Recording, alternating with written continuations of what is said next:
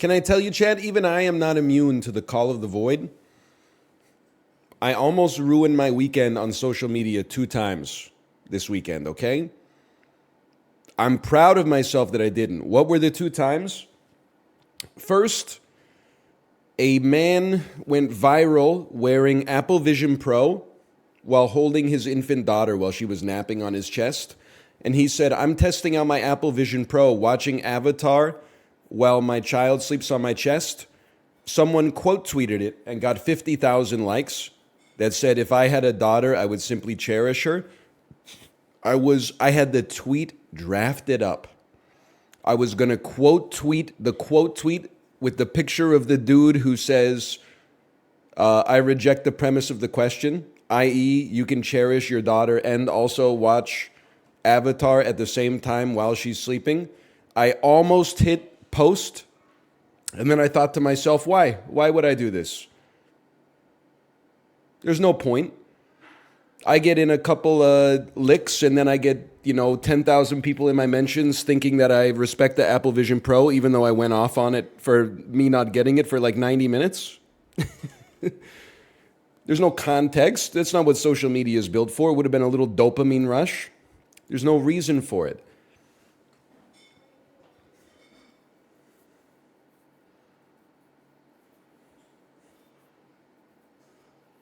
The other one,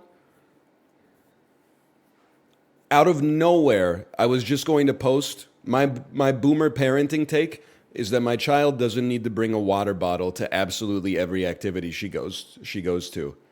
But I was so not ready for 50,000 people without kids to be like, the Norman Rockwell free speech picture. I think human beings need water to live. -2, she should hydrate. Listen, I said it was my boomer parenting take. She hydrates well at home. We'll go out for lunch. She'll drink, a glass of water, glass of orange juice. She's going to potty all the time. She can go to class for an hour or 90 minutes without having a water bottle. It's just one more thing to forget.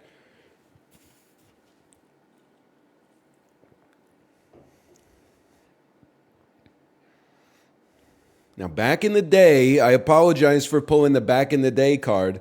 Back in the day, they used to send us to school for 7 hours. We would have one 200 milliliter juice box in our lunchbox.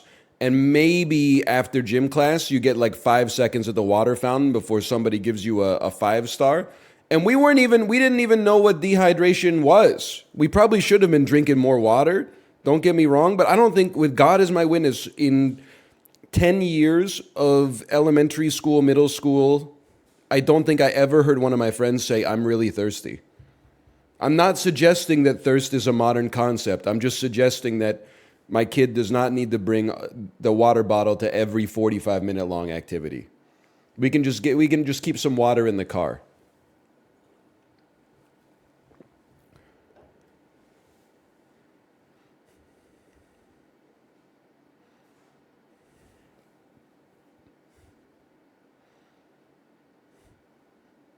When you live in Vancouver, you can just open your mouth and look up. There might be some truth to that. I don't live in the desert. You must get thirstier faster in the desert, right?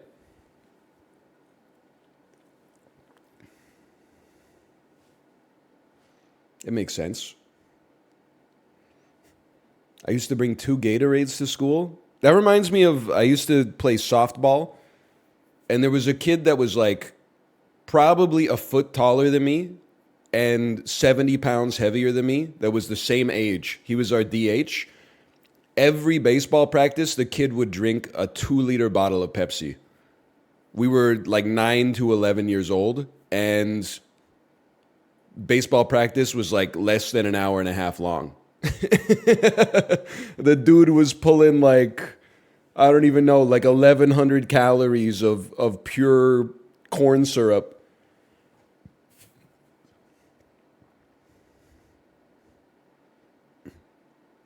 He's not dead. He's just chilling. I see him now and then when I'm back in my hometown. But now he's like a foot and a half taller than me. So maybe the Pepsi diet worked, man.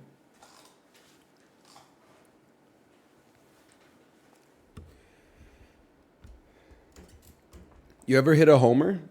I swear to God. So I was like a non-power hitter. I was a contact hitter and a good fielder, which in like rec league softball means that, you know, you're not really that valuable. But so our team was always like out of the 6 teams in the league, we were always in second last or last. Hey, Paper Mache Mephistopheles, thanks for the gifted subscriptions. Thank you.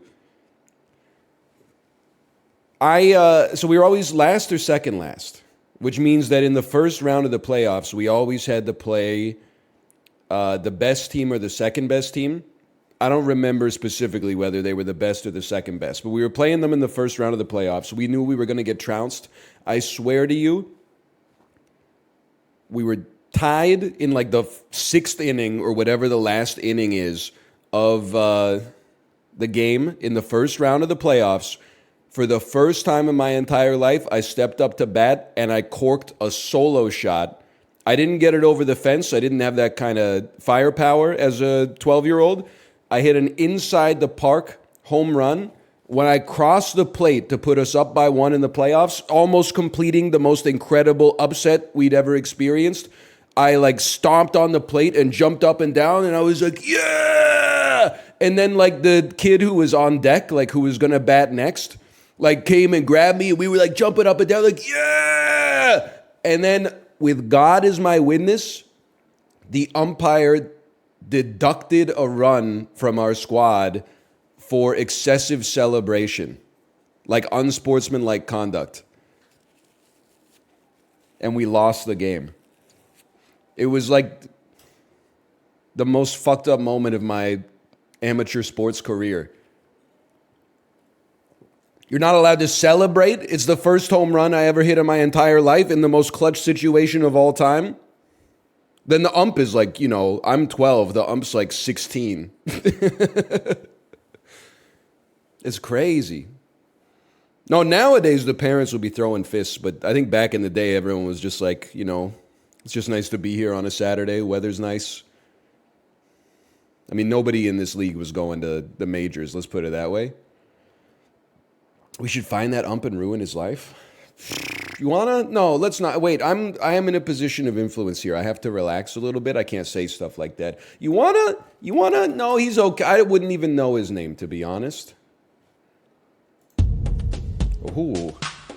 2014 with 451 million views. This is Mr. Beast. Last person inside of the circle wins a Mazda RX-8. All right, well, I'll tell you right off the jump, the drums are telling me nothing. Wait. Give it a moment. Give it a second.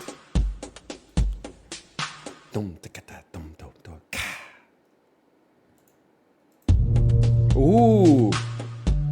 Yeah, I like it. I don't like the third one as much.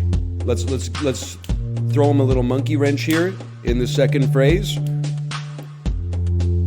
Okay, you get with the third measure, you got to hit me with something good here. Okay, you're washed.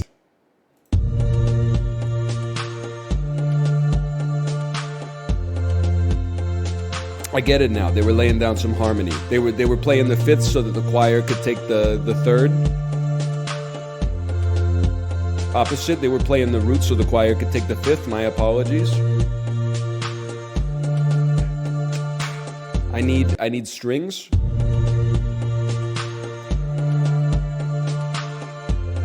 I'm gonna know the song. It's just a matter of when I know it. This feels very like 21 minutes into the Peloton ride. They give you a little juice to keep you going.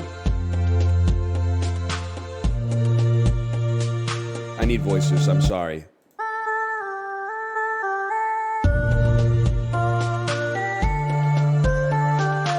Yeah. Okay, one second.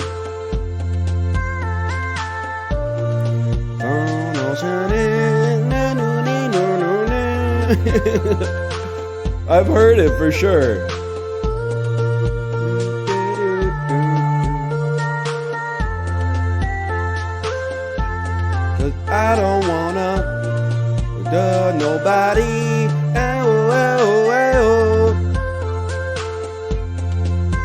So I know it and I don't like it. That puts it in a dangerous spot. Let me close my eyes or imagine where I might have been when I heard this.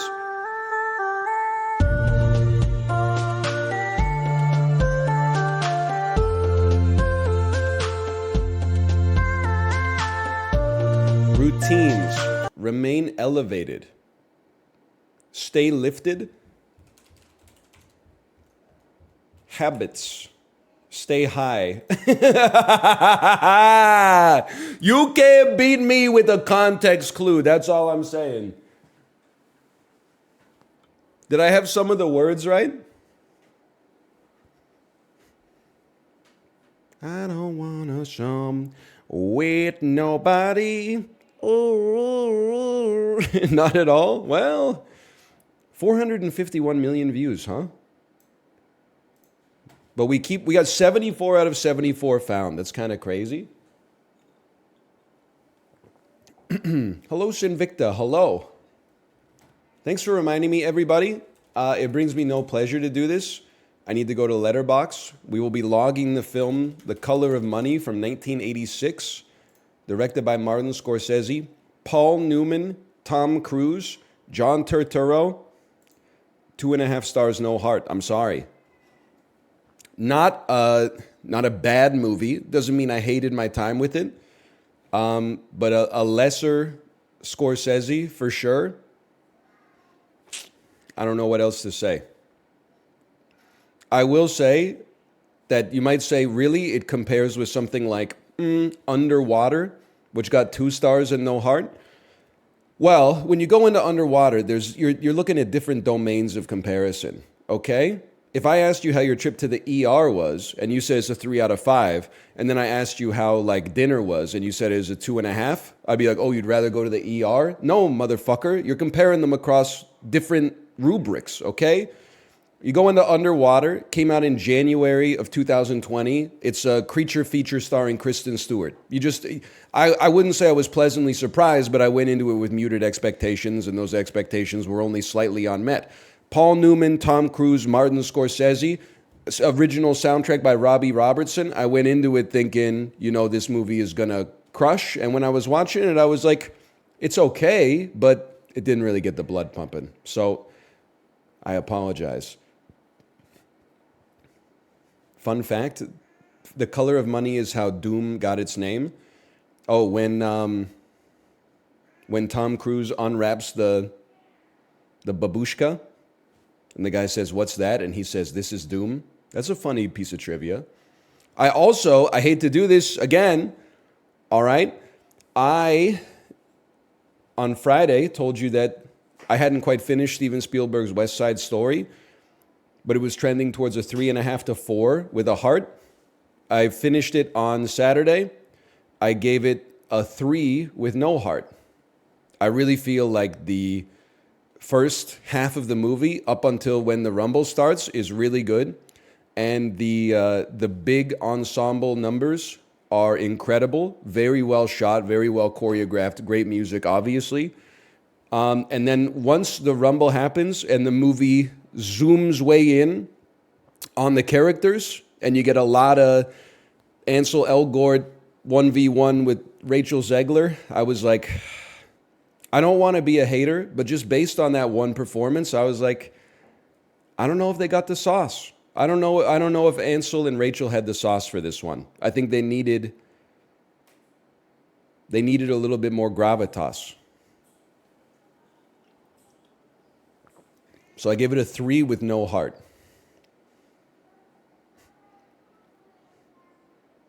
But with some respect, for sure. What about Officer Krupke? I always just think about Larry David singing the song in his car. Gee, Officer Krupke, Krupp you!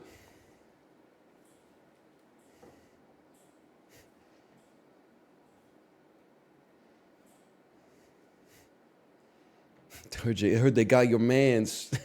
Heard they got your mans on no motion crimes. Heard you grew up with them. That was your boy that you was hanging with. You didn't feel nothing? No guilt or nothing? Anyway, let's play some Pacific Drive, shall we?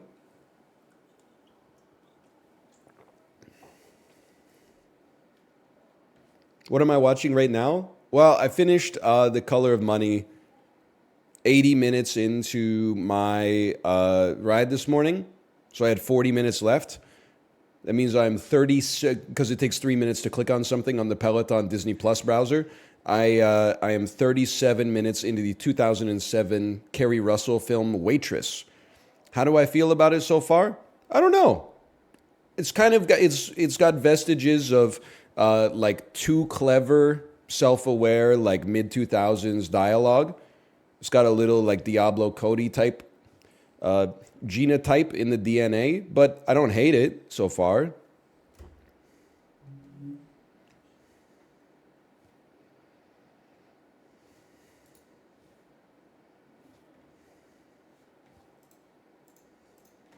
Pacific Drive demo. There we go.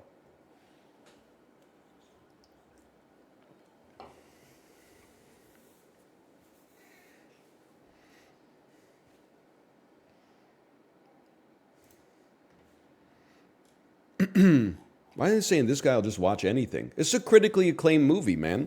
You'll just watch anything.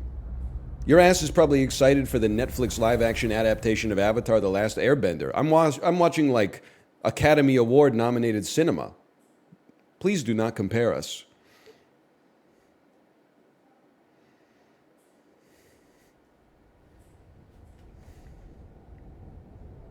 Did Waitress get nominated for an Academy Award? I bet, if I had to guess, I bet it got nominated for Best Original Screenplay. And maybe, that's probably it, but that's okay. I bet it did. Can I get some questions? Could somebody please do a fact check?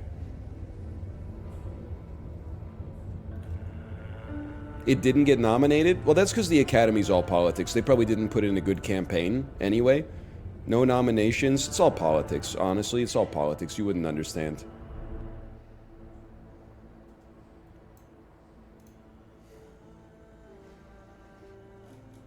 Do you think Bullet Train is a coworker vibe movie? Yes, but I also like... I feel like describing something... We need the definition of a coworker piece of media is still in flux, okay? I think Bullet Train is a fun movie. Now, when people said Argyle is coworker cinema, I was like, I love jumping into the dog pile on that one. I haven't seen Argyle yet. I did get spoiled because I don't care. This motherfucker, Matthew Vaughn, no disrespect, is in 2024. He said, let's make my movie Argyle connect to the Kingsman universe. Like he's trying to... Everybody, read The Room, brother. Everybody is sick of the multiverse crossover. Every movie ties into another movie franchise. And he said, 2024, that's when I'm going to launch it. And then I read this dude's plan for Kingsman. And he actually thinks that presently there's not one Kingsman franchise. He envisions the future of Kingsman is that there's one Kingsman that takes place in roughly the modern day. And then there's the parallel The King's Man series, which is going to run at exactly the same time, which is going to cover the history of the Kingsmen, like surrounding the Second World War up to like the events of the Kingsman 1. And Argyle's going to be involved in it. And I'm like, brother, nobody wants this. Somebody has to say no to this dude like right now.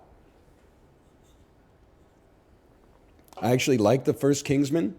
I like the first one, and I feel like I'm one of the only motherfuckers who thinks that the second one is actually, like, okay. To the extent that I saw the second one in theaters, and I was like, listen, it's not amazing, but Julianne Moore crushes it in everything she's in. There's some fun shots in the movie. I watched The King's Man, like 2 years ago, maybe, during COVID, when it came out on Netflix or wherever it came out, and it was like... There's no reason for that motherfucker to be 2 hours and 29 minutes long. And then at the end, the post-credits scene where they introduce Adolf Hitler. And you're like, come on, man. Like, the dude is just... He's lost it. The problem is, like, with no disrespect, because I've liked a lot of Matthew Vaughn's movies. Layer Cake, Kick-Ass 1, Kingsman 1, etc., etc., But like the dude, his thermostat in his brain is set to 2014. If Kingsman came out in 2005, and then they started looping the franchises in when everyone was drunk on franchise crossovers, like people would be like, "This is fun," but nowadays, like it's overcooked. It's way too done. It's like making a movie that's like, hey, check it out, we got Bullet Time. 10 years after The Matrix, people are like, get some new material. I already saw it in Scary Movie. Okay, anyway.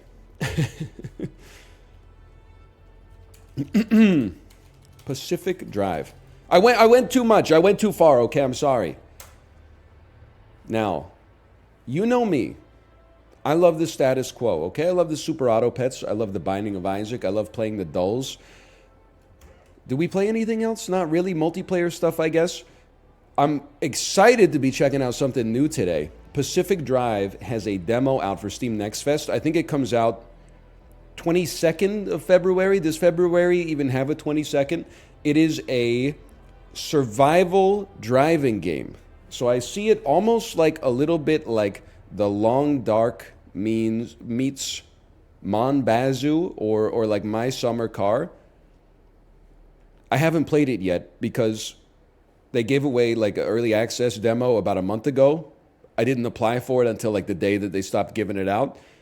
So I'm like the only dude on the planet who is like checking this out for the first time, but I'm excited to check it out regardless. Okay, now I don't know where my camera belongs, but let's figure this out for ourselves. I would like to, you know what? I would like to customize my settings before I start. Lighting seems good.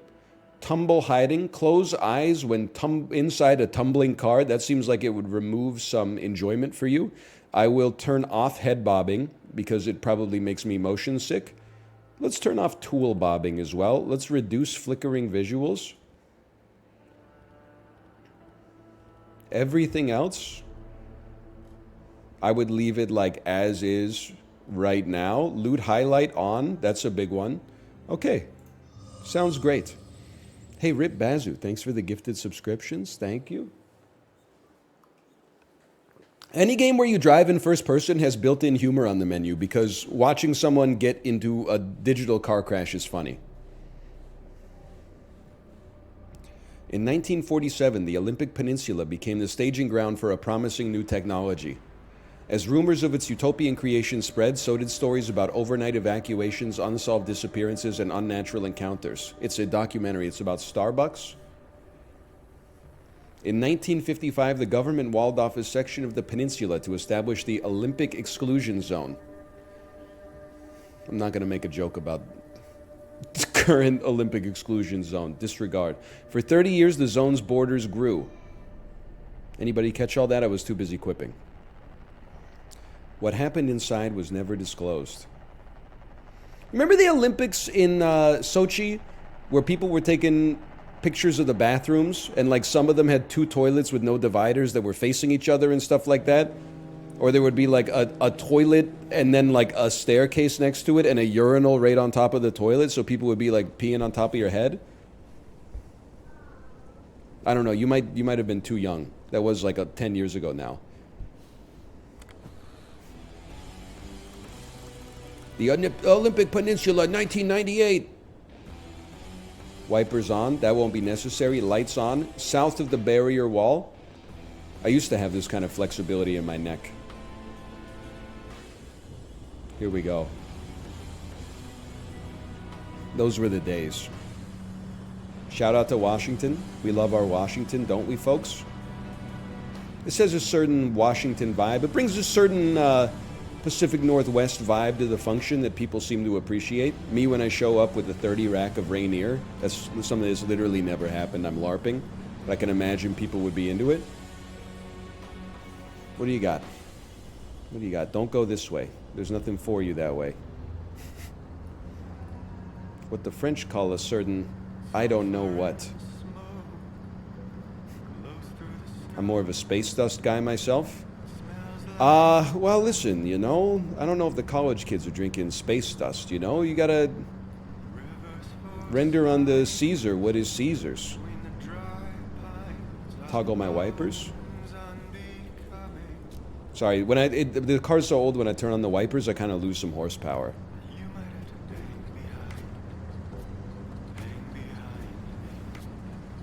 I've seen this game before. I mean, this is just me in North Vancouver. Like, this is the big sulfur pile right there. Every time you drive by, you're like, what's that enormous yellow pile? Sulfur, brother. What, you don't leave your sulfur just outside?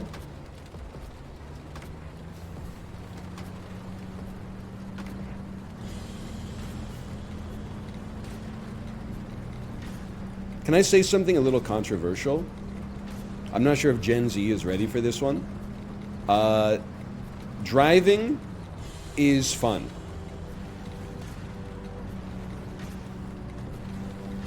There's something about the fact that, like, just the either the thrill of being on the highway without too much traffic, or being in the city and just, like, not even having any free will, instead just following, like, the rules of the road, like you're just an automaton that is following the algorithm the lights and the signs are putting out for you, is fun. Parking sometimes sucks. I'll give you that. Parking is sometimes annoying.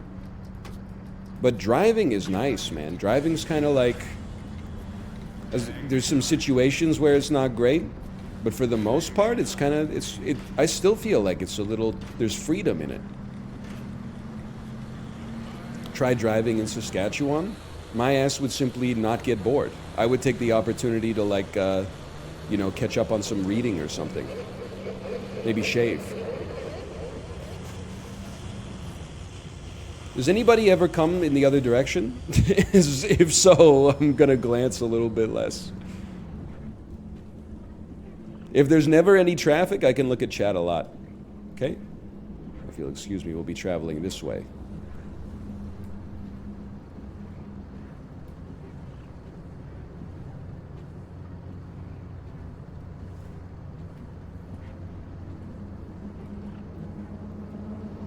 Even traffic is, like, not that bad, because it's like, you know, I mean, you have to, I think you just have to not be weak-willed. If you're in traffic and you start getting stressed out, it's like, it's almost comical. Everything okay here with the Paranormans? Like, you're really stressed out in traffic, like, what are you gonna do? Like, your car is gonna, like, grow wings and fly? Like, just relax, buddy. There's nothing you could do about it.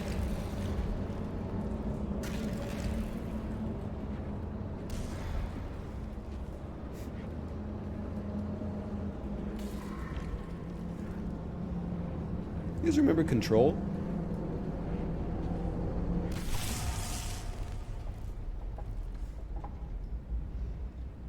And this is a disaster. I think we're about to get sucked up into a wormhole.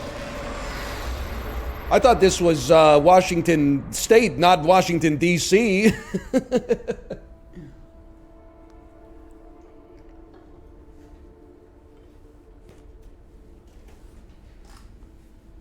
What does that mean? I don't know. Maybe they drained the swamp or something. Just figure it out.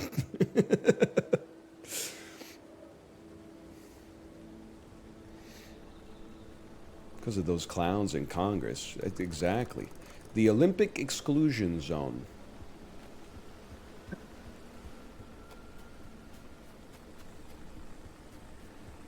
POV, you are about to fight the rotten.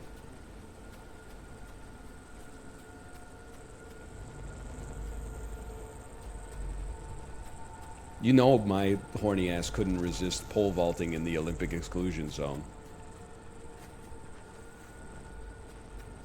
You better not be throwing a shot put in there.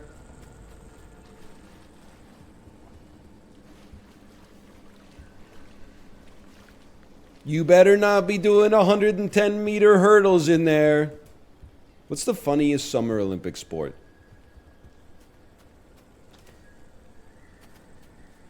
They should put stand-up comedy in the Olympics. Get owned.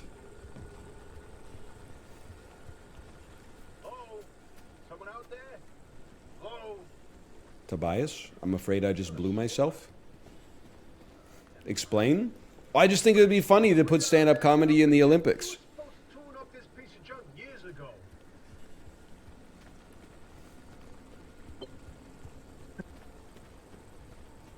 Put the wheel back in. Put the wheel back on. Put the wheel back on. Let me in. Put the wheel back on.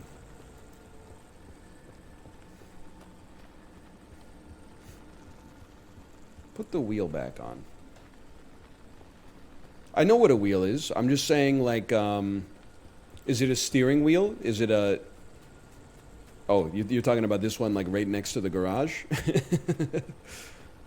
Me, personally, here's my problem. The tire looks so decrepit that I thought this was the broken one. Install summer tire. Don't mind if I do.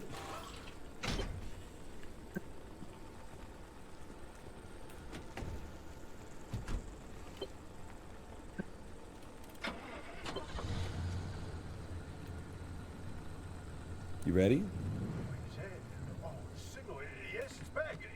Me at the Blu-ray player in 2009, put in Drive.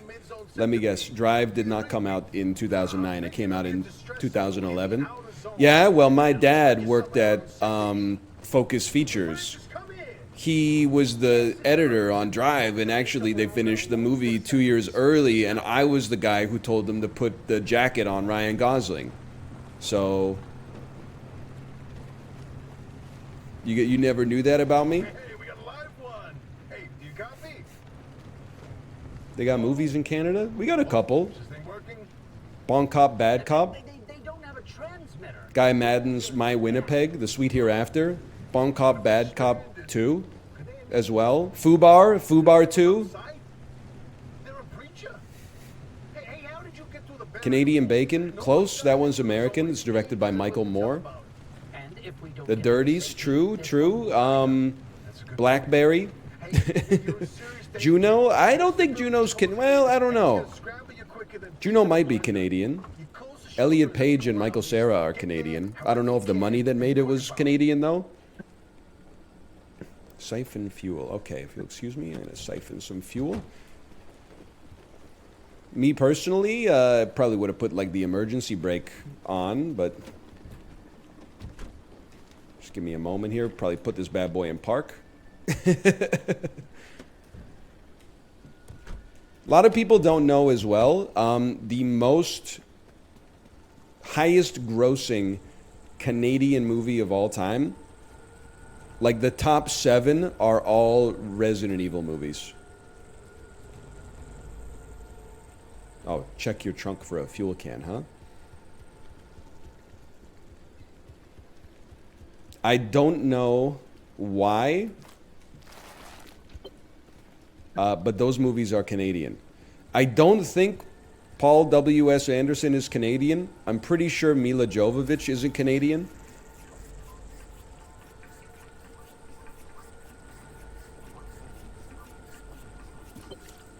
But they're made in Canada, apparently.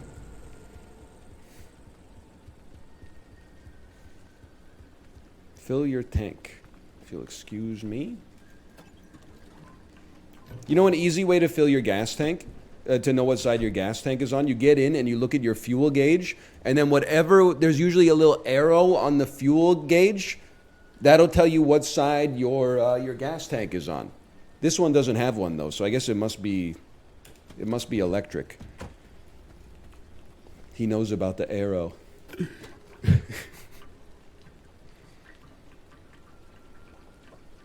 Top 10 hacks they don't want you to know about.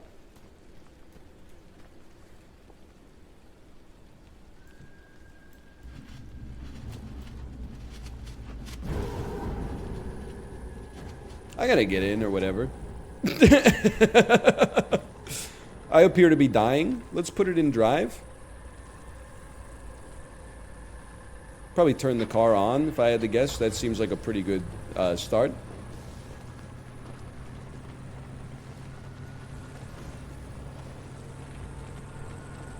I'm dying in the blue, man. There it is again, that blip on the spectrometer. I've seen that waveform before, but where? My dead car. So the thing is, you can't panic. Second you panic when you're behind the wheel, it's already over. You see that clip from when Vancouver had snow like 3 weeks ago? and the lady's car starts sliding, and her ass takes off her seatbelt and gets out of her SUV and just watches it slide down the hill. No way. No way. Do not tell me. They found a remnant and it's a car? You gotta be calm and cool under pressure, just like she was. You gotta say, fuck this car, and anybody in the path of this car, I'm gonna get the hell out of here. Okay, let's not get ahead of ourselves. First, the breacher needs to get to safety. Then If you'll excuse me. that car is a remnant or not. In my heart of hearts, I already know. Then back, baby. Okay, watch this. You cannot convince me that this car could not break a barricade. All right, I thought it was gonna stop me from breaking the barricade.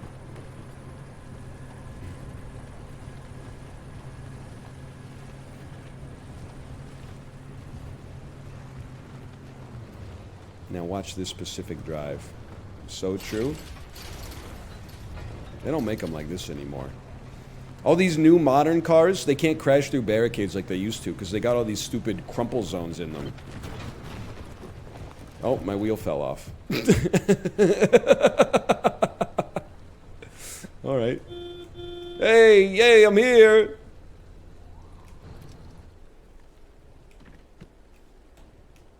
Oppie's Auto Shop? My Le Car? It drived people?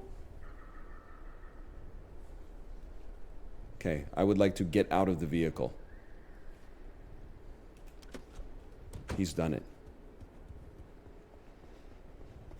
Oh, hello.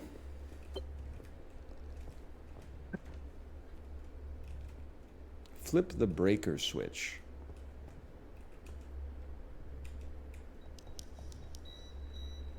All right. It's not probably this one then. The one with the big on-off.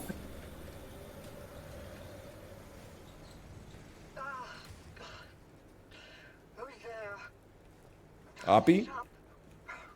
You are POV, you're the second dude, employee number 2 at Los Alamos, New Mexico. Niels Bohr's been hooking up his balls to 18 car batteries in series. Hello, attention. This message is for Dr. Ophelia Turner. I'm just assuming they were all perverts. I don't know. Now, we have it on very good authority that this person is in possession of a remnant, which has taken the form of a car and, well, Get off the remnant thing. She's not gonna care. right, like I said, super official's own business.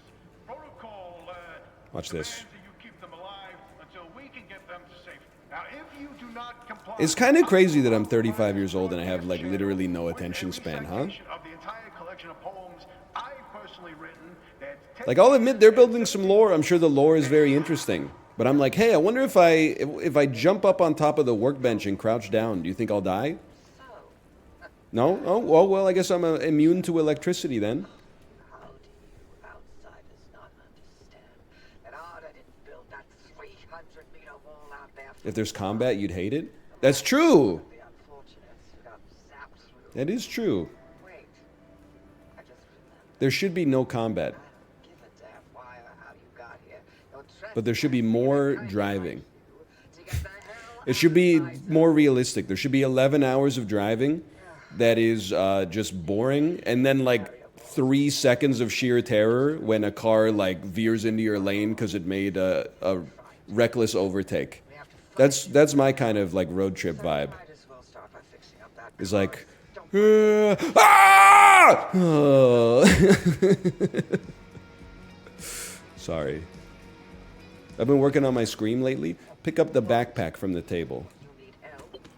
There's a headset somewhere in the garage. Pick up the mechanic's eye headset that is hanging by the map. Needs fixing up. Of course. The map.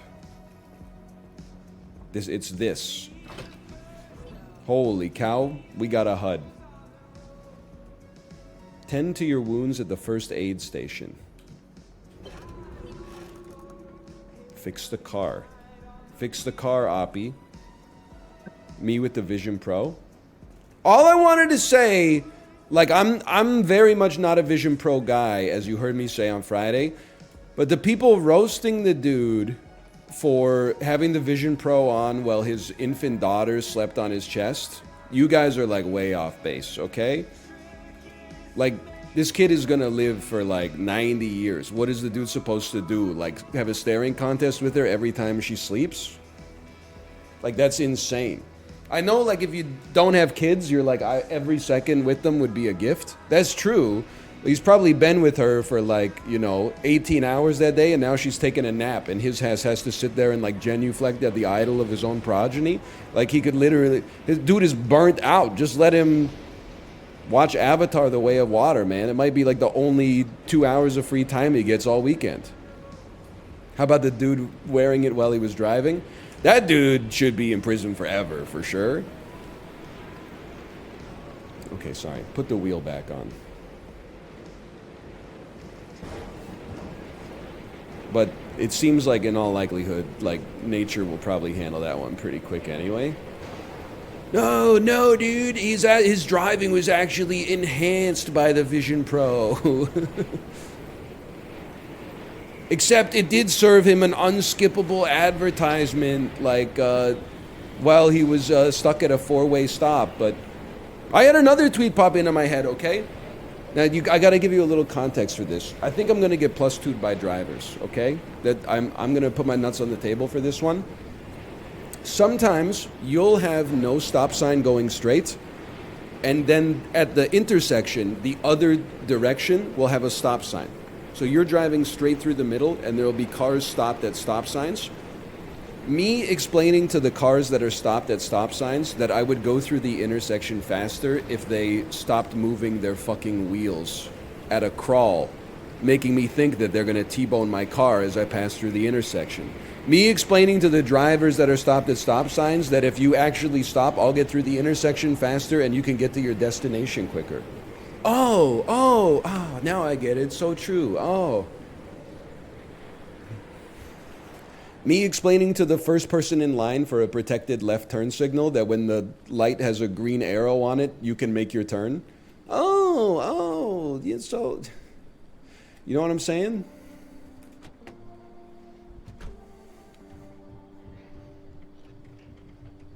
What's wrong with the damn whip, bro?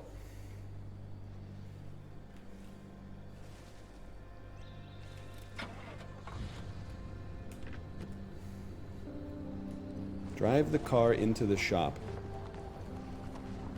Hang on. I'm not sure the turning radius on this thing is gonna... Ooh. It's like trying to pull out of the parking garage in the alley of the downtown H-Mart.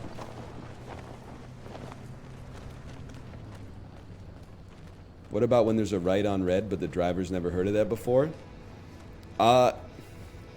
In high traffic environments, I'm just going to say it. I am a right on red disbeliever. In situations where there's no traffic, turning right on red is awesome. In situations where there's a lot of traffic, pedestrians, cyclists, etc., sometimes, I'll be honest with you. Sometimes what I do is I'll get in the right lane. I know I'm going to turn right. There's people behind me. While the light is red, I don't put my signal on. And then, because if I put my signal on, they'll be like, go, kill that pedestrian, kill the cyclist. Then when the light turns green, I turn my signal on and then check that it's safe and make the turn. Hang on, I'm opening my headset OS. Blueprints. Crude door. I don't have the tools necessary to build this. I need scrap metal, plastic, duct tape, and glass shards.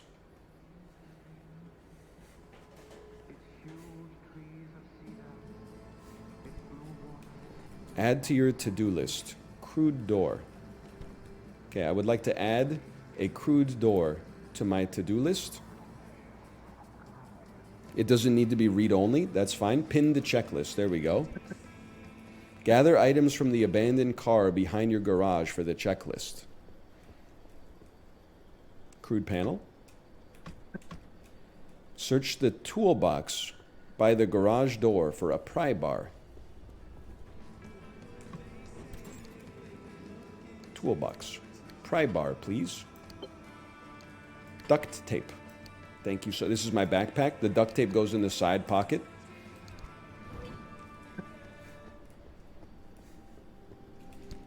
Do you ever honk? I am a non-honker in the car. I would say I honk 1 to 2 times per year. And the only time I honk, 90% of the time, it's somebody looking at their phone when the traffic light turns green.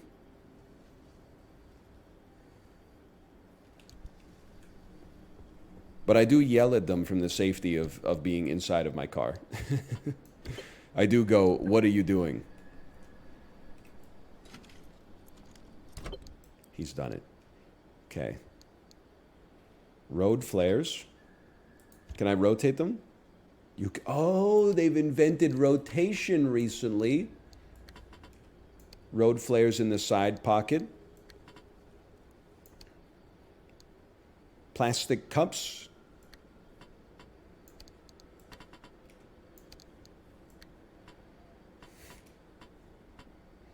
I do 2 short honks as a thank you. Listen, it's not your fault. You didn't design the system. But honking at all is like alerting the horde of everybody else around you. So I appreciate when I hear none honking because it always makes me think that I did something wrong. Which probably is like a 10% penalty to my driving for 5 seconds. What I do, if somebody lets me in, like, you know, I'm driving and then all of a sudden the lane that I'm in has become street parking, so I have to get over. If somebody lets me in, I turn on the 4-ways and I give them 2 taps on the 4-way flashers and then turn it off. And I give them 2 taps because I feel like the first one, they're going to be like, holy cow, I let this guy in and now he's going to abandon his car. And the second one is like, nah, bro, I got you. Yeah, the hazards. Hazards, that's the polite way to say thank you, because everybody's windows are so tinted that you can't really catch them with like a wave in the rearview mirror anymore, or like a hand out the window, stuff like that. You get in front of them, you give them a, and then you're good to go. That's insane. It's not insane at all. It's perfectly normal. Gather items. Search the dumpster by the garage door for crucial items you're unable to craft. Friendly dumpster? Holy cow. It's heck of a loot box, bro. A scrapper. The hell am I supposed to do with this? Is it a Canada thing? I feel like I've never seen it in the US. We got lots of automotive innovations up here they don't seem to have in the United States. Signal lights are another big one. We use those to indicate to drivers around us the direction that we intend to travel in our 2,000-pound metal coffins.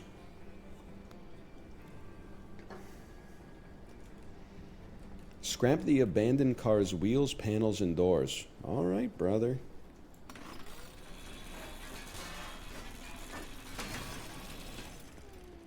Don't mind if I do.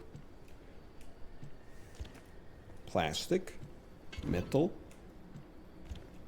Turn that dude into duct tape. I guess I should just be one-tapping it to put it in my backpack. That makes sense. I'm visiting the US soon. This is making me scared. You're gonna be fine. It's just driving. Like, no disrespect, but like literally 150 million idiots do it every day. Like, yeah, if you do it long enough, you might run into trouble. Well, like, if you're only there for, like, you know, not that long, you'll be okay.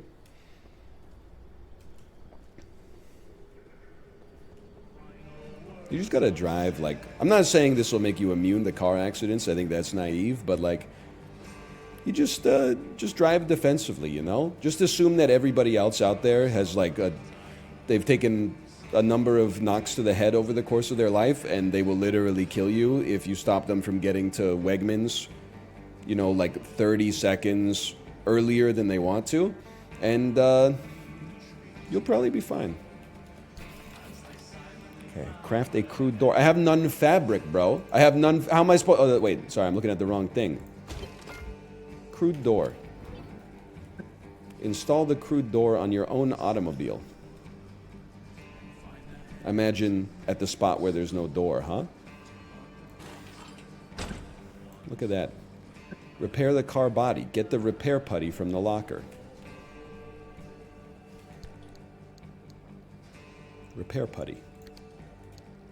What have I done? Chemicals to breathe in. Spare tire. That's a big piece of loot for sure. Me personally, I would like to make space for the spare tire. That's why sometimes when I buy clothes, I go up a size. First aid Andy. What does this mean? What does exclamation mark mean? You know I'm the master of loot Tetris. Hey Giago, thank you for the gifted subscriptions. Thank you. Item insecure, risk of loss. Tell you what. We'll do it like that first. The things not stack?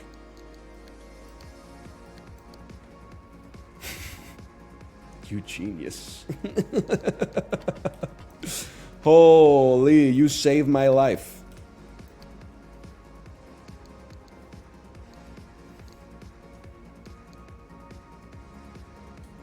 That's good.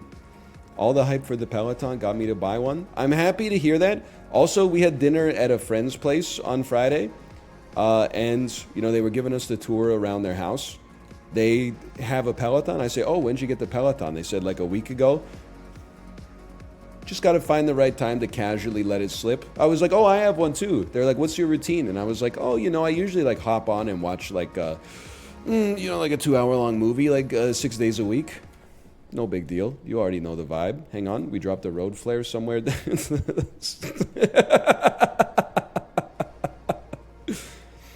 Oh, just basically being an asshole.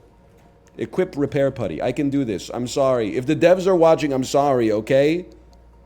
I'm not doing my best, but I'm trying. Which one of you is repair putty? It's you, okay. Hey, not Bradlington, thank you as well. Thank you. If you'll excuse me, I'm going to use the repair putty to repair the car's structural parts. Holy cow.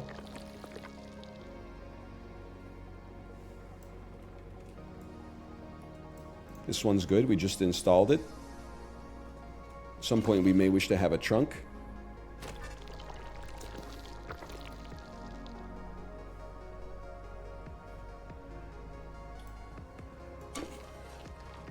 Bonk. And Concray, thank you for the gifted subscriptions as well. How about one of these? How about a little... Peloton riders be like, do you guys take American Express? I don't even, I assure you, I don't even understand the joke. Peloton riders be like, do you guys take American Express? Can you explain it to me?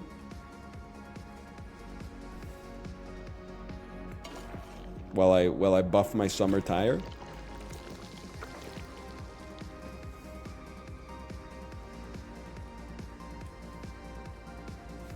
Amex is associated with rich people. Yeah, but where's the insult, I guess, is what I'm trying to get at.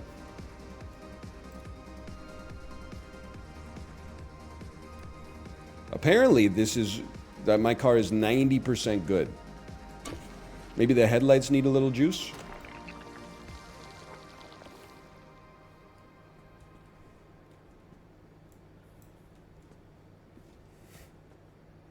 Why do you want to be insulted? Well, it's just kind of like the culture of the website. Your fender? Okay, is this a good time to admit that I don't know what a fender is? Passenger front quarter panel. Okay. Passenger front... Oh! Thank you! CEO of Auto Body Shop? Fix the flat tire. Scan your flat tire. I will scan this with my elf eyes. Repair the flat by crafting and using a sealing kit, or repair the flat with the spare tire found in the locker. Let's use the spare tire found in the locker. which is actually in my inventory. Bro needs a ceiling kit. Just look up, my dude. I'll give you a +2 for that.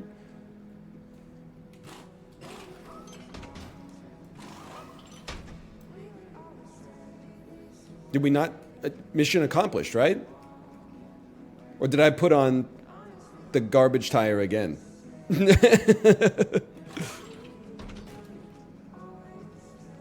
Carrying summer tire. Spare tire. Warning, inventory full. Okay, well... How many spare tires I got, bro?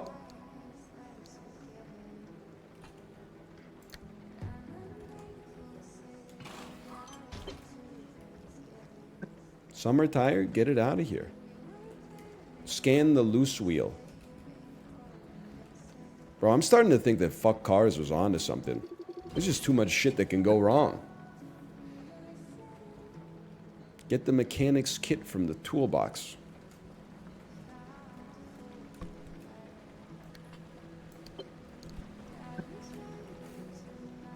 Equip the mechanic's kit. Use the mechanic's kit to fix the loose wheel.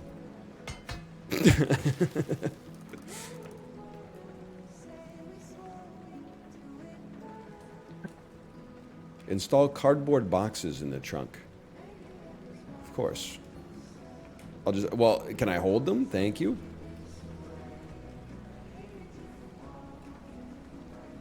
Can I install them as a trunk door? No. Trunk storage. There you go. I will say, I know I've said this before, we don't have cardboard boxes in our trunk, but one time when we went to Costco, we bought one of those like collapsible crates. So it's like the size of like a big dictionary when it's folded down. You keep it in the trunk, you bring it to the grocery store, you go and it turns into like a treasure chest, like a Sea of Thieves treasure chest. You pack all your groceries in it, you put them in the trunk, you take it inside. When all the groceries are put away, you go thunk, and you put it back in the trunk. It was like $13.99, and it's one of the best quality of life purchases I've made in my adult life. It's huge. You don't even need to bring bags into the grocery store anymore. You just put the crate into the shopping cart, fill it up, load it onto the conveyor belt, load them back into the crate. It's already like pre-packed for you.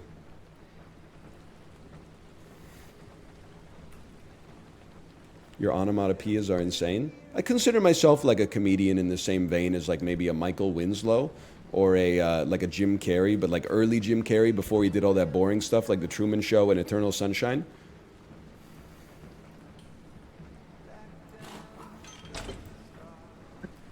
Who's Michael Winslow? He's the guy from Police Academy who goes like...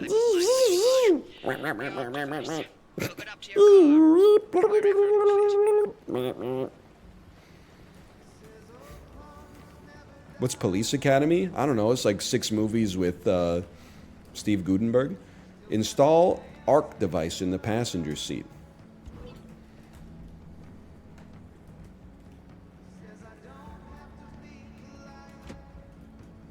Well, I guess I'm not going to be picking up any shorties on the way.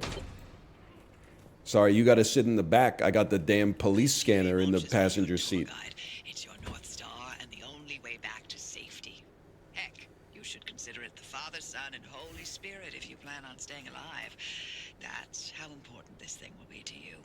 Yes, that's my very own invention. I'll tell you more about it if you live long enough to Got a use it. porked up little station wagon here?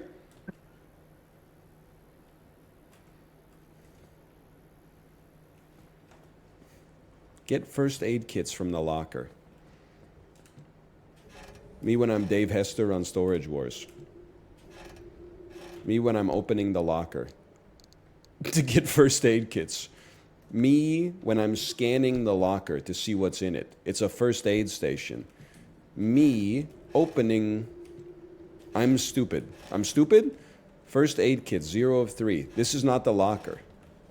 That's a good point. Oh, that's a good point, man. That's a good point. You got me there. Oh, that's me when someone in my auto body shop dies of a heart attack because we keep our defibrillator right next to the oily rags.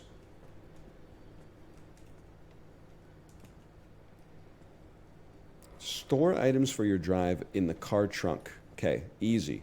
Cardboard boxes. If you'll do me a favor, I'm going to put the scrapper in there.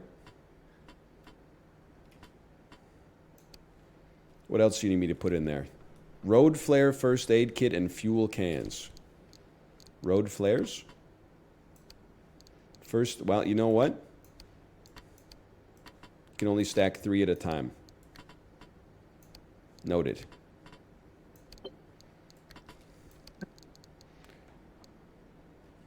Fuel can. First aid kit. Pick up the gear blueprint by the front garage door. Holy cow. Pick up the impact hammer blueprint by the front garage door.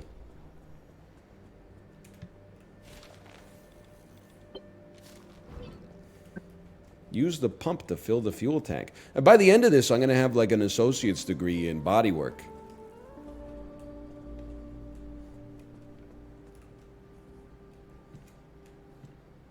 They're literally giving gas away.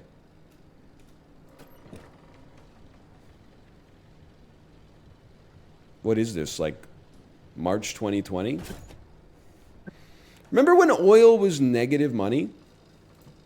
Sorry. Can I put this, I'd like to put this back, please. I'll just toss it right there. Should have invested. Oh, fill your tank too. That makes sense. Thank you for the heads up. That's very intelligent. Did anybody, I feel like we should have a Netflix movie about that. Did anybody go and purchase like 1,000 barrels of oil at negative $9 per barrel and then sell it back in February 2022 when it spiked to like $90 a barrel? You need somewhere to store them? Yeah, well, like, you know, it's Texas, bro, right? It was like West Texas crude. West Texas, it gotta have land, right?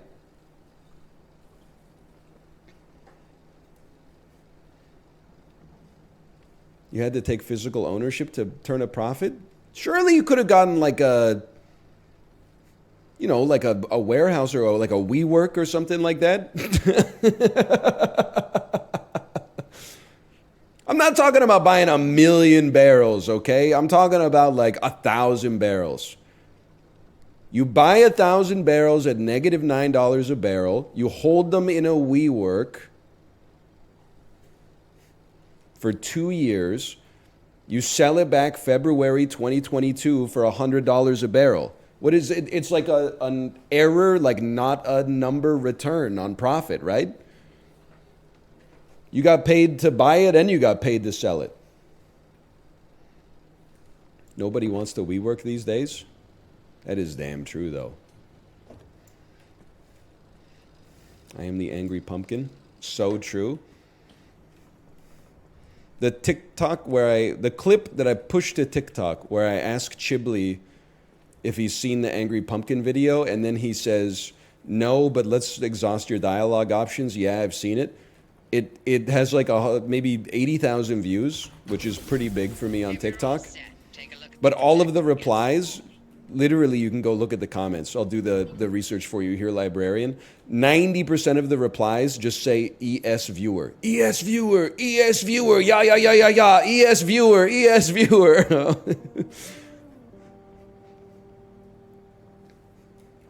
What does it mean? I think it means that it found its way on the Spanish TikTok, bro. Select destination using map on the wall. This is the zone. Within these borders, Slay the Spire spotted. 3 hours to drive to damp forest. Me figuring out where we're going to camp this summer in British Columbia. 10 miles of swamp in the blink of an eye, and it does. Constantly. It's caused by something we call instability. We're completely surrounded by it, and once you've watched it chew through entire mountain ranges, you'll understand that you don't want to get anywhere near it. We can only survive in here. You should go to the San Juan Islands. That's Brother, what I'm you just hoping to now. get a chance to check out Lunch That's what Lady you're seeing at some on the point. route planner. If San we're Juan going to find Islands? you a way out of the zone, My we'll ass ain't need never to been to build a Puerto new Rico. antenna. I know they're in the Wanda You won't be Fuca able to Strait detect here. I'm just stabilized roads I'm beyond just your I'm just immediate area. yapping. So you've got to go hunting for parts. Come and that camp in means taking the Victoria? drive. Go on, pick a route. So No last worries. year, Well, then, this is probably just bad luck, but last year we camped at a site called China Beach, which is it's on Vancouver Island, maybe like an hour outside of Victoria. And it was the middle of July, and at night it got down to like 6 degrees Celsius in July. And I said, we're never doing this shit again in my entire life. You're telling me July is too cold to camp? Like the first night we were in the tent, like all huddled up together in our sleeping bags for warmth. And then the second night, by the way, Pat of Tea, thanks for the gifted subscriptions. Thank you. The second night, Kate and my daughter slept in the car. And I tried to sleep in the car, but I just couldn't get like comfortable in the seat. So I went to sleep in the tent by myself and I was freezing my ass off. And then, it's like, you don't know what time it is when you wake up in your tent. So you're like hearing like, and you're like little like tree branches are like scraping up against the tent and stuff. And you're like, maybe I'm about to get eaten. No, I didn't get eaten. We had great campsite discipline. Like we put all our food away, we put all the food scraps in like the locked garbage bin and some stuff like that. Then like 2 weeks later, they had to kill a bear at the campsite because a bear wandered into the campsite and started like rooting around in people's stuff. I don't know when it gets warm enough to camp on Vancouver Island, or like no disrespect, but in the middle of July. My ass is not bringing like a winter coat to go camping. I'm not bringing swimming trunks and like a Canada Goose jacket. It's just not sensible. I got better things to do with my time. So I think we're going to stay on the province proper.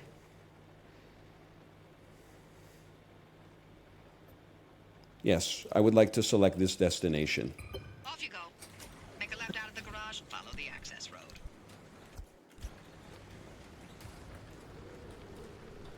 Okay. We finally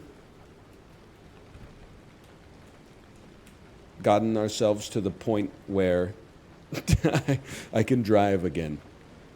I can drive again. If I could just figure out how to get into the car. Yes! You close the door on me? I appreciate that. Let's make sure we turn this son of a gun on. Put it in drive. Keep the MFing thing on me. The police officer, 35 seconds before he gives me a $300 ticket for distracted driving, be like beep boop beep boop beep boop boop boop beep boop beep boop boop boop boop beep beep beep boop beep beep boop boop boop boop. I've never gotten a ticket for distracted driving. I just wanted to make the bit work. I've actually never been pulled over at all.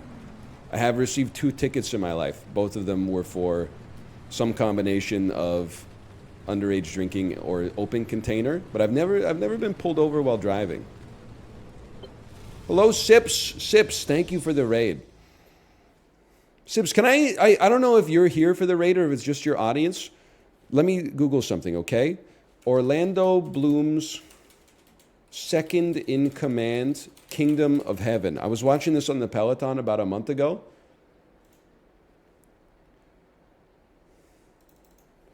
Kingdom of Heaven, Jerusalem scene. There is an actor in Kingdom of Heaven who I honestly think is this really the best picture I can find? There's an actor in Kingdom of Heaven who I think is your doppelganger, okay? Save as a WebP file? What is wrong with you, dude? No, I don't want to save it as a WebP.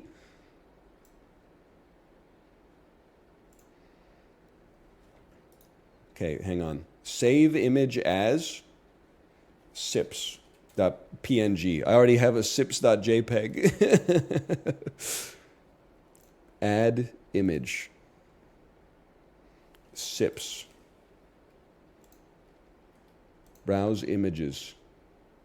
Downloads. Sips. Now, this was the best image I could find. This is Orlando Bloom on the left. No disrespect. I don't think I know anybody who looks like Orlando Bloom. But this dude right here, this is not the best scene, like the most focused image of this individual you will ever see. But this guy looks just like you, dude.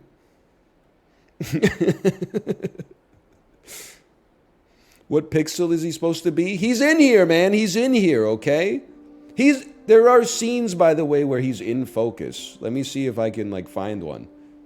Like, he has a speaking part. He probably has, like up to 10 lines in the movie. It's just tough to find a picture because, like, there's just 1,000 horny pictures of, like, Eva Green.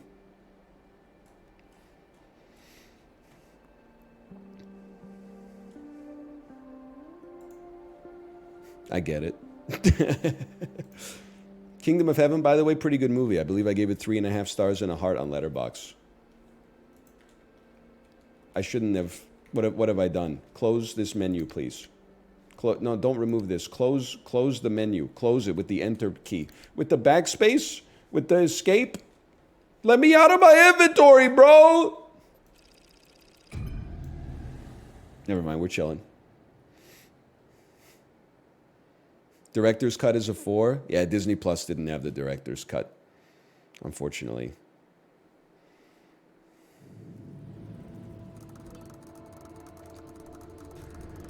Damp forest, outer zone. Manual, your car is your shield. That's the way a lot of motherfuckers be driving out there, for sure. Keep this simple. Don't want to overwhelm that little brain of yours. You'll need a few things to rebuild the antenna at the garage. First on the list is plasma. The woods are littered So with plasma. true. Look for a research trailer or a spot tower. But that's those antenna things zapping you when you get too close. Both are always accompanied by plasma generators. Okay. If you say so. Find and scan a plasma generator. I'm going to guess that it's this thing right here. Your headset has a built-in scanner. Use it on the plasma generator and it'll figure out the tools you need. Ridley Scott's directed Nomadland 2. This is a scene from that. If you'll excuse me, let's put this bitch in park.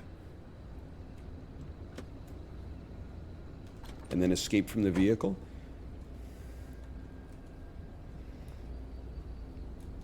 I would like to scan this plasma generator, please. Recommended tool, impact Looks like hammer. It's ripe for the picking. Can't get at it with your hands, though. An impact hammer will do the trick. Well, you guys haven't seen Nomadland 2? Did you see the tweet that was like, not every movie is a good fit for YouTube movie critics, and it was all the like movie YouTuber thumbnails for the Zone of Interest. It's like the dude's cartoon avatar, like the darkest movie I've ever seen. And then there was the one with someone quote tweeted and replied that was like Past Lives, the most cucked movie A24 has ever made. It's so, I kind of love the internet, man. It's so good. And then someone replied to that, and it was like a blurry fake screenshot of Ant-Man and Greta Lee from Past Lives, and it says, "Past Lives, I need you to distract Thanos." Just relax, okay? I'm building a bit, Tobias. Yes, I was hoping to go another decade without hearing your voice again. Okay, to-do list, add impact hammer. Hello to you too, Oppie. And no. Hello to you, Oppie, I need you to distract Thanos. I saw the tweet, it was Poor Things. There was 2. Go look at the replies to the Poor Things post. There was Poor Things, I need you to distract Kang. And then in the replies, there was Past Lives. I think it was in Spanish, though. It was like, Past Lives, I need you to distract Kang. Okay. I'm going to pin this to my checklist, if you don't mind. You can't pin things to your checklist anymore because of woke, allegedly. I'm hearing that from a lot of podcasts lately. Search structures and scrap cars to find crafting materials on your list, okay? Won't even be there the next time the instability scrambles the area. So loot to your heart's This is a structure, last time I checked. Loot away. Backpack? This is fabric. Fabric, I need you to distract past lives. What happened to my shirt, bro? I thought there were 2 shirts in here. Somebody turned out the dang lights. There you go. Can you stack these up too? Oh my gosh, you can stack those up. I'll guarantee you that. You can stack these up. I'm rich, bro. Is this what Bellingham is like? I'm going to be honest with you. The answer to that is kind of. But after the art teachers feud last week, I'm not in a position to be making enemies, okay?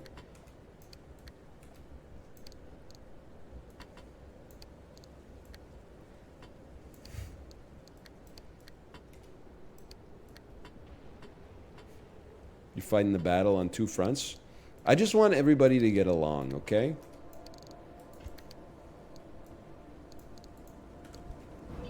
Hang on, I got a bunch of scrap metal in my hands. Driver, I bet you're dying to hear all about the remnants by now. Can you not? I'm a little busy trying to keep 5 t-shirts? I'll keep to the basics, I promise. There's got to be a joke about that. Fine. I'm giving you 60 seconds. That is not nearly enough time to get... I had a great idea. I'm not going to do this, but I had a great idea for a gimmick TikTok account, okay? I'm not going to do it. You have my license to take this joke if nobody else has done it before, okay?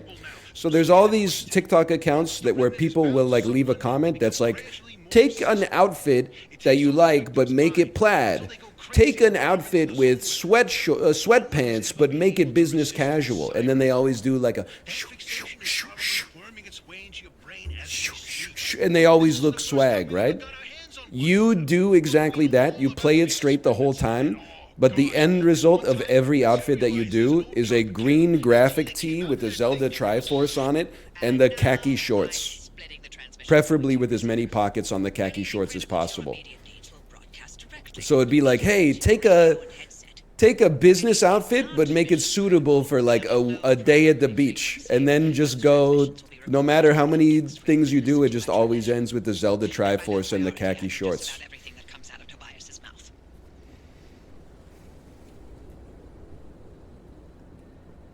Do I have the materials yet? I don't know. Maybe I'll go search this structure real quick. You just described what my coworker wears every day, and I love that for him. It's been like 20 years since that was in fashion for 15-year-olds, which means it should be coming back now as far as I'm concerned.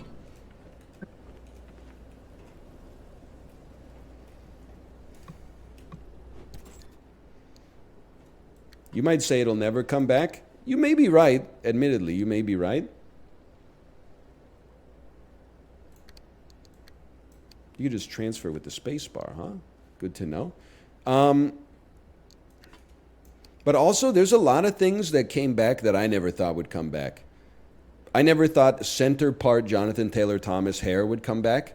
I never thought mullets would come back. I never thought mustaches would come back. I never thought baggy pants would come back. I never thought round glasses would come back. I mean, if you were born in 1988, you lived through like the first wave of all this stuff, and then you lived through it getting the shit kicked out of it for like 15 years afterwards. And then it came back, man. And when it 5 years before it came back, I was like, these look stupid. When it came back, I was like, people are fucking slaying in the round glasses, bro. Like it messes with your brain. It's probably driving people insane to watch me manually organize my inventory for no reason.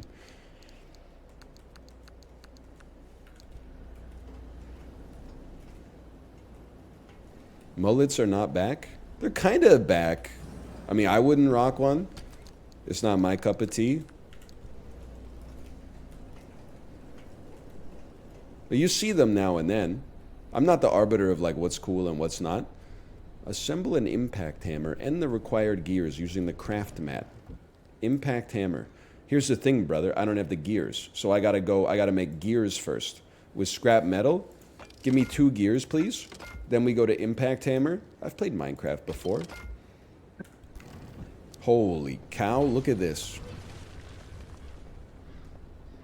Smash plasma generators for materials.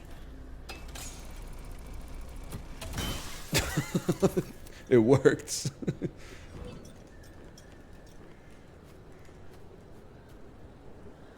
Holy. Are you also a plasma generator?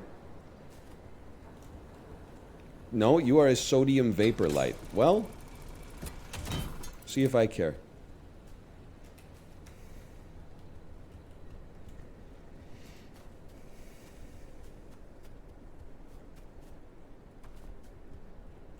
Maybe we drive some more to find another one?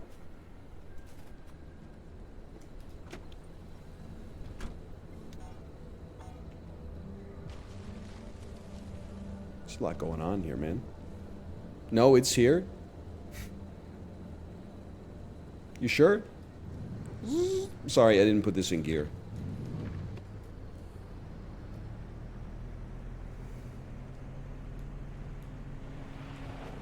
Why is a sodium vapor lamp blue? So true, it should be salt.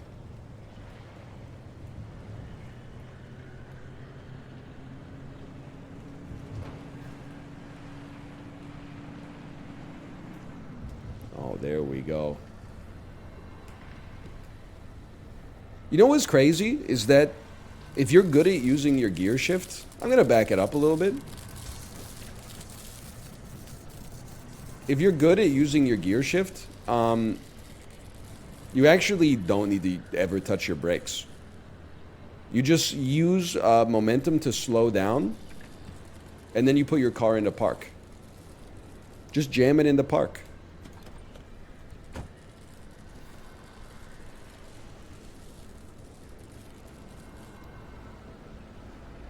You ever parallel double park that mother fricker sideways?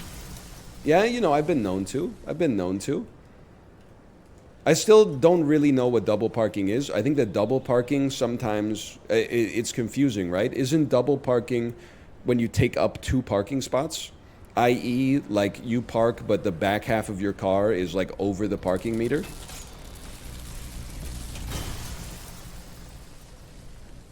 No, that is not double parking.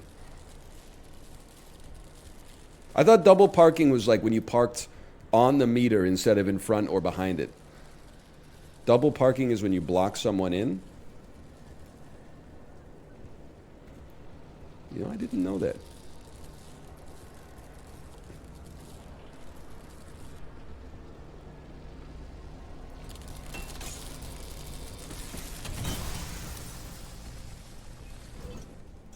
Parking too wide on the side of the street.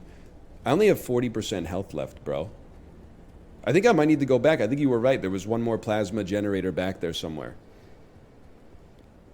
One of the things that bothers me the most when driving, and it's so easy to just be like, these are like Vancouver exclusive bits, but I'm sure it happens everywhere. I only know that it happens here. When all the street parking in front of a business is occupied, then someone is like, I need to go to this business. So they just park in the lane of traffic and put their 4-ways on. Like, no disrespect, but do we have like law enforcement anymore? Like, it shouldn't, if I'm seeing this shit like once a week, shouldn't I be seeing someone giving out a ticket like once every 6 months or something like that? Like, they're literally just blocking the road, and not even for like a good reason, like a protest. They're just like, I gotta pick up my dry cleaning, but all the parking spots are full. You go to the next block and you park and then you walk back.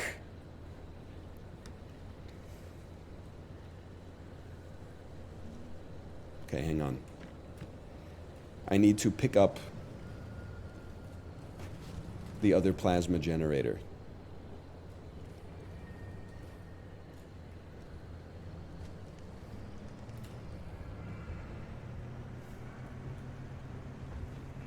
That's double parking.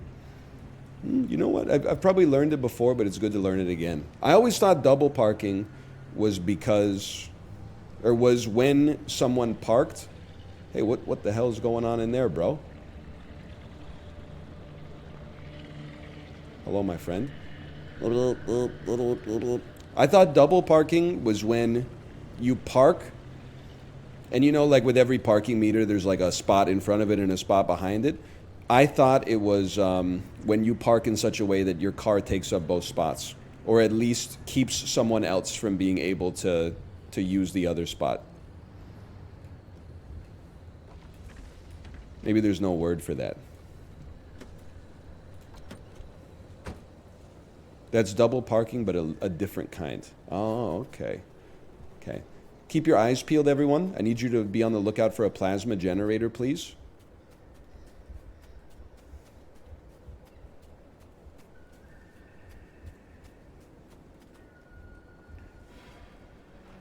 Perhaps inside of here.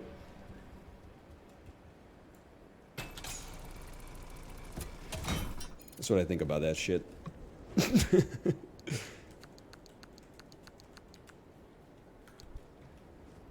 If you feed both meters, it's okay. So I took my daughter to a class this weekend. The class is short. So there was no real way for me to do anything. So I just sat in the car. I was on the meter. I paid, it was probably like $1.50 for 70 minutes of parking. I said, this is the cheapest real estate you're ever going to find in this city. I was just chilling in the car waiting for my kid. I saw maybe 4 to 6 people park on the same block. Not a single person. And to be fair, maybe they went inside of the business, paid for parking on their phone, but I didn't see a single person pay for parking. Maybe this is one of my most boomer takes. I think I'm the only motherfucker keeping the city going. I'm going by the honor system. I'm paying for the parking on my phone. Everybody else is just winging it, bro. Private lot or city lot? City lot.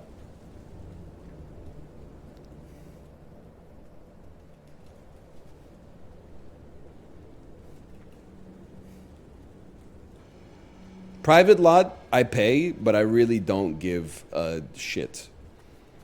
Like, Easy Park can suck me, as far as I'm concerned. But the city, like, I kind of want them to, keep things moving for the most part. Where's this plasma generator, bro?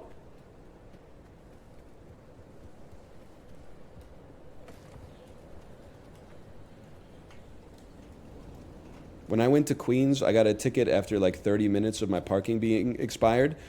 Listen, oil thigh the Banrigan KA. We all bleed the tricolor together. That being said, that one's on you, okay? I hate this. My personal thinking, if you're within 10 minutes of the meter going off, then that's a dickhead move for them to give you a ticket. Things happen. But 30 minutes, you should have fed the meter, if possible.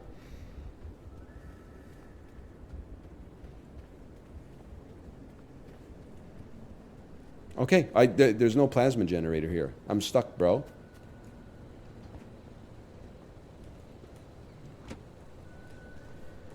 I was in the wrong, but I was surprised. That's fair. I can understand. I mean, I've gotten parking tickets before. I'm always mad about it, but I'm always like, yeah, you got me. What do you want me to say? I did not pay for the parking, and you gave me a ticket. That's the cost of doing business.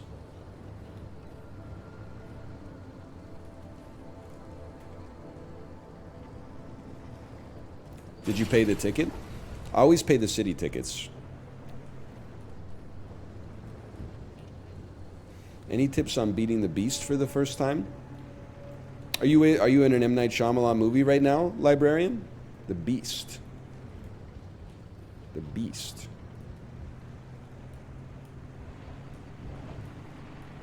Isaac? I didn't even remember that that was in the game, honestly. With God as my witness. He is on the trivia game show.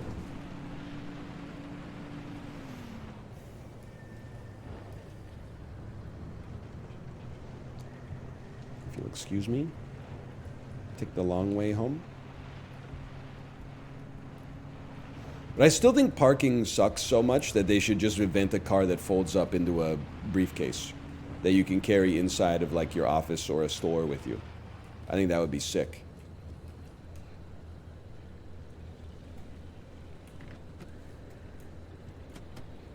Like a bike. Here's the thing, cyclists. My wife left me. I'm just joking. Here's the thing, cyclists. I would love to be able to bike everywhere. I'm on your side. I don't know why people think I love cars, even though I said driving owns and I talk about driving all the time and I never bike outside. The thing is, like, I would love to bike everywhere. I just don't want to get hit by a car and killed. And, like, even if you're the most cautious cyclist of all time, like, it happens. I know I could get hit by a car in my car and die, but at least I'm covered in, like, steel and plexiglass or whatever. But, like, I see it all the time. People will just be, like, biking, like, minding their own business, and then some dude, like, won't check his blind spot and will, like, almost crash into the cyclist. And you're like, well, you know, I literally, like, almost saw someone die. They didn't even do anything wrong.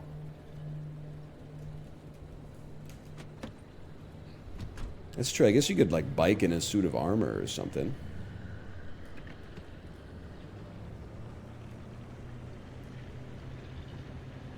And they double park their bikes. I'm sure if everyone biked, like, it would be great for, like, a couple weeks, and then I would just get pissed off with cyclists.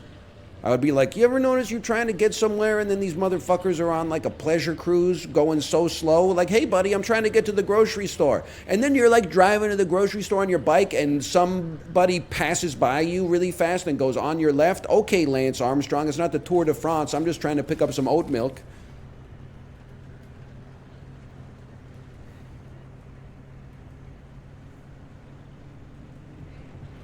Another plasma generator.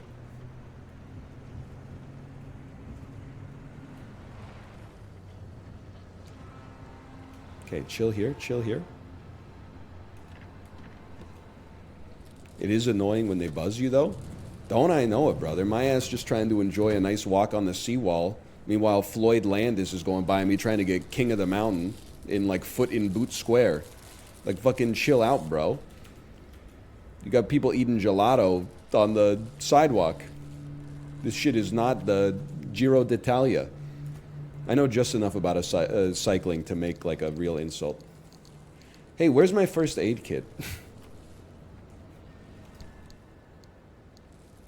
I would like to use it because I just got stung by lightning.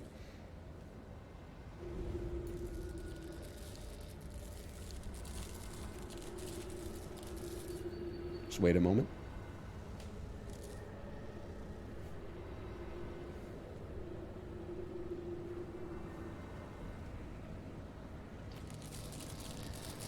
%, HP. I don't think I've had that in real life since I was like 17. Can't hit what you can't see, brother. Did you see those dodges? Did you see those dodges? Well, it looks like you're near one of the old Gorilla radio stations. That ought to be prime pickings for antenna parts. I've loaded its approximate location to your map. Look for an antenna tower up on a hill somewhere. Also, like, another reason I don't bike on the road, or don't bike on the road much at least, is because I think that, like, I'm too self-conscious that if I was slowing down traffic, I don't have the strength of conviction to basically be like, fuck everyone behind me. You know, I'm fixated on, like, social order and making sure I'm not getting in anybody's way. If my ass had to be in, like, the center of the lane, even if I was biking like 30 kilometers an hour, if there were cars behind me that wanted to go 40, I would be like, fuck, I'll just pull over to the sidewalk and wait. I don't think I got the cojones for it. I think you need to be like a true fuck cars believer. I respect it, honestly. It's your right to drive on the road.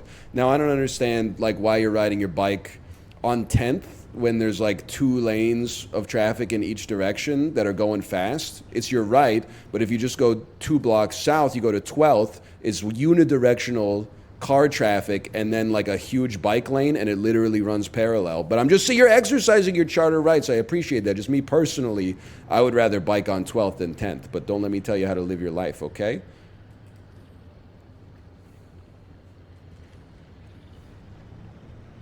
Hang on, I'm locating the radio station.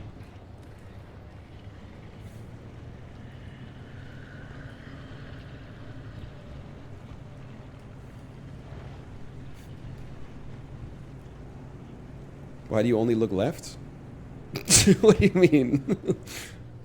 I mean, because the forest is here, bro. Why do I need to look to the right?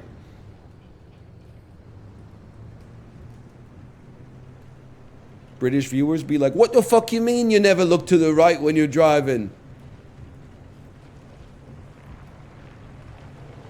Skirt, skirt. How do you feel about parents with kids on the back of their bike? It scares me. I think it's like, it's nice, and I've only seen it backfire like one time when the dad turned too fast and then the trailer in the back jackknife and the kid went skidding across the sidewalk. But like for me personally, like I'm a reasonably confident cyclist and I still don't feel comfortable doing it. Like maybe it's too risk averse, but anything can happen. Like I could crash, my tire could pop, I could get hit by a car. It's just like it's too much for me. Just for me personally. Was the kid okay? Yeah, they were chilling.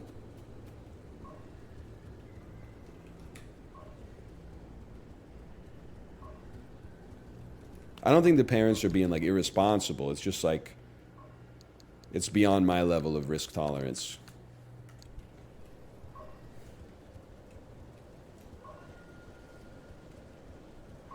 You're the most risk-averse person that's ever lived? That's definitely false. I own equities. Time to get moving. The instability's ticking up by the second. But you can't get back the way you came. D.L. Guiga told me that if he was a streamer, 100% of his net worth would be in fixed income. It'll get you back to the garage. I'm 80-20, bro. First. And to do that, you'll need anchors. Take a look at the ARC device display. Take a look at my ARC device display. It's the only one I've got. Feed it to the ARC device to charge it. But don't you worry your pretty little head about how it works. You'll be out of here soon, so There's no reason to learn more about limb technology than you need to know. Return to the auto shop. Okay. All right. This is my exit, or do I go back to the starting point?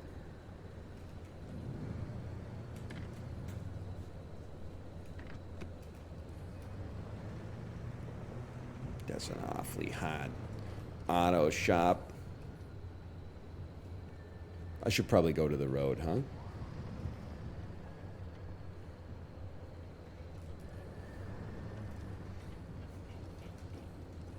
Locate and drive to an anchor site. Oh, an anchor site. All right, 1 second.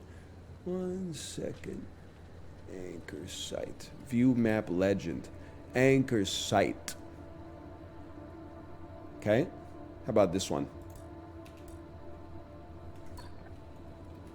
Sounds good to me. NL will never know the days before UMG took 20% of music off of TikTok. Excuse me, I got my TikTok account in January of 2020. I'm pretty sure that made me like the 5th Canadian on the website. There were like 4 trad moms and me posting Fall Guys clips.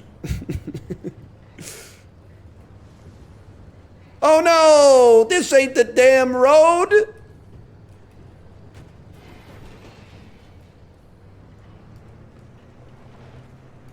And then one trad mom posting Fall Guys clips. Do you see that?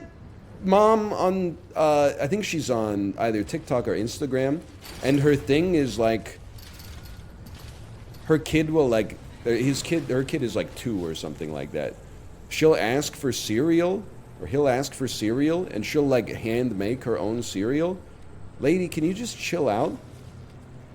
No disrespect, like I'm not saying you're not within your rights to do it.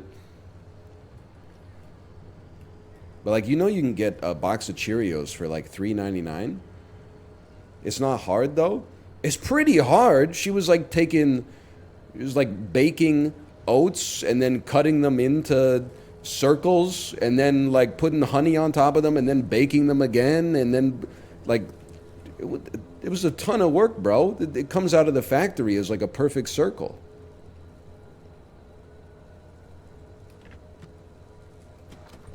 I'm just saying the kid is probably going catabolic at that point, right?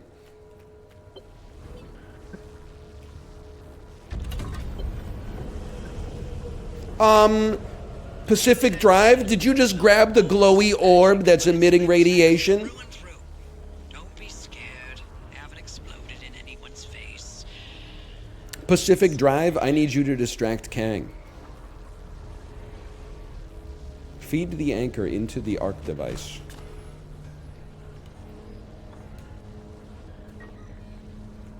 Feed the anchor into the arc device. What happened to the anchor, bro? Oh, it's right here. Sorry, my inventory's full. Okay, well, freaking, I don't know. You probably don't need to be holding like 19 t-shirts in your backpack, I suppose. Like, don't let me tell you how to live your life. Can I hold it in my hands, please?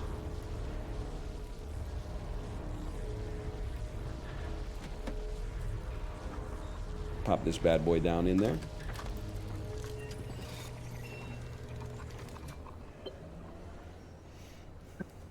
Select gateway coordinates on the map. You'll use it to open a gateway back to the garage, but it will immediately collapse. I just saw a video of that mom. She made her own custom Fruit Loops. It's crazy, bro. More power to you. Ain't nobody got time for that.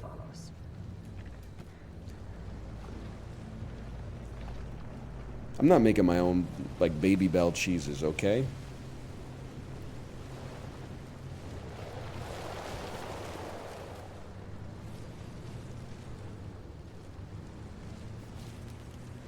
And the rent is too damn high. Exactly.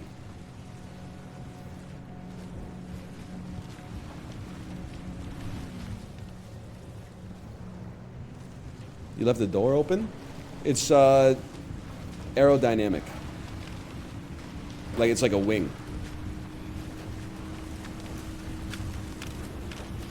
He's squeebing.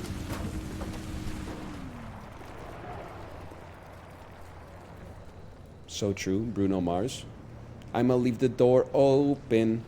Tell me, are you coming through? May I? I'd like to select this gateway. Gateway too close? What do you mean gateway too close? I got here too fast? Just the other night she was gripping on me tight, screaming Hercules.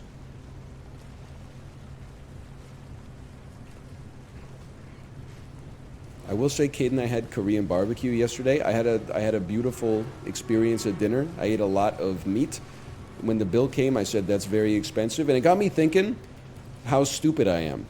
How could Korean barbecue not be expensive? They're giving you good cuts of meat.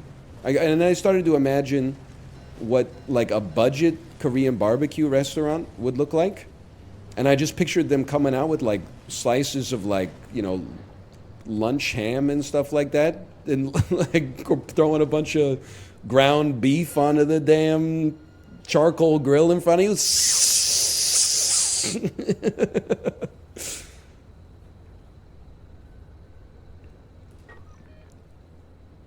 Gateway too close. Oh my god. You're so high maintenance.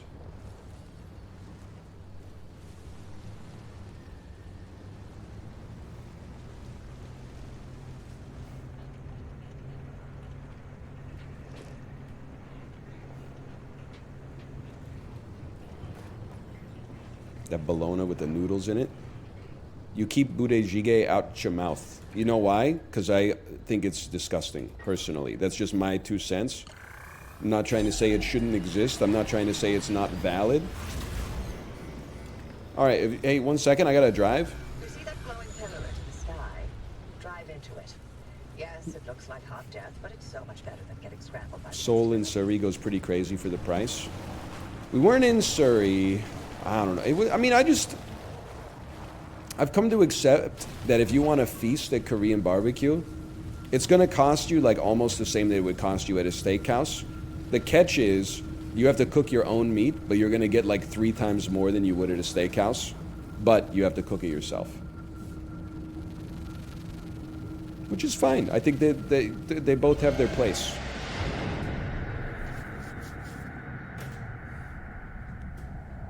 The head is soaring. My run took me 34 minutes to go 4 miles. What is this? Couch to 5K? That's actually not, that's like perfectly respectable. You should just, I mean, you got to take the exercise at your own level. Post your mile time. Did I not mention that you're the first human I've sent through that thing? I mean, there have been rodents, but it's not like it's completely untested. I just got back from Seoul. I pronounced budejjigae the way you do, and everyone corrected me. Well, first off, motherfucker, my ass does not speak Korean, so that's not like a surprise, for one. But secondly, that shit used to happen to me like all the time in Korea. Like even in Seoul, you'd be like, I'm going to Seoul, and people would be like, it's not Seoul, it's Seoul. And you're like, Seoul, and they're like, no, no, no, not like that. Then you'd say it exactly the same way. You go, Seoul, and they go, yeah, that's it, that's perfect.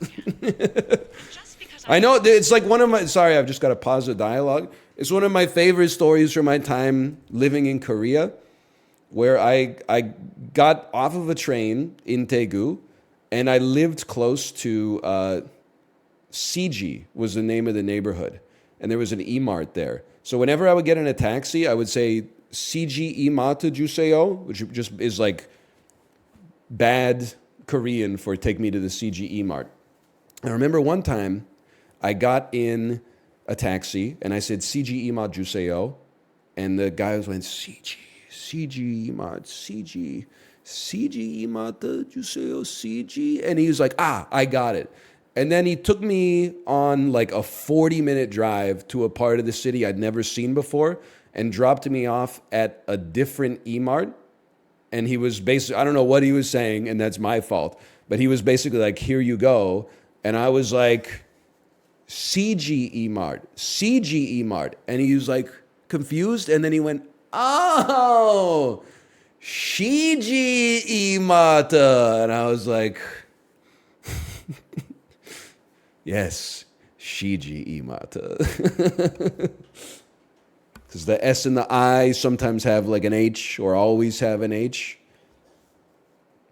My friend has the exact same story, but it's from Quebec, where he was at McDonald's and he ordered breakfast, and they asked him what drink he wanted, and he said orange juice, and they went like, quoi?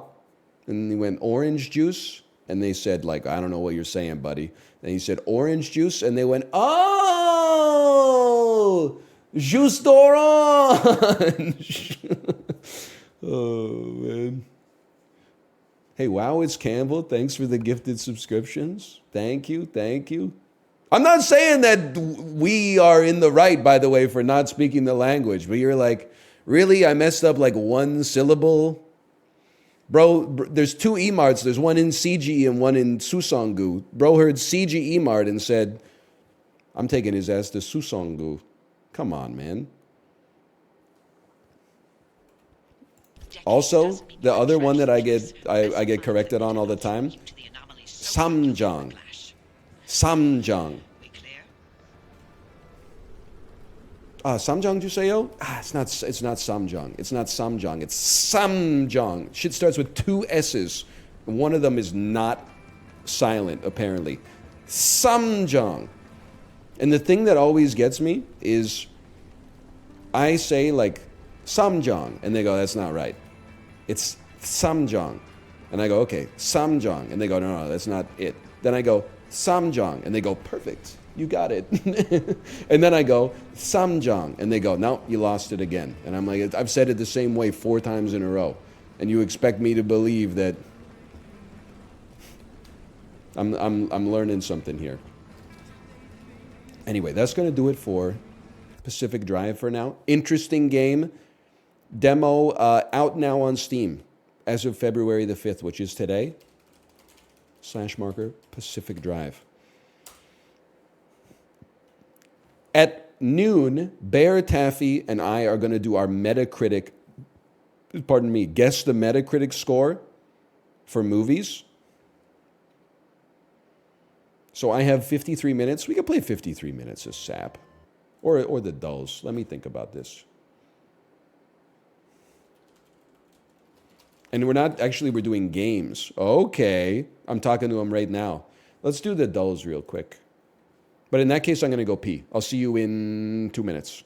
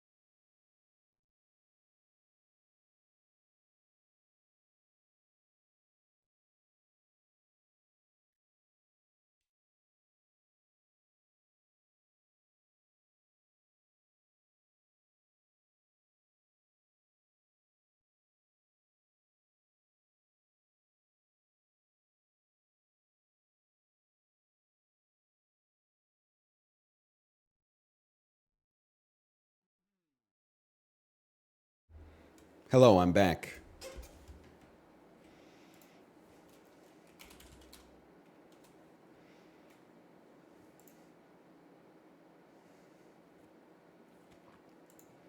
That's all I have to say about that.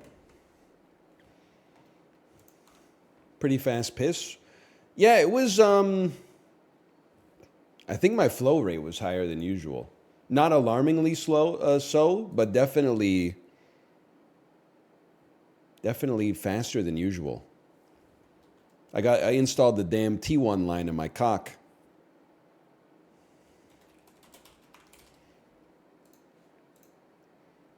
Always at my PC, double clicking on my Mizhouse. Upgrade my system at least twice a day. I'm strictly plug and play. I ain't afraid of Y2K. I'm down with Bill Gates. I call him Money for short. I phone him up at home and I make him do my tech support.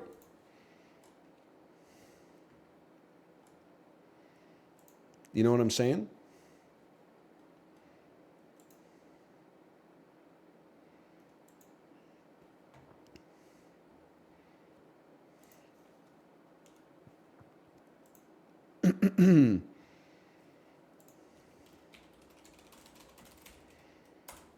We are back with the Dulls. Yes, the architect and the builder arrive from their escalator with a sense of purpose. It's true. I've been thinking about spellcheck.xyz all weekend. Okay, let's give this a chance.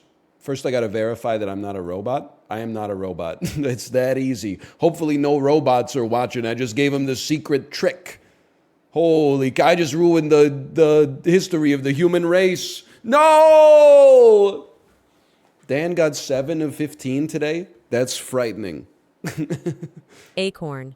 A noun meaning the nut of the oak usually seated in or surrounded by a hard woody cupule of indurated bracts. Yes, the nut of the oak, acorn. Spikes. A noun meaning a very large nail. The term likely Yes, okay, spikes. poisonous. A adjective meaning destructive, harmful. Dan got 7 out of 15. Really? Hang on. I'm not trying to dunk on him for spelling, but we're already at 3 of 3, man. Volcano. I mean, A come noun meaning on. a vent in. Volcano. Excellent. A adjective meaning Mr. very. Burns ass. Excellent. Okay, next round. Rationale. A noun meaning. Pilosity. A adjective meaning covered with usually soft hair. Yep. Pilosis originates from Latin, Pilosis. derived from pilus, which means hair. Pilosity. Pilosity. Oh, no. I thought a pilus was like a Roman spear or something. That's 1. Hey, whoa. Just I got to lose like all of the next ones to lose. Deciduous. Oh, and I A know adjective everything meaning about falling deciduous. off or shed seasonally. Deciduous. Streamer just went deciduous mode. He's played nothing but Super Auto Pets and Isaac for the last 2 months. Gaucho. A noun meaning a cowboy. Steely Dan ass word. Treble. A noun meaning the. A noun meaning when paired with Charger makes the best Canadian pop punk band of the early 2000s. No disrespect, Sum 41. Melee. A noun meaning a confused. Melee mentioned! Goosander. A noun meaning common merganser. The etymology of this word is unknown. Goosemancer? A noun meaning common merganser. Common The etymology merganser. of this word is unknown. Goosander. A noun meaning common merganser. The etymology of this word is unknown. Goosander. A noun meaning common merganser. I don't know what a common merganser is. Agitprop. A noun yes, meaning okay. propaganda. That's what I make on Twitch. Nighted. A adjective meaning bright, lustrous. Latin nitidus means shining, bright, or sleek. Nighted. A adjective. Yeah, it seemed like the wrong knighted, but I don't know what the other one is spelled like. Jiboom. A noun meaning a spar that forms an extension of the bowsprit. Jiboom. A noun meaning a spar that forms an extension of the bowsprit. Jiboom. A Vine- noun can meaning somebody a edit the spar that Vine forms sound an in there? extension of the bowsprit. Jab- Jiboom. A noun meaning a spar that forms an extension of the bowsprit. Jiboom. A Jaboom. noun meaning a spar that forms an Okay. I'll see my results, please. Pilosity is with an S. Okay. Goosander. Pretty close. I just got to hold the E. That's the Canadianness in me. Knighted. Is that really how that's pronounced? And Jaboom. I think we did okay today. What was it? We got 4 wrong. We got 11 and 15. Certainly I can live with it. This website is called Spellcheck XYZ. I always like to just do one hard practice just to see. Our record is 20, okay?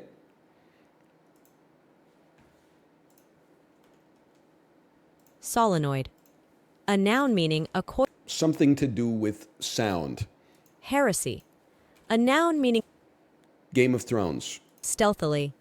A adjective meaning slow. Pulchritude. A noun meaning physical comeliness. Pulchritude is from Middle English, originated from Latin word pulcher, Stop, meaning okay? beautiful. Pulchritude. A noun meaning physical comeliness. A Pulchritude noun is from Middle means- English, meaning originated physical from Latin word comeliness. pulcher, meaning beautiful. Pulchritude. He's correct. Physical comeliness. You've got quite a lot of pulchritude on your face. Go clean yourself up. Fainted, a verb meaning to make a feint. Your instruction. Mantua, a noun meaning a usually loose-fitting gown worn especially in the 17th and 18th centuries. Manteau, a French word for mantle, was modified to form the word you're spelling. Mantua, He's a genius. aughts, a noun meaning zero, cipher. Gruyere, a noun meaning a firm cheese. You're not going to beat me on a cheese, let me tell you. Sequoia, a noun meaning either of two. Chiffonade, a noun meaning shredded or You're not going to beat me on a culinary technique either. emphatic, a adjective come on. meaning uttered with or outre, a adjective meaning violating convention or propriety. Bizarre, The word originates from Old Eh, French Gesundheit? outre, meaning to go beyond or excess. Outre, a adjective meaning violating convention or propriety. Outre. Bizarre. Okay. Oriole, a noun meaning any of various usually brightly colored Old World passerine birds. Thank you, baseball. Putsch, a noun meaning a secretly plotted and suddenly executed attempt to overthrow a government. Jacaranda, a noun meaning any of a genus, Jacaranda, of tropical American trees of the Bignonia family, with bipinnate leaves and panicles of showy, usually blue flowers. Jacaranda originates from Tupi jacarana, made jacaranda in Portuguese, then New Latin, jacaranda. A noun meaning Yes! myeloma, a noun meaning a primary tumor of the bone marrow, derived from Greek myeloma. Dude, we're setting a new record. Avgolamono, a noun meaning avgolamono.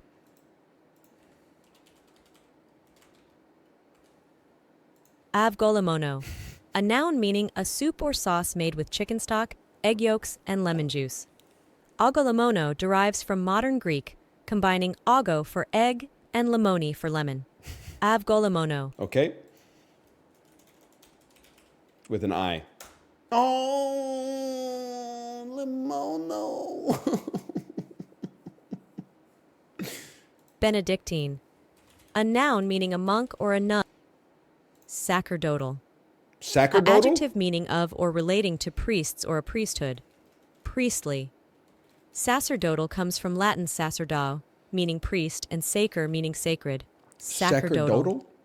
A adjective meaning of or relating to priests or a No, please, please.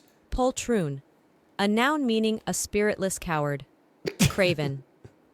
Poltron from Middle French comes from Poltron? Old Italian poltrone, related to poltro meaning colt, from Latin pullus. Poltroon, a noun.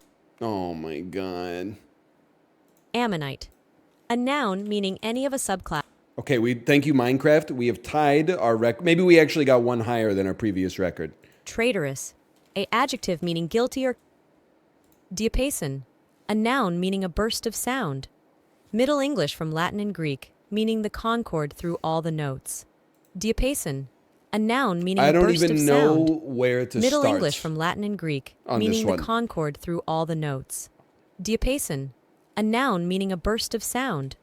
Middle English from Latin and Greek, meaning the concord through. It was right. Holy cow. I was waiting for it to load and give me the summary. Impenetrable, Oh, an adjective meaning incapable of being. we're playing with house money now. Codicil, a noun meaning a legal instrument made to modify an earlier will. Codicil comes from Latin codicillus, a diminutive of codex, via Middle English and Anglo-French. Codicil, a noun meaning a legal. Honestly, I thought that was a pretty good try. Codicil. Oh my god, it is Latin. Poltroon. There's no shot I was ever going to spell it like this goofy ass Roblox word. Sacerdotal. Avgolamono. We were real close. And outre. Outre.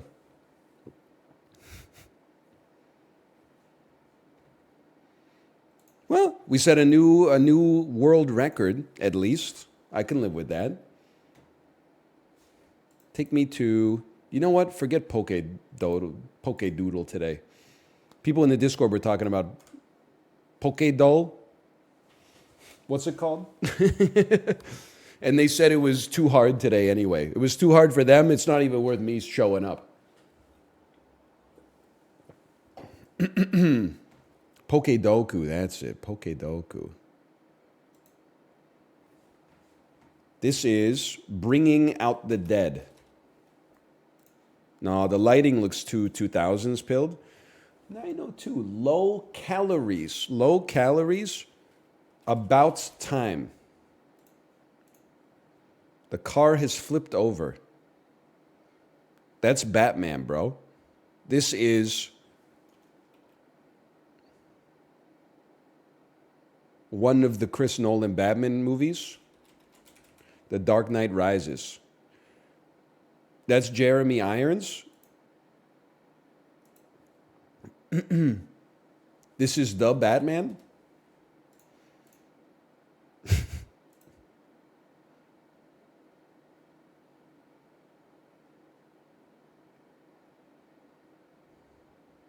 This is Zack Snyder's Justice League. No, this is Batman versus Superman. Sorry, Batman v Superman. Nope, this is the Justice League. Or is this, maybe this is the fucking Flash, bro? I mean, I guess I'd be stupid not to type the Flash, right?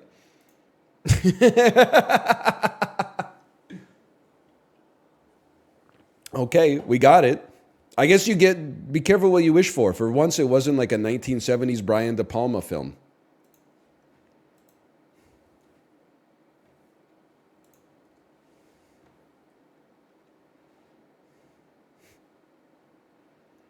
Five out of 6 were Batman shots. It's true.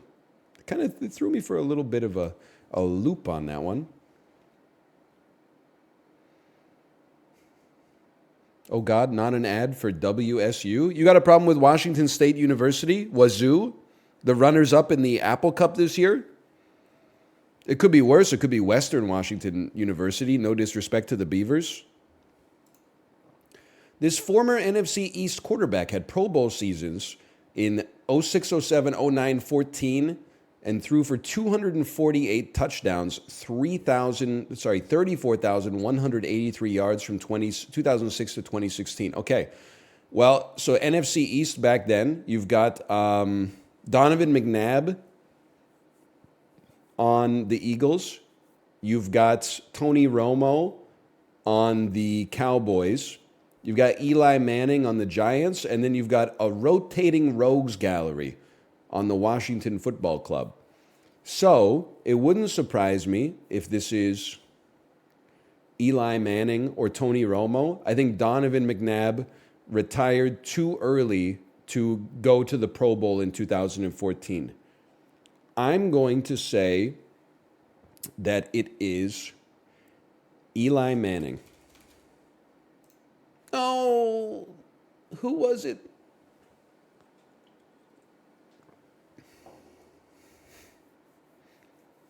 Tony Romo? Oh. This team had the most World Series appearances in the National League in the 1990s, winning the pennant 5 times. The Atlanta Braves. The Braves were going crazy when I was a kid. Chipper Jones, Andrew Jones, Davy Jones's locker, Nomar Garciaparra. From 2016 to 2018, LeBron James helped the Cavs eliminate this team from all 3 playoffs, including 2 4-0 series sweeps.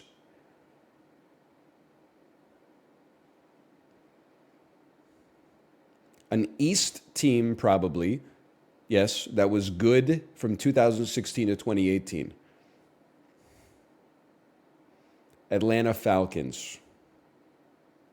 Indiana Pacers.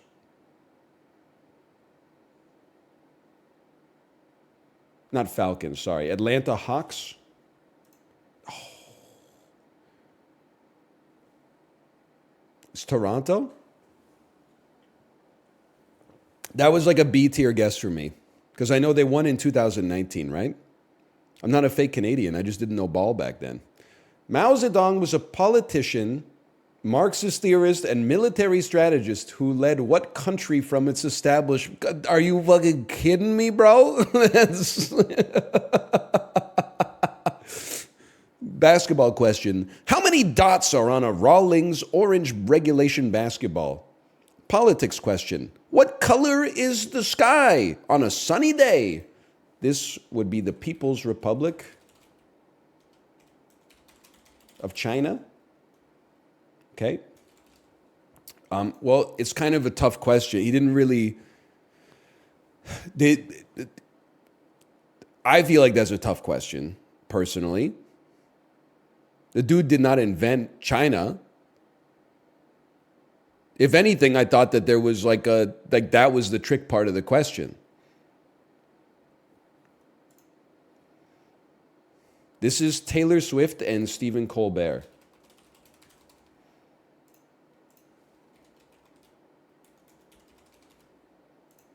You're not going to sneak that one by me?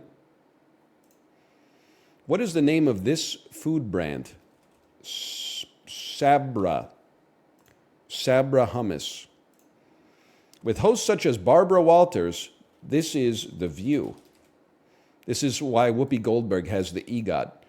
The fifth film in the franchise, this 2015 release and reboot made $400 million worldwide but was a massive critical failure.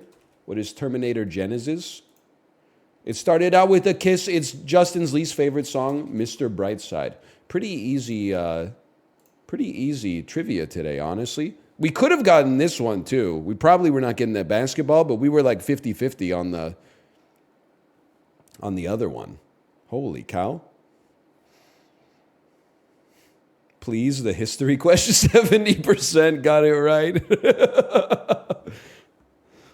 30%. Do I look like I know what in the hell Mao Zedong is?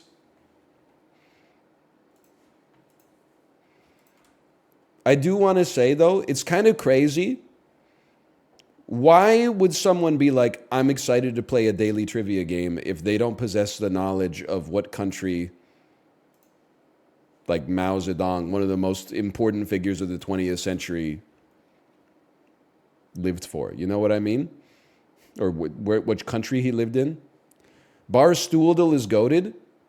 Dan, we literally just played it. Can I put you on the spot for a second, Dan? By the way, I guess I don't know how to do this without offending you. How did you only spell 7 of the 15 words correct on Spelling Doll?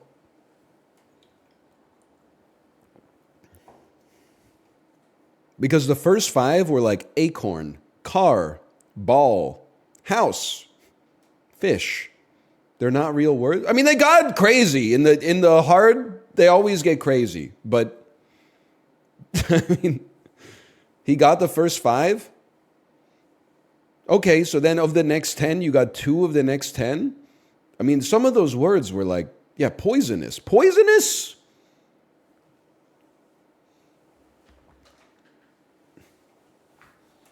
Gaucho? Melee?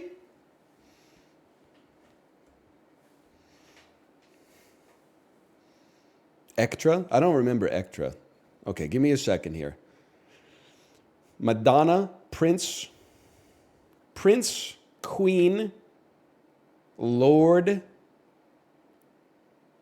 Pastor, Cardinal, Bishop,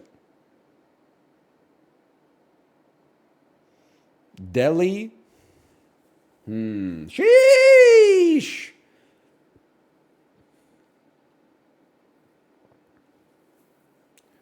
Rome, Seoul, Delhi. These are names of cities. These are homonyms for cities. Nice. The dude is fucking cracked, bro. Did you see that?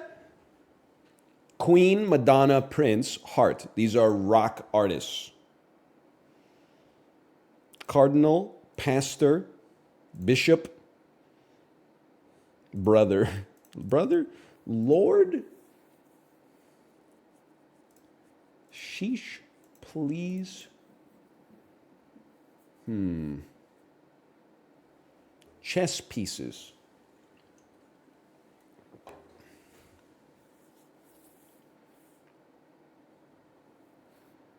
Lord. Oh, please. Oh, Lord. Oh, brother. Oh, sheesh. Things with O in front of them. Give me a break. I'm mad at you. Pastor, bishop, prior, cardinal. Prior? Is this why in that Decemberist song, Colin Malloy says, and so a priory took pity and hired me to keep his viscery nice and neat. Something like that? How do you know that? My ass was all over Pitchfork Media in 2005.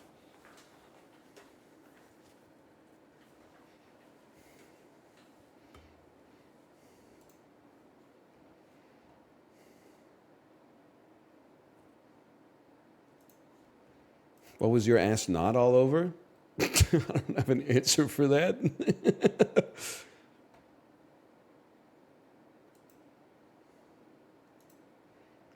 There's lots of answers for that. I just don't want to give them to you.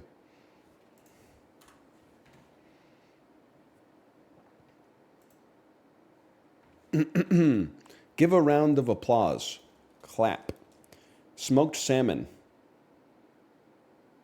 Locks with 2 X's. Princess of Wales since 2022. Is that Kate Middleton? Break like a twig. Snap. Anderson Cooper's employer. CNN. Fashion creations. Looks. Bird related. Avian. Never ending dish. Pasta. You got it. Yep. Smoked salmon is Nova? Yep. I don't know. I've never heard Nova before in my life. Nova locks? What in the Assassin's Creed 6 is Nova locks? That's what freaks in New York call it. I don't know. There's no reason to get into pejoratives here, okay?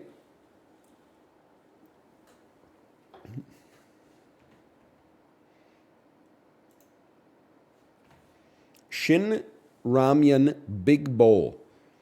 I don't buy this.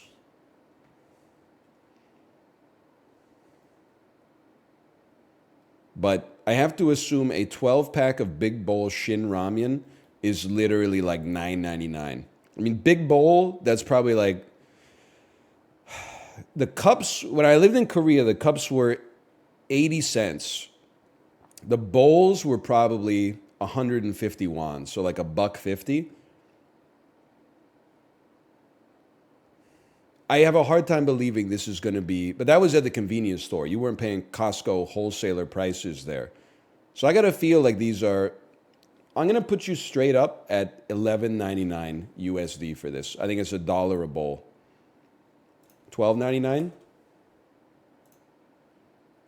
$13.49? $14.49? It is $14.49. It's a little more expensive than I thought. To be honest with you, that's pretty pricey.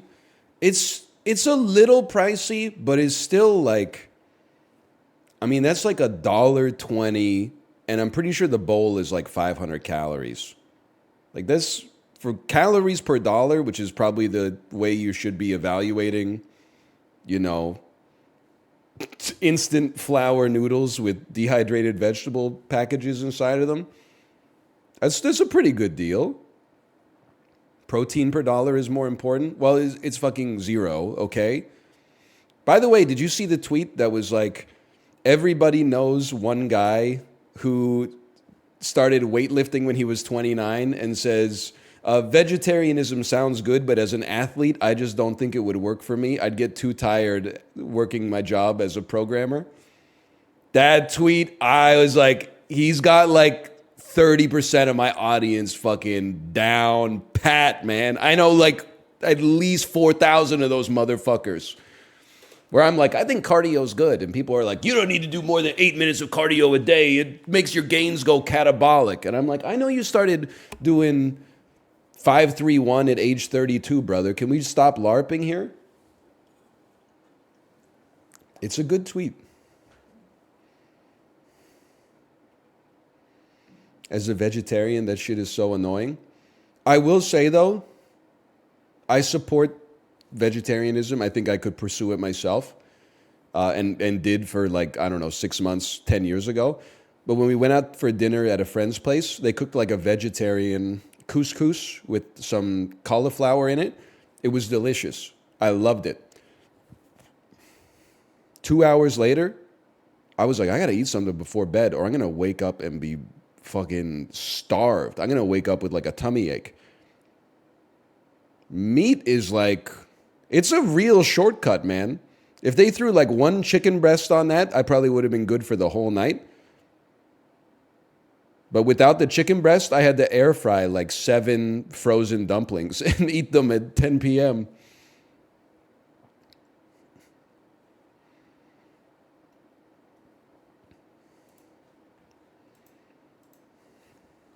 There was some beans. There were chickpeas in it too.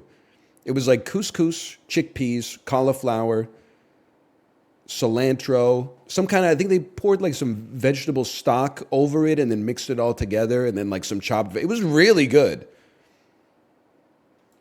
But I'm also not used to that. Like they don't know that I'm a fucking freak. Like I look like a normal guy, but every time I sit down for dinner, I want to eat like 1,400 calories. They thought I was just they didn't know what kind of game I was bringing to the function, which is fine. It's not their fault. I got to become like one of those guys who brings like my own meal every place I go.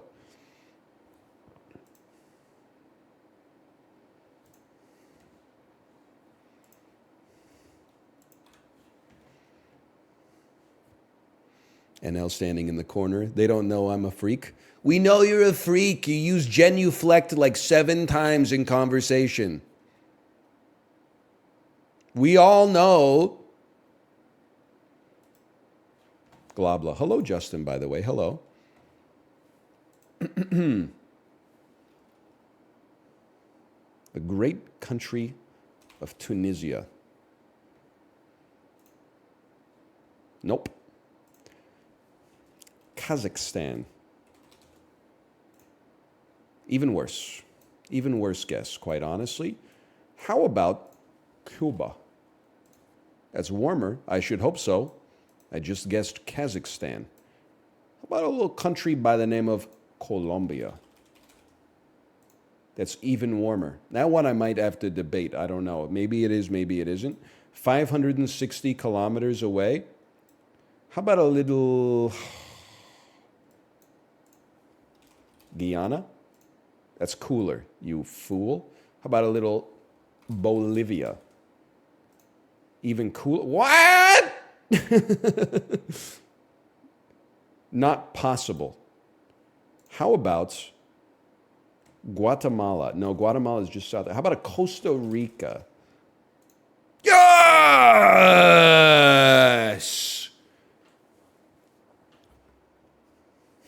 I've been doing pretty good at the globlas lately. And not just because one of them was Canada the other day. I'm mad at you. Worldle. Wouldn't it be funny if this was Canada?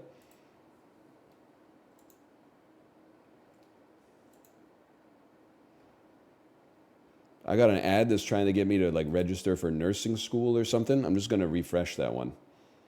This is the shit that scares me. I don't know if it's just because I'm Canadian, but every once in a while, my ads just turn completely French. And I'm like, you fucking hackers. You fucking hackers in Trois-Rivières. You fucking hackers in Laval. What are you doing on my PC? Get off of that. Maybe it's because I typed in Tunisia. Okay, this is the east coast of Africa. This is Somalia.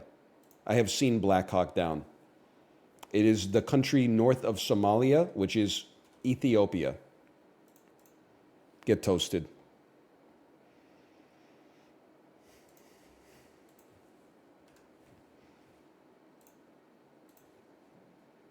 Weekend of August 16th, 2002. This is crazy. I might have seen a movie at the multiplex this weekend. This was the summer between 8th grade and 9th grade.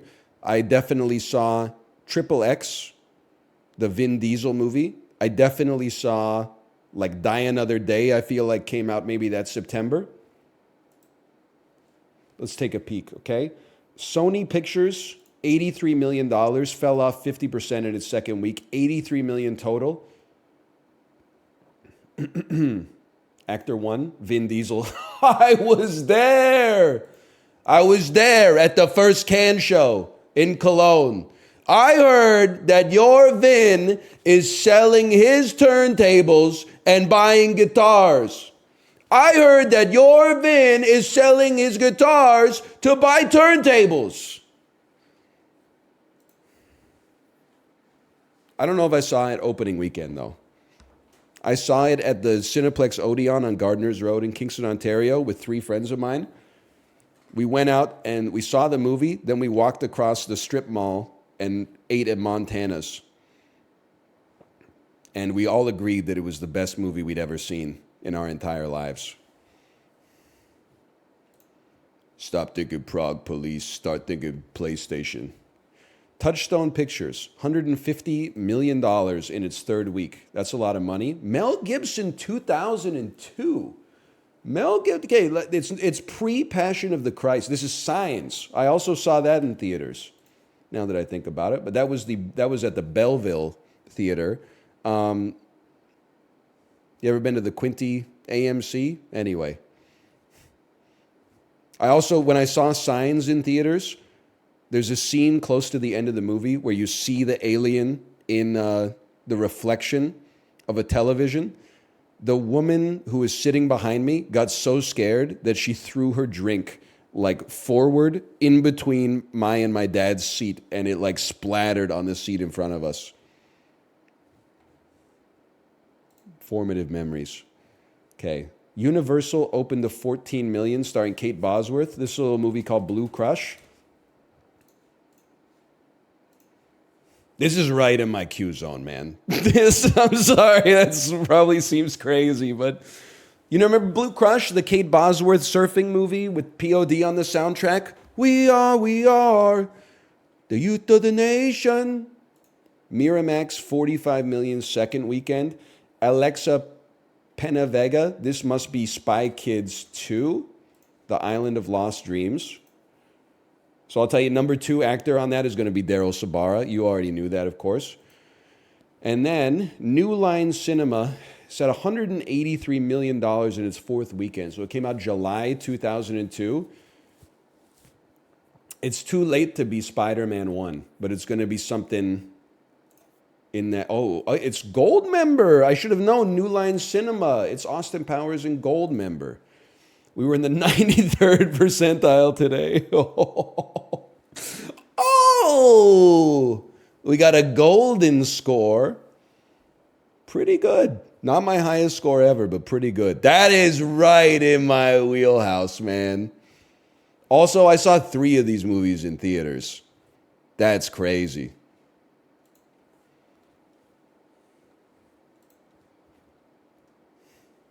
I love Box Office Game, man. Really brings you back. Cine 2 Nerdle. You said Triple X before you even opened the first clue. That is true. That's a bit of a soul read. What was Spy Kids 2 like on the big screen? Me and all the other Daryl Sabara heads, we were pogging out of our gourd, man. I never saw that one, actually. Talkboy cassette recorder is Home Alone. Joe Pesci, Macaulay Culkin, Xenomorph. A visitor. Set in New York, so that's going to be a connection. It might be our double connection. Danny Boyle, zombie virus set in England, which also there's zombie virus. Sigourney Weaver, Xenomorph. Prison in Space. This is Alien 3. And Salma Hayek, Giant Robot Spider, Will Smith, Wild Wild West. Yeah, okay. So I think we want to do like... We're going to have to use a bunch of swaps here, unfortunately, but it is what it is. So let's do... let's swap Will Smith with The Dog Dies. Salma Hayek has to get over here anyway, so it's got to be done. Maybe that's one too many swaps, but now you got to think.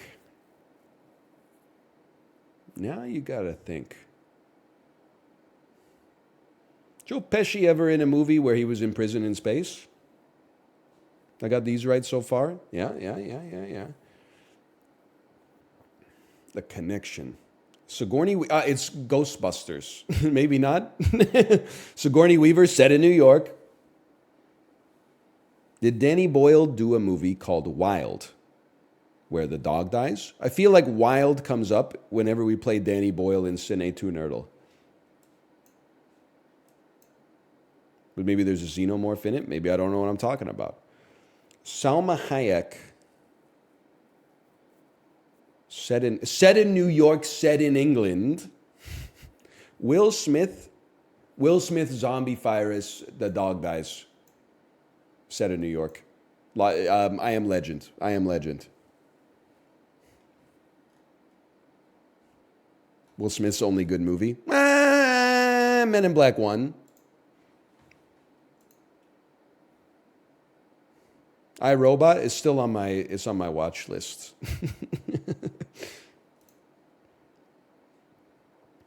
Men in Black 2? No, I don't know if I'd go that far. I don't know if I would join you on that one. In fact, I know that I wouldn't. The Flintstones, The Big Lebowski, 10 Cloverfield Lane. What are movies with John Goodman? What are movies with Michael Cera? Year One, Superbad, the Lego Batman movie. Juno is also Michael Cera. Monsters, Inc. is definitely John Goodman.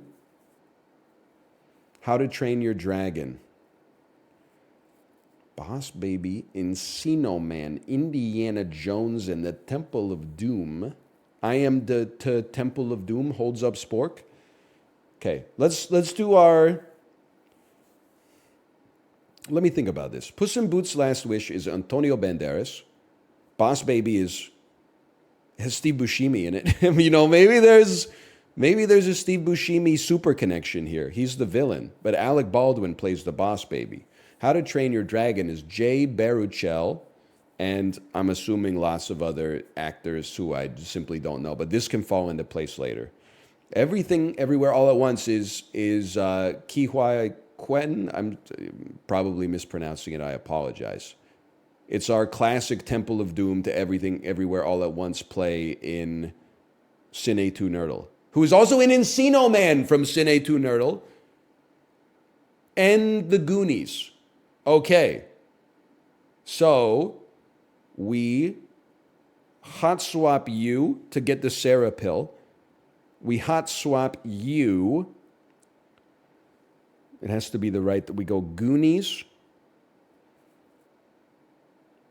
He can't be in Puss in Boots, so you can hot swap Puss in Boots. You swap Encino Man, hot swap these ones. Is Antonio Banderas in all of these movies? I really feel like Steve Buscemi could be the connector. I guess he's not in... No, maybe not. Maybe not. Okay, this is the hard part.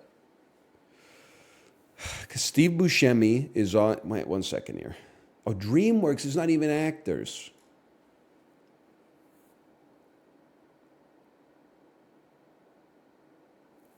Based on a television program.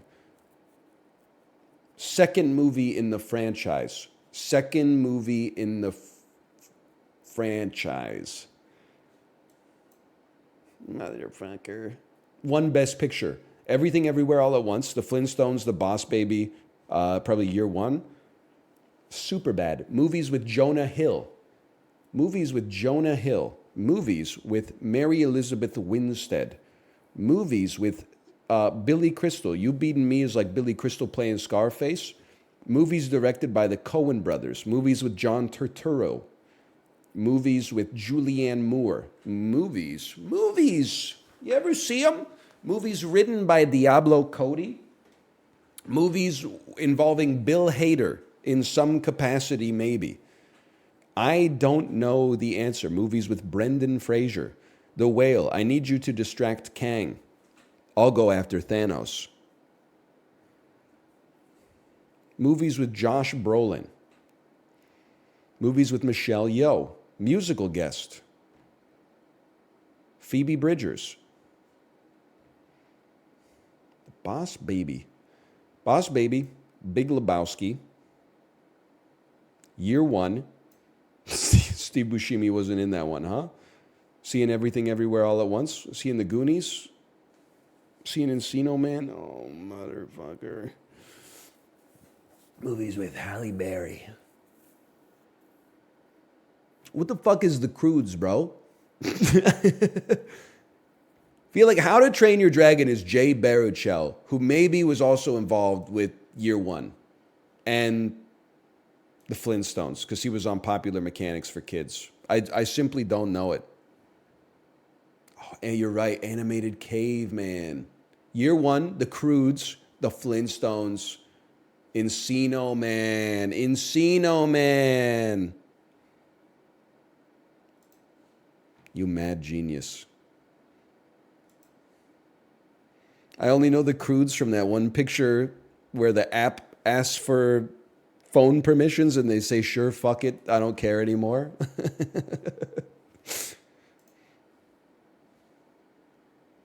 I've seen that before. Say movie to movie. The Jeremy Renner app would like to access your microphone? Sure, fuck it. He's been through a lot. Okay. The City of Lost Children is from that washed French director. No disrespect. This is one of the good ones, right? This has Ron Perlman, and Christian Bale is in Empire of the Sun. So we're probably going to go Ron Perlman. I feel like I would be remiss if I didn't connect via Blade 2 just because I can. And then, well, you know what? I'm going to tell you that I can do the Marvel connection. You could go Wesley Snipes, Blade Trinity, Ryan Reynolds, Deadpool, any Marvel movie at that point. Get to Thor Ragnarok or Thor Love and Thunder, Christian Bale. We're not going to do that, okay? We're going to mix it up. We're going to take a different path. We're going to take Norman Reedus to that movie everybody loves when they're smoking weed and they're 19 years old, which is called The Brothers. It's called, you know the one I'm talking about. You know the one. The Boondock Saints, that is it. That's going to get us to Willem Dafoe, who has probably been in a movie with Christian Bale.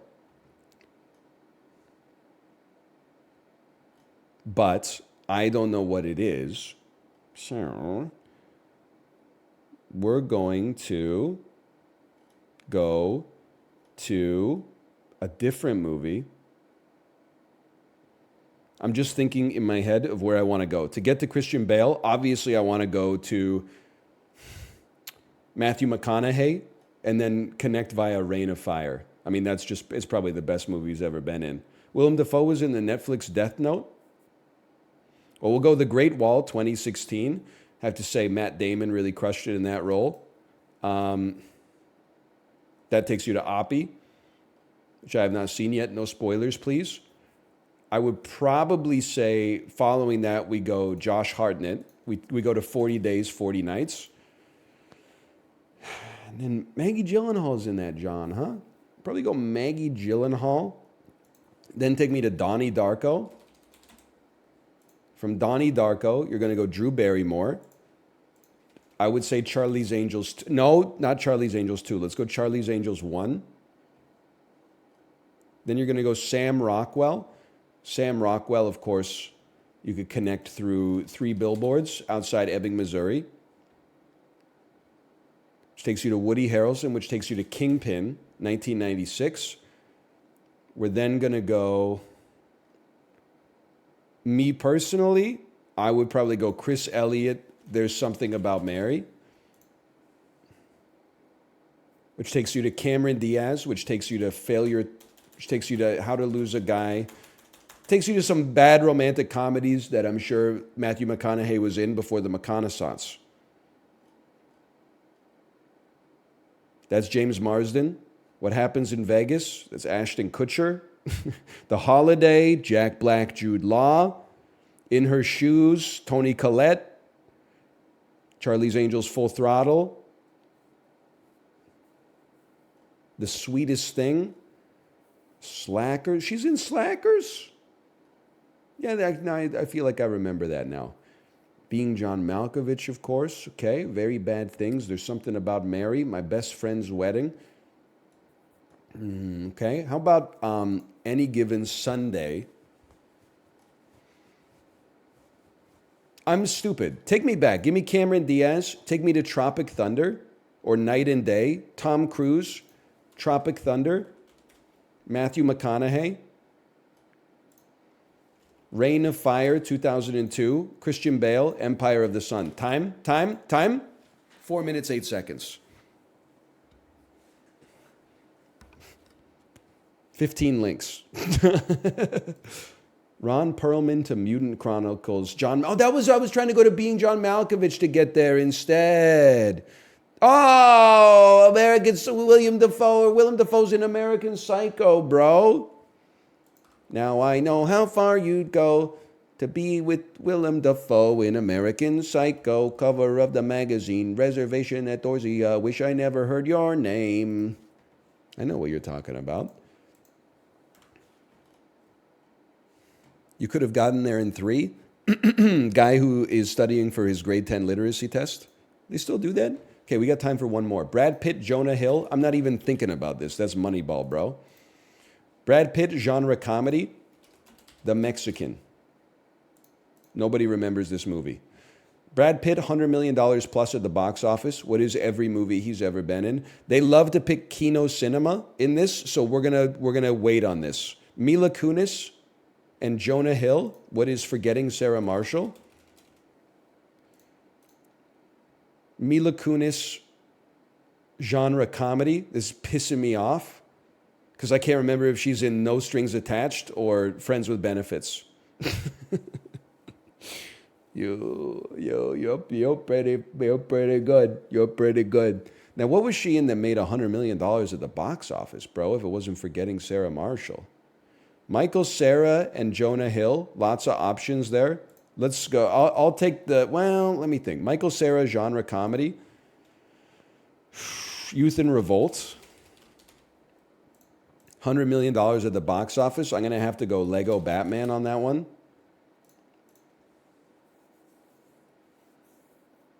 Okay. Michael Cera, Jonah Hill. I'm just trying to think, was Jonah Hill actually in Year One? I don't know. I got to take the gimme on that one. I could always use This Is the End instead. Because Superbad is going to be number 1. This Is the End might be number 2. Mila Kunis, she's not been in a lot of stuff, man. She's not been in a lot of stuff. $100 million plus box office run. The movie known as Ted. Don't say Ted 2. They replaced her with Amanda Seyfried. Genre comedy. No Strings Attached. Oh, Friends with Benefits. Oh. Keep going. We might as well fill out the bingo card. Brad Pitt, $100 million. What is every movie he's ever been in? Let's just say Ad Astra. Ooh, that would have been a juicy one, bro.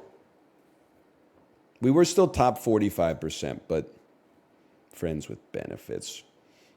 Oh, I forgot Mila Kunis is in Black Swan, of course. It's still on my watch list. Okay. Good dulls today, though. Good dulls.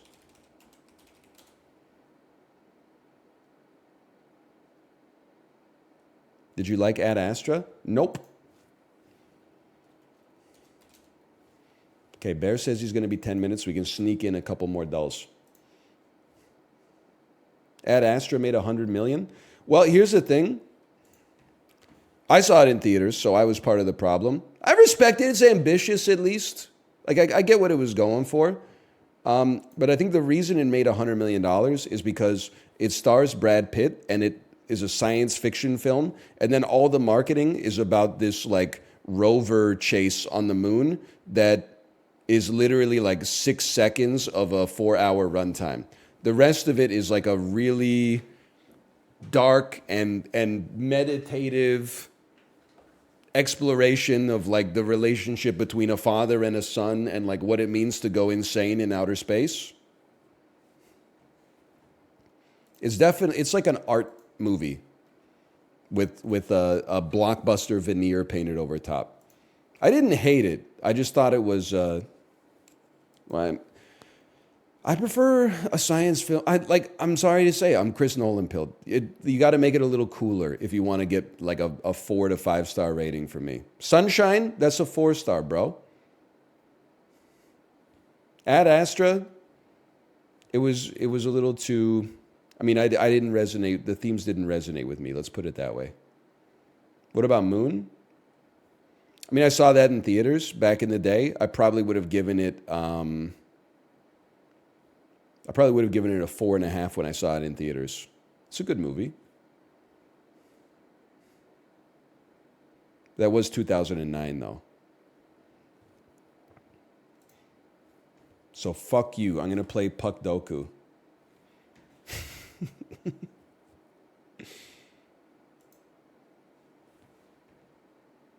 Maybe not. 10 plus wins in his postseason career. You ever hear of a little dude by the name of Jean-Sébastien Giguère? 10 plus wins in his postseason career. You ever hear of a dude by the name of Mike Richter?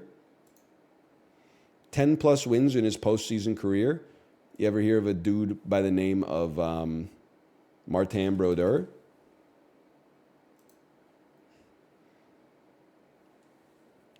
New Jersey and Ottawa. You ever hear of a little guy by the name of Anton Volchenkov?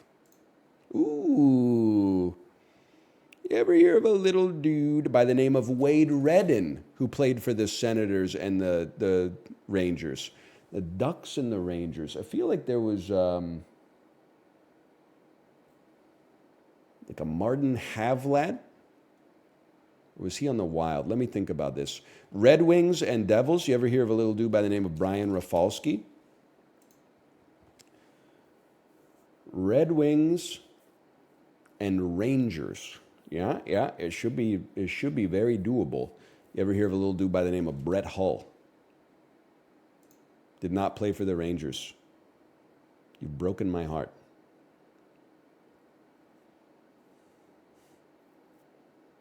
I got to think about that one. Will lead us to Kings. Red Wings and Ducks. Red Wings and Ducks. Little dude named. I'm going back to little dude meta. It was working out so well for us. And we got a great staircase here.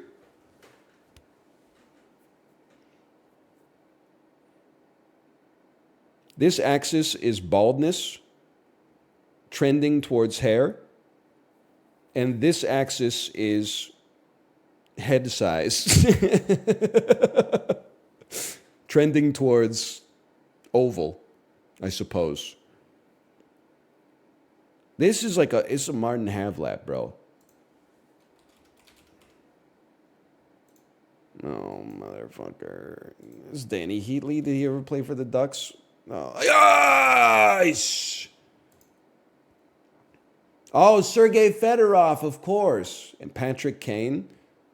Bobby Ryan. How do we do? Average score 7.4. We got 7. I'll live with that.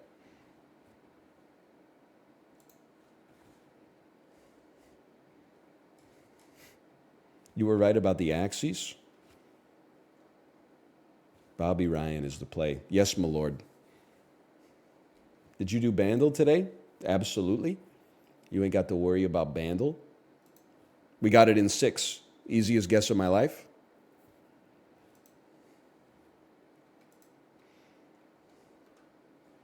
I know this game. This game is Breaking Bad, the game. This is Control. But it's not Control. It's like this is Days Gone. No, it's Spec Ops The Line. Spec Ops The Line. It's Max Payne 3. No, it's Mafia 3. Mafia 3. Yes.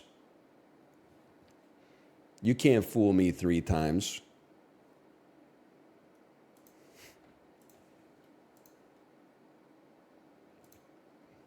Gamedel guess. Imagine.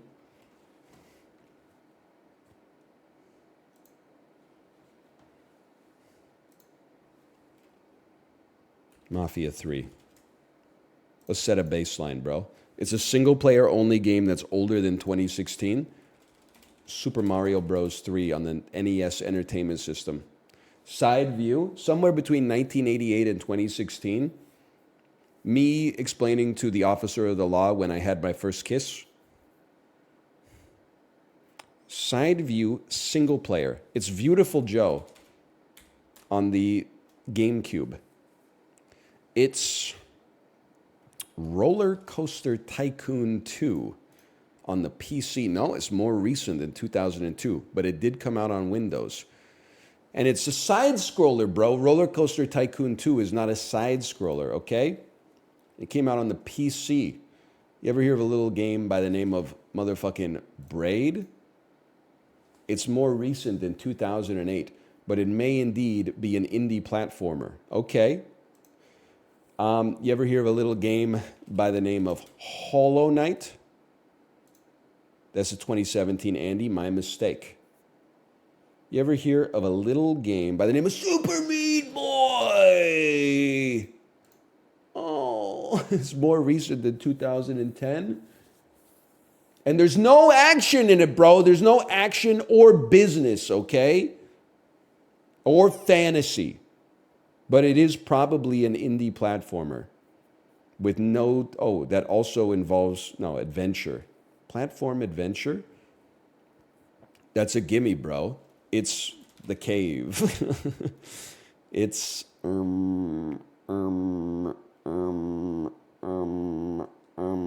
Gianna Bros, the Gianna sisters. It's Inside, or another game by the name of Limbo, but that's a little earlier. It's Inside. Inside. It's not Inside. It's earlier than... Why don't you just tell me what it is? Ah, it's a platform puzzle adventure. Of course, it's probably Teslagrad. It's probably Mark of the motherfucking Ninja, but it's got no action in it, bro. It's a puzzle adventure, side view puzzle adventure. Great. I love to see it. It's a little game by the name of Fuck You. It's a little game by the name of It Wasn't Made in Unity, bro. It wasn't made in Unity, okay? It's a little game by the name of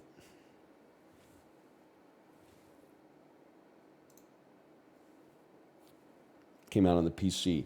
It's an indie puzzle adventure. A little game by the name of Trine, but Trine is co-op. A little game by the name of Baba Is You, which is top-down and more recent than these, but now I'm getting pissed off. So I don't know. It's Fez. It's Fez. That was a pretty good guess. It's more recent than 2012, huh? Fez 2. I don't know. Hitman Go. Hitman Code 47. Valiant. What, they fucking love Valiant Hearts, The Great War, bro. The people who made Valiant Hearts also own Gamedel. This shit comes up all the time.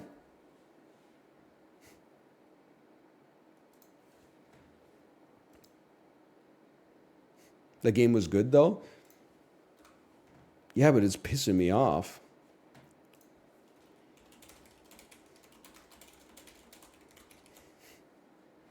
I still think, I told this to the Peloton sub-community, someone needs to make a Pelotondle where every guess gives you a track list, like one track off of a track list from a Peloton ride, and you have to guess what instructor made the track list. 5 daily players? Yes, it will not be your ticket to early retirement. But I would play it.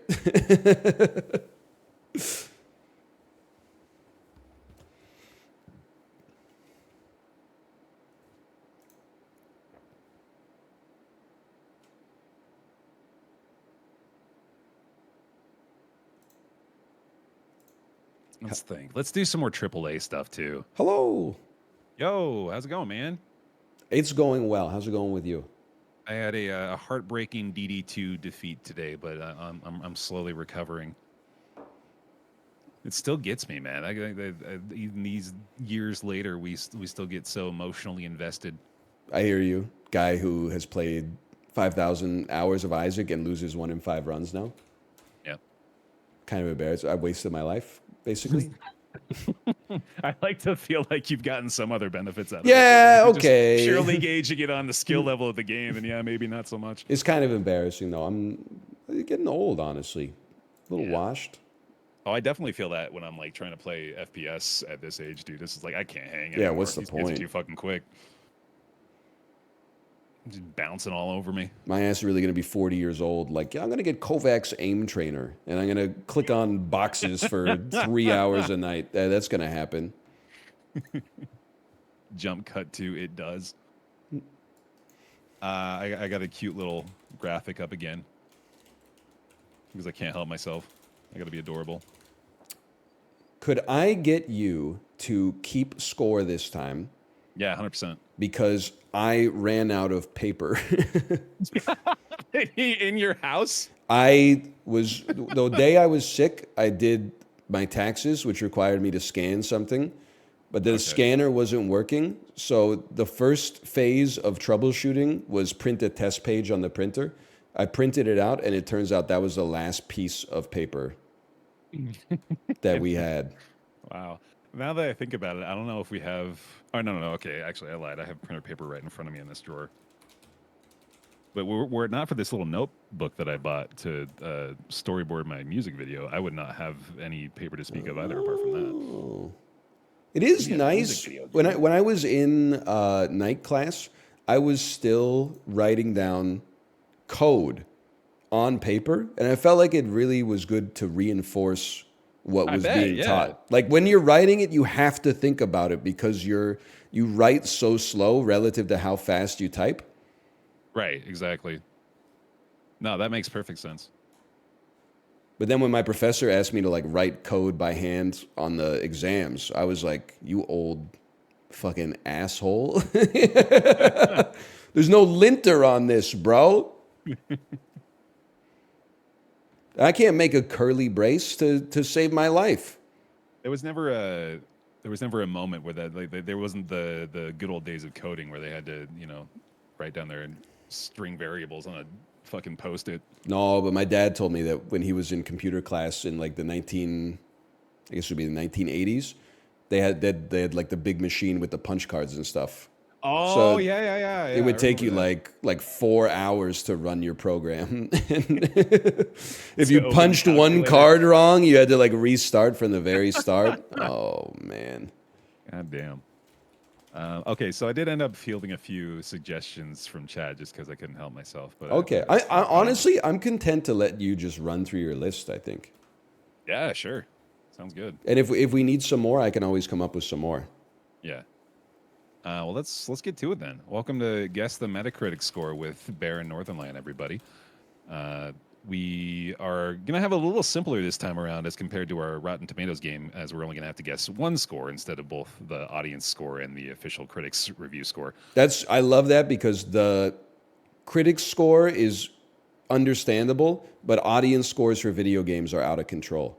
Well, it's not even just video games. Like it's everything. Okay. The Please Don't Destroy SNL crew. Yes. Those sketch comedy kids. They put out their movie that has, I believe, like a 35% critics score on Rotten Tomatoes now, but it's like a 92 audience score. Ooh. So it's just the Is it directed by Zack Snyder? Judd Apatow, I think. Oh wow. Okay. Well. Yeah. All right. I'm going to ask you for the same thing I asked last time. Would you allow me to have Wikipedia open for the media property in question we're guessing the score of? I'll actually be doing the same this time. I've got my little Wikipedia section open on my screen. Just so my audience has something to look at. Yeah, pretty much the same justification here. And like we're doing that knowing full well that the little synopsis in the bottom does kind of contain some spoilers. But honestly, so the first one I'm going to pull up for you, might as well go ahead and pull this up now, is Balin Wonderworld. And down the Okay. bottom, it says the game received generally negative reviews and underperformed. I won't scroll. I It's won't not scroll. well, I'm just saying, like, that information is stuff we know already. It's like you almost always that paragraph is not going to reveal anything new to us. So I feel like it's not against the spirit of the game to do that. Okay.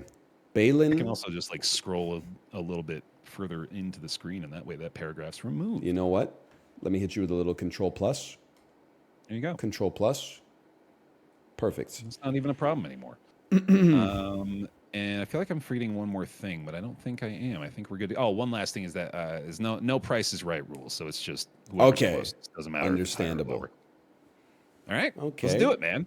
Okay, Starting Balin off with Wonderworld. Balin Wonderworld. Yeah, you remember this one, right? Can I tell you something? I know nothing about this, except I think, wasn't this made by a game designer who is famous for another game? Director Yuji Naka, if I'm going on, he's the co-creator of the Sonic the Hedgehog series. So yeah, you could say that. Okay. One could say that about Balin Wonderworld. The other thing I know about it is that it was like a colossal failure, or at least Yes. was mercilessly mocked. As the Wikipedia describes, it was a commercially unsuccessful product. I also am. I don't think this is a rare take. I know it's not going to be the majority take though, so I'm falling on the sword for this one.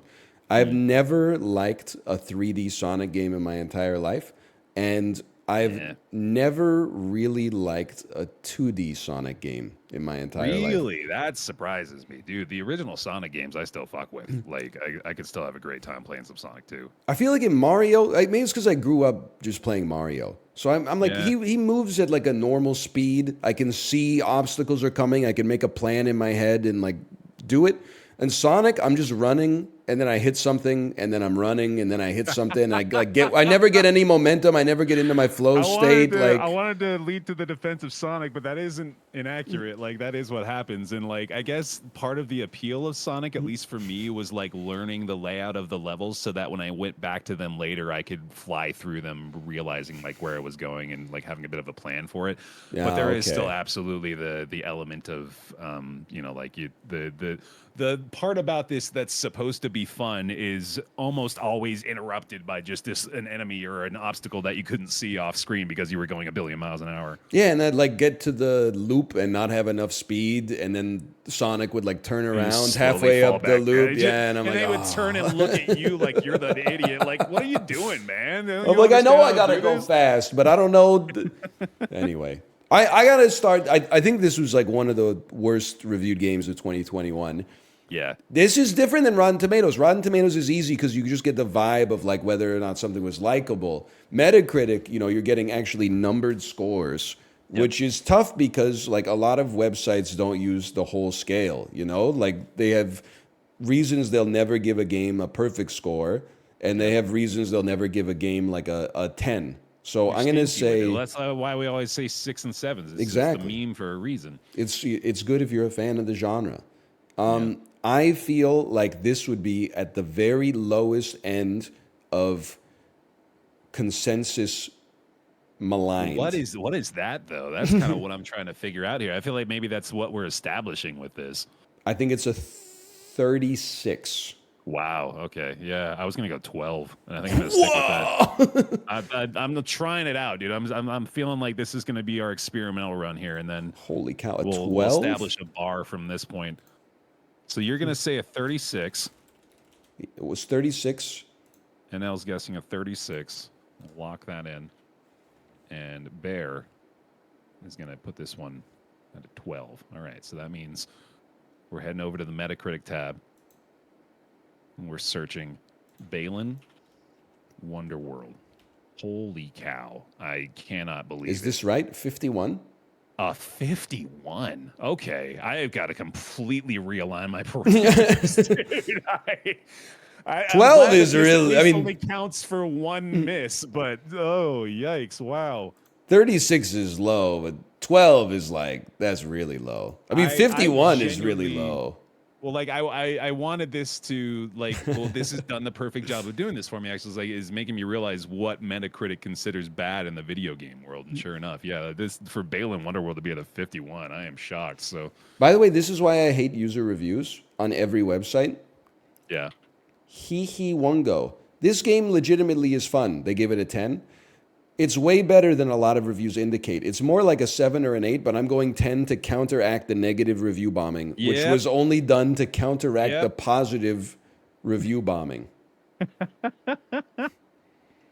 F you stupid corporate S, accept the crap game for what it is, says Kiech with a 0 out of 10. So yeah, 0 out of corporate game. The Even though Bal and Wonderworld went woke, bro. Can't help it. All right, that's a point for Ryan. So yeah, I'll just run down the list. I guess. Yeah, I don't yeah, have please too do. many, but we'll see what we can do here. So I got one that I figure is probably going to spawn a very interesting discussion. Let's go with No Man's Sky. Okay, that's interesting.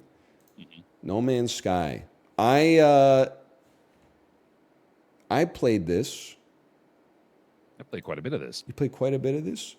Yeah, I I played I played enough when it first came out to like gauge how it is, and back then was terrible. But I have played this multiple times after multiple updates since, and it's a very good game now. Like it is fully transformed to the point where it's just fun and good at this point. This is not a knock on you at all, but this sentence is like how I know that this game is not for me. The game is built around 5 pillars: Yep.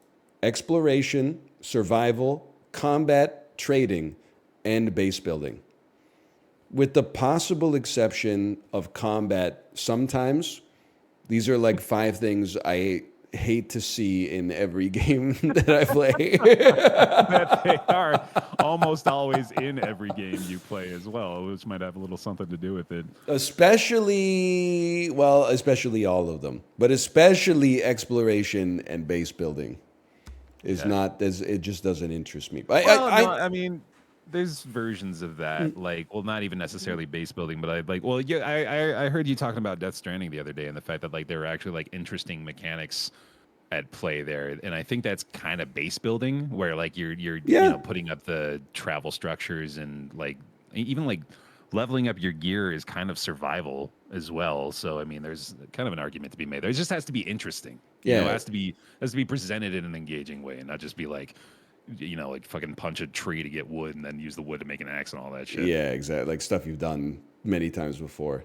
Yeah. Well, Someone was asking if it's the current Metacritic score or the release date score. We're guessing the current one because I don't think there's really a way for us to guess the release date score unless we like use the Wayback Machine or something. Yeah, I think that's why this is an interesting one, because I'm pretty sure. I bet No Man's Sky had like probably in the low 70s if I had to guess when it came out. Because it was definitely a disappointment, but I feel like a lot of that came from the user side, and critics are more like maybe it didn't deliver on its promises, but it's still interesting. Yeah. Definitely, it's like like in the 80s recently, if not maybe even a little bit higher. Like it seems like they kind of like drew the rest of the elephant, right? Is that the metaphor? Yeah, I think that one works too. Well, I guess I got to hit you with the first guess here, since you guessed first on the last one. I'm pretty much with you on that, and I might even steal your guess, essentially. I want to go with like an 81 here Okay. for No Man's Sky. I feel pretty good about that. How you doing? It's really so. This is a gut check. Do I think that websites updated their reviews after the game got better? Dude, the I clicks, do are you think. kidding me? Yeah, For every single update, absolutely. I think you're right. I think they did. I'm again. It's a gentleman's agreement. I could hit you with an 80, or I could hit you with an 82. What I was originally thinking was 86, so I'm going to stick with 86. I like it. Bear's guess is an 81. Ryan's guess is an 86. Now pulling up No Man's Sky. I guess it'd just be Beyond, right? Would be the Oh the yeah. latest update. Or is this? Oh, this is the? I think that's the expansion specifically. That's the Hold on, I think I PlayStation need 4 version. No Man's Sky. This goddamn ad is blocking the search bar, dude. Are you claiming your 50 free spins on Thunderstruck Wild Lightning slots from Luxury Casino? Okay. The full game for No Man's Sky, released on August 9th, 2016, currently sitting at a Metascore of 71. User Sad. score generally unfavorable at 4.9. That's really surprising. I'm Well, realizing. no. Actually, it shouldn't be because that's still maintaining all the ones from the beginning, right? So it's working its way back up from like a 2.0 user score, probably. Man, I don't know shit about video games. Yeah, I think that's what I was aiming to prove through the course of this game. So glad we're off to a good start there. Holy. Oh, 1-1. I definitely feel like I have a better chance of at least being competitive with you in this version of this game, though. All right. Let's see here. Let's go ahead and just go right down the quick list of what we. It's put crazy together. this game's on the Nintendo Switch. Yeah, that's weird. Wasn't it like pretty quickly too? Oh no, it came out on the Switch in like 2022. Okay. All right. Let's go with Subnautica. Oh, brother. Okay. Subnautica. So What's this your is Subnautica experience? it's No Man's Sky but underwater. Yeah, pretty much. If survival crafting games have an enemy, it is me. But Subnautica, I really enjoyed like probably the first the start of the game, and then when you The start's maybe great, build dude. like you build your base underwater and like a few tunnels, and I was Yeah. like, this is awesome.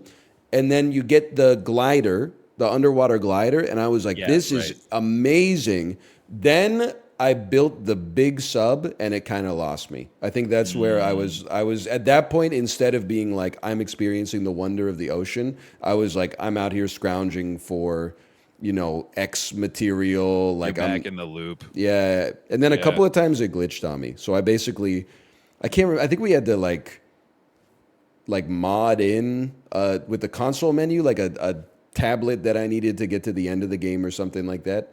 But overall, I liked it. I maybe don't like it as much as the average person. But Yeah, that's fair. how about you? I loved it. I played the whole thing. It was one of my favorite games that we played that year. But then I went back to the expansion, and I'm a little ashamed of it, but I was too scared. I could not handle it. Dude. It's scary. I've got a little thalassophobia for sure, and like it's immersive. It feels the way it intends for you, or it makes you feel the way it intends to make you feel. And man, I couldn't do it, dude. I couldn't even play the expansion. It was too scary, too spooky. I feel like I I think definitely you're got up scared a first on few this one. times. But mean, I'm going to the- call this one, I'm going to say this is an 88. I think that when it originally Wow. came out for the PC, it was beloved, maybe had some bugs that kept it from being in the nines for traditional reviewing outlets. yeah. I think I'm 88. That is up there, dude. I feel kind of like I'm not being as bold as I ought to be, but I actually feel very strong about my previous guess for this one as well. I'm going to go with an 81. An 81, for okay. Subnautica Okay. 2. Yeah. All right. Pulling up Subnautica. And make sure it's the PC version. I don't want to see it on Xbox PC. where It's on it's PC. got a 99 because it has no other games. This one person reviewed it for XboxFangamer.com. Generally favorable, a Metascore of 87. Nearly nailed it with the 88, man. Well done. That's a point for Ryan. See, I'm not taking issue with this particular website, okay? Subnautica is hands down the best survival game I've ever experienced. You gave it a 95? Yeah, Can't we go nuts on the table and say if it's the best I've ever played in this genre, we can just give it what 100? beats that? Yeah, exactly. You've set your parameters now, and you better abide by them. Damn it! No one's ever going to trust CD Action reviews again. Okay, I said I'm not taking issue with the outlet. I'm just saying. Blast. You out there in chat, CD, get your shit together. I worry sometimes that there's critics who are like, if I give something 100, the reader will be like, that it can't possibly be perfect because nothing is perfect. So they dock like Yeah. 5. It gives to me the appearance of docking 5 points just to maintain some like critics' legitimacy, which I think is cowardice. But maybe that's not what they're doing. Maybe it crashed 6 times for them or something like that, which is fair. Yeah. How about Duke Nukem Forever? Okay, now this is Back into the other. this is end of the spectrum ass. here. Yeah. Duke Nukem Forever. Oh God, whoops! I accidentally sized the text. I almost just want to leave this like this for a minute. As Duke Nukem Forever, the words are now occupying about 80% of my screen space. You know the Shigeru Miyamoto quote that's like a delayed game is Yeah. a bad game is bad forever. A delayed game is eventually good. This is like the exception that proves the rule. Well, no one ever finishes that quote. He says, "Except for Duke Nukem Forever." People may not know this. I don't know how old you are. Duke Nukem Forever was like the classic example of like abandonware. It was Yep. announced in like 2002 or something like that, and it took 10 years to make. It died and was abandoned 8 times along the way, then eventually came out and was so much worse than even the biggest haters could have possibly imagined, in my personal opinion. I did play the demo for Duke Nukem Forever just before the game actually came out, and I was like, this is definitely pure ass, and is straight up like not worth my time at all. I'm gonna give it a, because I think back in 2011 there were still a lot of guys who might have resonated with Duke Nukem been working in the industry. Yeah. So I don't think it's going to be a high score, but I think it's going to be higher than I personally would give it. I would put it at a, I'm going to say a 52. Okay. Slightly higher than Balin. Duke Nukem Forever began development under 3D Realms and underwent a, quote, severely protracted development that lasted more than 14 years. Initially announced in 1997. This sentence Holy is shit. so good. It was delayed several times, which was attributed to engine changes, understaffing, and a lack of a development plan. It's like everything that could possibly go wrong. Which was attributed to gestures broadly at everything. Oh, man. All right, you went 52, right? 52. 52 for Duke Nukem Forever. Oh boy, man.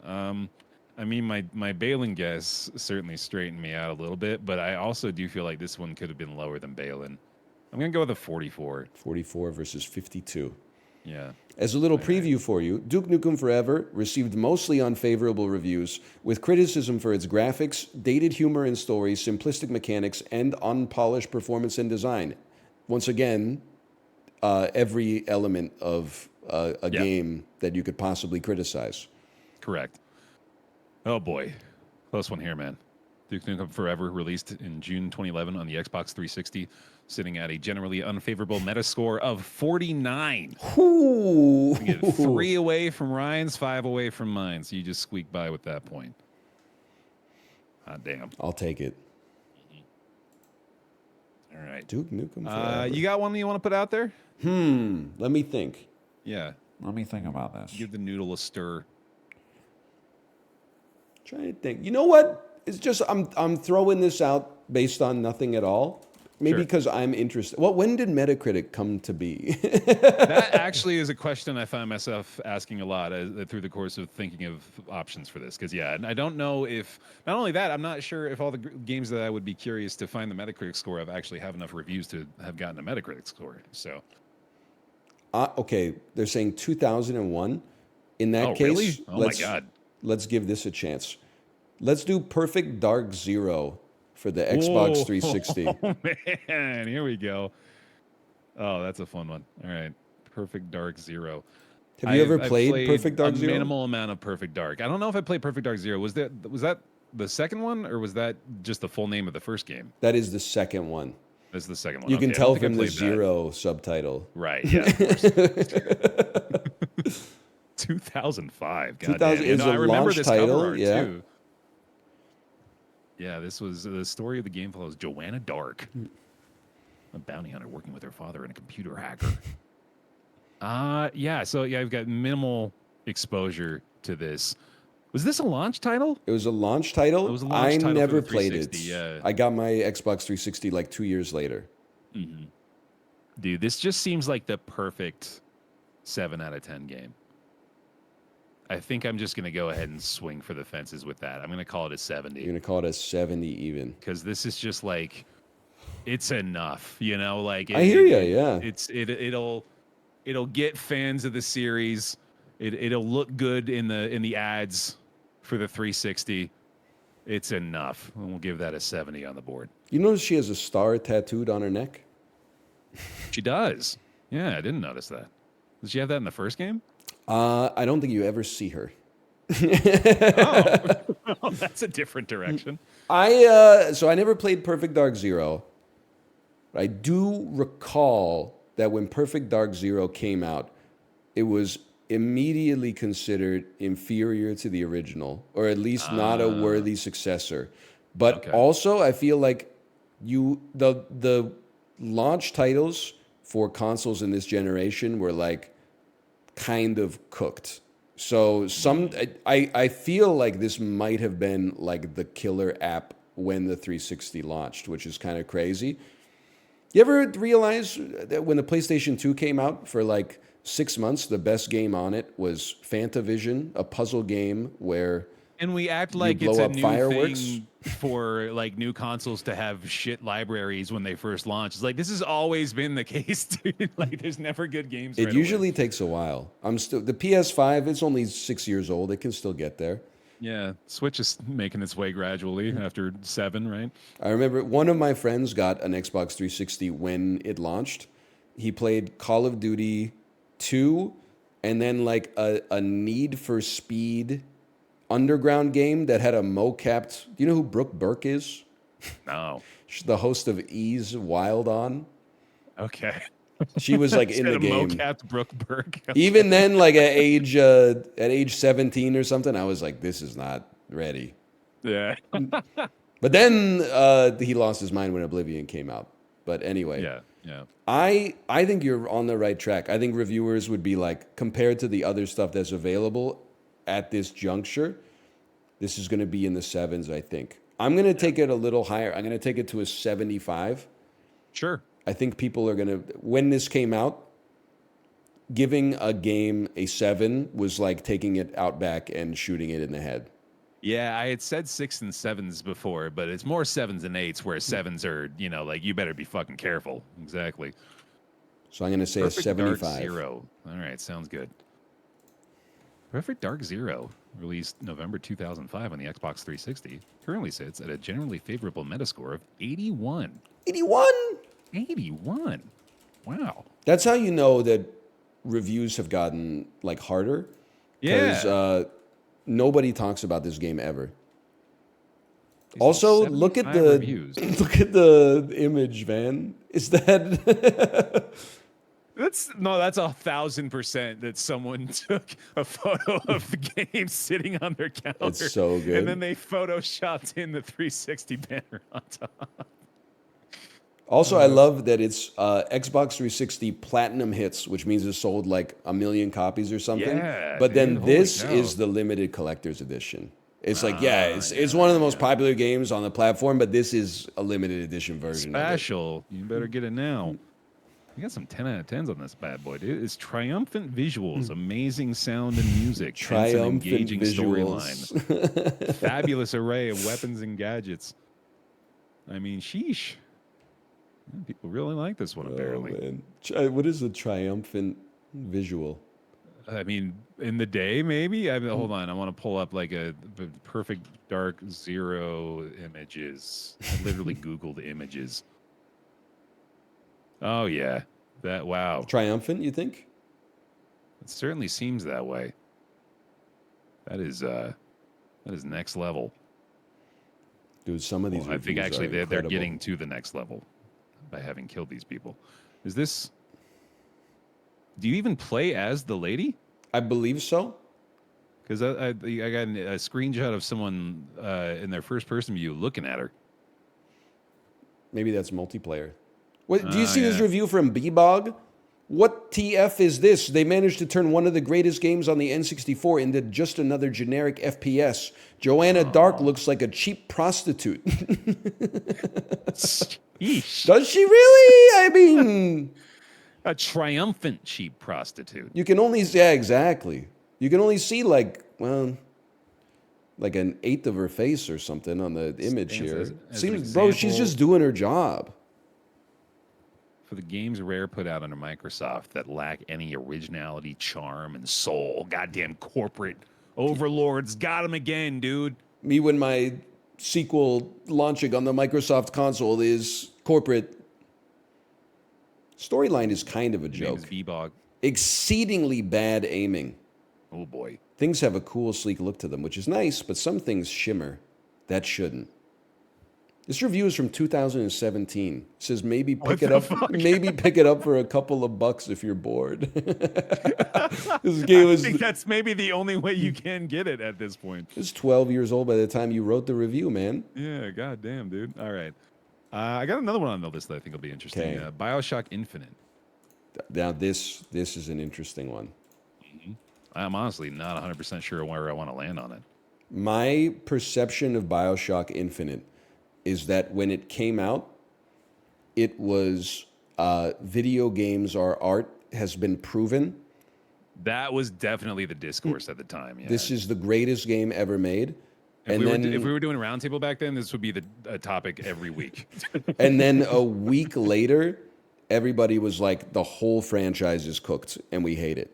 Yes. It was one of the fastest reversals of public consensus I think I can recall at least. Well, it also came on the heels of one of the biggest hype machines that we had seen in a long time. Like it was like Fable, and then this. It feels like it was like these are the two fucking like revolutionary releases. Yeah, I can't believe it's 11 years old. Yeah, that's weird. When did this come I out? liked this game for what it's worth. I don't know if you even played it. I played the whole thing. It was pretty fun. It's the only one I've played of these is really Subnautica. Yeah. Sorry, I've only been streaming for like 12 years or something. Yeah, you'll get to it. I assume, having reflected on it a little bit now, this was probably reviewed very well. Like, it's even more so one of those games where the fan base was going to leap down the publishers or the reviewers' throats. Yeah. If they didn't, like treat their baby right. I want to put this in like the 80s, man. I want to go with like an 86. 86 for BioShock Infinite. This is crazy. I'm gonna take you even higher. Wow. We have to set like an upper bound, okay? Like, no disrespect, because I would be exactly the same if I worked as like a traditional reviewer. But like, it's very rare for like a new game to get a 98. The only thing that gets like a consensus 98 is like one of the best games of all time gets remade. And people are like, I know that no one's going to be like mad that I gave the Ocarina of Time remake a 10. Yeah. So I feel like 96 is like the highest it gets for 99.9% of like modern the releases. Universally beloved stuff, yeah. So I'm thinking I'm going to pull it down a little bit below that. I'm going to put this at a 93. 93. I think that the critics anointed this, and then cynicism took over. Now, I haven't played it myself, so I don't know who's right. Probably the cynics is what I would guess, but I mean, it's a safe bet. Dude. Man. I don't want you to be running away with this like this early on, but this is ridiculous. BioShock Infinite, released March 2013. Universal acclaim. Metacritic must play with a score of 94. 94. What did I say? Gives you another point with your guess of 93. Holy. He's got his finger on the pulse of an entire generation. 94 is really high. I don't know why this guy's really holding high, dude. This guy's holding a gun like right at my face. 8.6 on 10,000 user ratings. This was even more popular than I thought, man. This game blew up. This Didn't have the hype. Holy cow. People feel very strongly about BioShock Infinite one way or the other, that's for sure. except for Hawk Bickler. I have mixed feelings. Beautifully made, but for some reason, the emotions I got from it were not as strong as with Rapture. It didn't resonate. I mean, BioShock, the original game. I'm honestly curious to see if the original BioShock is rated higher. I think that game is better than Infinite. I played the BioShock demo on Xbox 360 like 30 times as a kid. And then I didn't play it when it came out because it cost money.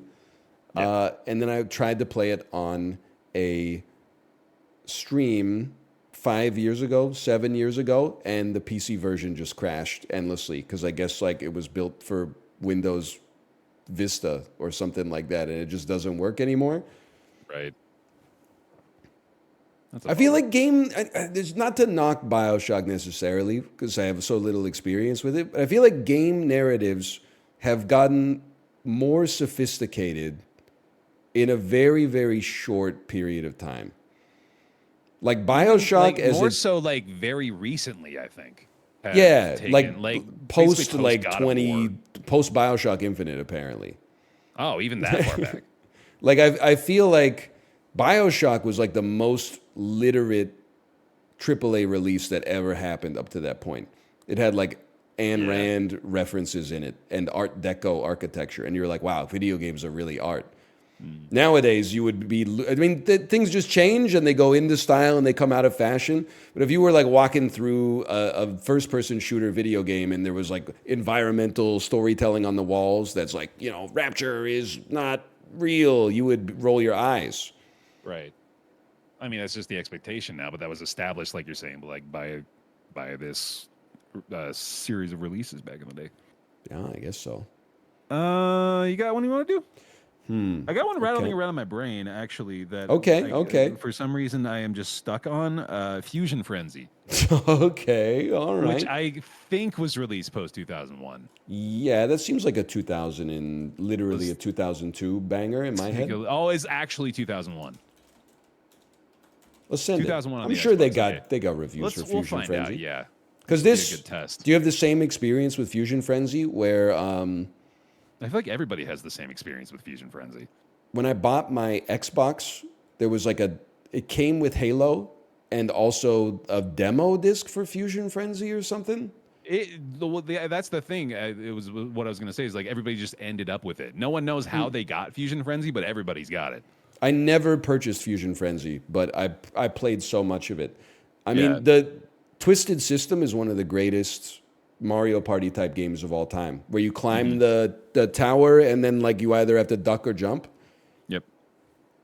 But I know about Fusion Frenzy. I know that it is well liked by the audience, but was maligned by critics at the time of its release. Oh, really? I didn't realize that. I also didn't realize they made a sequel. I think that Fusion one was Frenzy even 2 on the more 360. hated. It looks terrible just based on the box art. I feel like Fusion Frenzy at release probably got like, I'm going to say it was like at a 67 on Metacritic. It's even higher than I'm wanting to go for it.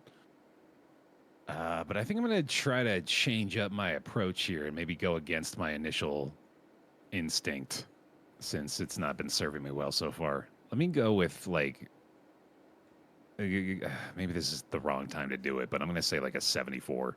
74, okay. Yeah, still pretty mediocre, but I feel like we're still back in that era where you couldn't give a game a 6. You're not willing to be as critical because it's a game and it was probably free. I think for a lot of people too. I think it was like a built-in. That takes the sting out of it for release. Sure. Yeah. All right, so we'll test our database here and see if. Well, sure enough, they've actually got a listing for it. What, 100 Fusion Frenzy sweep? This is upsetting. I can't even find Fusion Frenzy. Fusion Frenzy on the original Xbox, released November 2001, sits at a mixed or average Metascore of 70, meaning that you beat me by a goddamn 1, and you get the point, as your guess was 67 and mine was 74. What can I say? And I I know hate it. I know Fusion Frenzy. Apparently. This is kind of my era. I genuinely, I swear it to you, I went to school from ninth grade to at least 11th grade, went to school, would come home and like just go to Rotten Tomatoes or Metacritic Yeah. and yeah. just look at it, just browse when you used to just browse the internet. And then I would just be like, it just, the information just gets kind of rolled up into your brain and you don't remember the exact number, but it kind of sticks in there. Do you recognize that you are an anomaly as far as your ability to retain information? I think that what happened is that everybody else was like out having fun. So then I would just be like playing NHL 2K4, and then like when the opponent paused, I would just be like, "Oh, I wonder what this game has on Metacritic," and type like MX versus ATV Unleashed into Metacritic. Ooh, that's a good one. You don't want that's going to You, be you remember that one, that's right? a Yeah, you remember that 77. dead on. Maybe be in the low 80s, honestly. Oh, here, let me find out. MX versus ATV Unleashed. Low 80s is very close. Yeah, 79. All right. Well, glad we didn't do that one. Okay. You got anything you want to go for? Yes, All right. the original Tom Clancy's Splinter Cell. Oh, I love that. Yeah. The most Very good. photorealistic game that has ever been released in history. Absolutely. Excellent. Excellent choice. Okay. So I know you've played plenty of Splinter Cell. How much of the original Splinter Cell, though, did you play? I bought it. It was originally an Xbox exclusive, and then I think later it became multi-platform. And there were huge debates because I only had a PS2 at the time. There were huge debates over which version was the best, and the Xbox version won because of the lights on the dude's freaking head, if I remember course. correctly. no, the PS2 just couldn't handle the 3 green lights on top of Sam Fisher's head. They were really processor intense. I didn't have the patience to beat it though. I think I only beat like a few levels, and then I was like, "Screw this! I'm going back to Madden." This was one of my favorite franchises as a kid. It's Full a stop. great game. I think that a lot of the way that I played other games was influenced by the Splinter Cell franchise. Like, I think the reason that I approach every outpost in Far Cry with the full intent of not being discovered by a single person is Splinter Cell based, because I had so much fun doing that in these games. Like, it scratched so many itches for me of being able to be a sneaky boy, never discovered, accomplish the objective, and get the hell out of there. It's like such a good time. And I can't stress enough how good it looked. At the time, it was like better Triumphant. than real life. This is the triumphant visuals. Yes. They had real shadows in this. This was one of the games that put Ubisoft on the map, I think. I'm trying to remember before this, they put out like, hold on, I'm checking their game catalog now. I can't down, think all the way of a huge Ubisoft game from before. Well, it was like this. it was Prince of Persia after that, and then of course Far Cry came in 2005. I think this was the first one. Rayman, yeah, but only that like one kid in class who would like chew on his sleeve was playing Rayman. Yeah, Back in the day. I mean, that's certainly. I'm sorry for the personal attack, but you would be like, "Hey, you were talking to your friends about like Super Mario 64," and then some kid would be like, "Hey, have you played Rayman 2?" Yeah. You're like, they won, okay? Rayman is like a cult classic now, but at the time Right. we were like, "Get a load of this guy." I Let think I me had go first on this guess. one to put Yeah, you you got it. in an advantageous position. sure. I recall, and let's just say that we're going to go with the Xbox version because that was the original one. Because I can't be held responsible for like if you click on the Nokia N-Gage port. I remember this being perhaps after Halo, the must-own console exclusive when it was exclusive. I remember it being a critical darling. Yes. I believe that this will be at 92. 92. Oh boy, I feel you've put me in dire straits. I wanted to go 88, but now you have me rethinking it. Now you have me thinking it's going to earn one of those Metacritic must play badges. Oh God, Look at those God rays on the cover, man. yeah, triumphant. You got a 92 locked in there. Let me go with a. I'm going to do it, man. I'm going to go bold again. Let me go with a 95. You know what? I think that's a good play. I think so too. I can't think of what you would criticize. I'm not saying it's a perfect game, but I can't think of what you would criticize Splinter Cell for. Yeah. I'm outraged. I am. Oh no. I am livid. I can't believe this is happening. Tom Clancy's Splinter Cell released November For the Xbox? 2002 on the original Xbox. This is the Xbox page. Universal acclaim. Metacritic must play. 93. 93. 2 points away from my guess. 1 point away from yours. Ryan gets the point again, for God's sake. Yo, why he biting his lips like that, though? He do be biting. He just needs He's doing something else, dude. He needs the backwards hat. You know what I'm talking about? Yeah. But keep the goggles. This review from Rewired Mind. My surroundings are resplendent, yet my path Oh to my success lies in shrouding them with darkness. It's true. Little friggin' G4 TV review, dude. Didn't do so well on the throwback. Game Boy Advance. Only a 77 on the Game Boy Advance. Ooh, rough. This is the reason why you bought an Xbox. Man, I was feeling so good about that 95 guess, too. Only loses to the 92. Oh, dude, they were firing shots. Splinter Cell's low-key approach to plot development is a refreshing change for those of us who would rather play our games than watch them, like Metal Gear Solid 2 for that matter. Just straight up naming names. Oh, snap. Hideo reads these. Team dude. Don't they know that? Xbox has joined the side of the Splinter Cell Stealth Wars on the side of Splinter Cell. Fearless. All right. That was a good guess, or a good game to guess. I'm trying to come up with a suitable follow-up here. You got me going different directions with it. Okay. Here's a wild card for you. Mm-hmm. Madden 2014. Oh man. Okay, this is a great. You put me on the back foot. Okay, let me give you my. I can't even find it on Wikipedia. I got 13. I got 11. Hang on. I got to go to the. It's like finding out who became like the next Secretary Treasury. Like I got to go like preceded by. Was it? It must have been called Madden 14 because I'm getting 10, 12, 13, 15, but no 14. Oh, it's called Madden NFL 25. Oh, It must be the just happened to 25th be anniversary. How weird that I selected that. Well, you know what? Let's go with that. Yeah, Madden 25. So here's my understanding of Madden. Yeah. As I see it. As a youngster, as like a teenager, Madden was consistent, but it was consistently pretty good.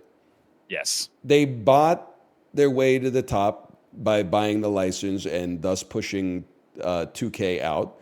But it was, you were like, that's the inferior football game, but it's still like pretty good.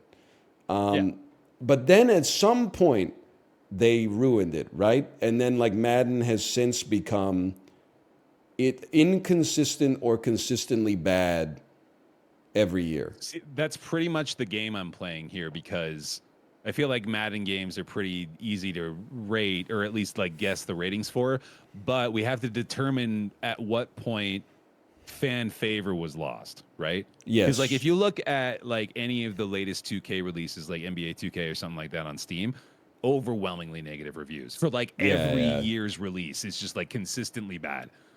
But that happened at some point. There was a time where people were just sort of willing to accept the slop fed to them every year with this franchise. Oh, dude, the rookies! I gotta play as the rookies. And, in free agency, Clinton Portis is on Washington now.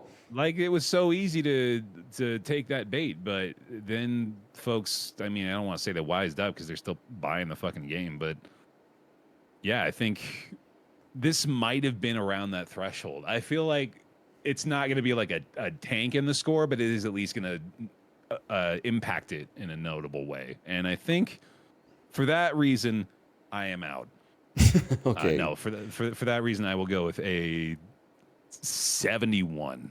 Okay. You put me in a tough spot on that one. So I think that they also their critical fall off has coincided with the rise of microtrans. Basically, the games are just designed to sell you packs. Yeah. I feel like 2013 is like a little too early. Like people were still inoculated against microtransactions to some extent. They were like, I'm not. I mean, people were buying CS:GO crates and keys, but I feel like Ultimate Team hadn't become like, the scourge of the industry yet. This was like peak crates years. Peak crates like years, I guess. 2014, 2015. I feel like now is peak crates years.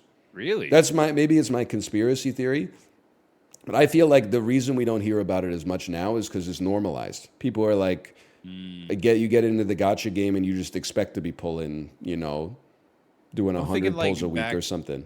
Back when like the streamers were like running the scams for the CS:GO boxes and that kind of thing. Like That's definitely this era, yeah. Yeah. I don't know. I feel like it's going to be lower than I expect because I'm reading the synopsis and it says it's a launch title for the PS4 and the Xbox One. I feel like one of the heuristics is that like launch sports games, it always takes them like a couple of years to find their footing on the modern consoles. Right. But you said 71? I said 71. And I'm praying you give me one here because yet again, it's becoming a very quick runaway. I'm going to go out on a limb and I'm going to say this is pre-super fall off. Because now I think they probably end up in like the 60s or the 50s most years. Yeah, I'm going to say this was just before that. I'm going to say 75. 75, all right. I can't help but feel like you might have gotten this one too, because I think we're about right in our analysis, and that this might have been just like right before this all started to collapse on them. Oh my God. I'm pretty surprised by the result here for Madden 25, released on the Xbox 360 August 2013. A generally favorable Metascore of 80. 80. That's up there, man. Maybe it had something to do with the 25 thing. Maybe there were like unique features for this game that elevated it a little bit. Maybe people like it more, but yeah, sure enough. Another point for Ryan. It only had a 39 on the iPad though. Oh, well, okay. Balance in all things, I guess. You're fucking playing Madden on an iPad, dude. Can you imagine? It can't be good today, let alone 10 years ago. Spoiler alert, this review contains spoilers. Okay, one moment. Mm-hmm. Just, I don't want to spoil Madden NFL 25 for you, Chad, so I just let people plug their ears. Yeah, no, thank you. All right, it's not. They were just joking. Oh. You want to go again? Okay, let me think. I'm going back I'll concoct while you're concocting. I'm going back to well, we can't both concoct at the same time. Well, we can't look each other in the eyes while we concoct at the same time. So long as we're facing opposite direction. Let's go with a game that goes by the name of... I've got a good one, so I'm ready. I was concocting while you were telling me not to concoct it, so I'm sorry. You ever hear of a little game called Dark Cloud 2? Yo, right up my alley, I've walked into your trap. Here we go. I'm coming back now. Not just Dark Cloud. Dark Cloud. Man's talking Dark it's okay, Cloud. we can't do it because instead of looking it up on Wikipedia, I looked it up on Metacritic. No, I did too. Fucking the exact same thing. God damn it. Okay. Mind. Not Dark Cloud. Not Dark Cloud. We can do Dark Cloud because I didn't see Dark Cloud. I saw Dark Cloud. God damn it. Oh, man, that was such a good one. Okay, how about... I'm glad Dark Cloud 2 is so high. That was like an 87. 87, yeah. Yeah, man, that's sick. That's a good game. Y'all ready for this? Panzer Dragoon Orta. Yo, here we go. Okay, that's even better. I own this. Fucking wonderful game name, in my opinion. I will regale you with my Panzer Dragoon Orta story. Please, yes. This I did have my Xbox by this point. It was the summer. I don't know when it came out, but the summer as I finished 9th grade, I said I'm not going to get a job this summer. I'll just get a video game instead, something to keep me busy. I bought Panzer Dragoon Orta because I knew the reviews were amazing. People said this is a must-play game. Took it home. It's 2 hours and 7 minutes long. Holy cow! Really? So I did not know. There's that. 5 levels, I think. I beat it, and then beat it again, and then the next morning woke up and beat it like 3 more times, and then I played Panzer Dragoon Orta. Anyway, so after I finished the game like 5 times, I was like, this is not going to work for the next 2 months. So I went back to Electronics Boutique and bought World Series Baseball 2003. And Nice. I played that for the remainder of June, July, and August. having regaled me such, though, I do feel as though your interpretation of the game may have still been positive. Yes, I think it was a great game. But I definitely think as a kid who was very concerned with like entertainment value, replayability, like there's not a lot there. But I still... I mean, I bought this because of the reviews. Let's put it that way. Right. Yeah. So that's given us at least a little bit of direction. I think I was first on the last one. Okay, I see. No You're pressure. up. You're up. I believe that this has an 89 on Metacritic. Dude. You know what? It's that one digit far enough away for me to want to stick with my initial guess. If Okay. that's where you're going to go, because I'm going to go with a 91. 91. Yeah. I remember it being up there. Like, people are saying this is crazy, but I'm telling you, it was... I mean, this was a very well-liked game when it came out. Brother, this is wild. Panzer Dragoon Orta, released January 2003 on the Xbox. Sitting at universal acclaim with a score of 90. That's going to be a point for both of us, bud. A point for both of us. That's an even split. Please tell me there are some user reviews that are like, this is 47 seconds long. This is, in my opinion, the best original Xbox game. One could say the 2 Halo games are better, but I definitely cannot argue with that. Listen, bro, Halo 2 clears Panzer Dragoon Orta. No disrespect to Sega, but... It's a fun and unique game, but can be difficult.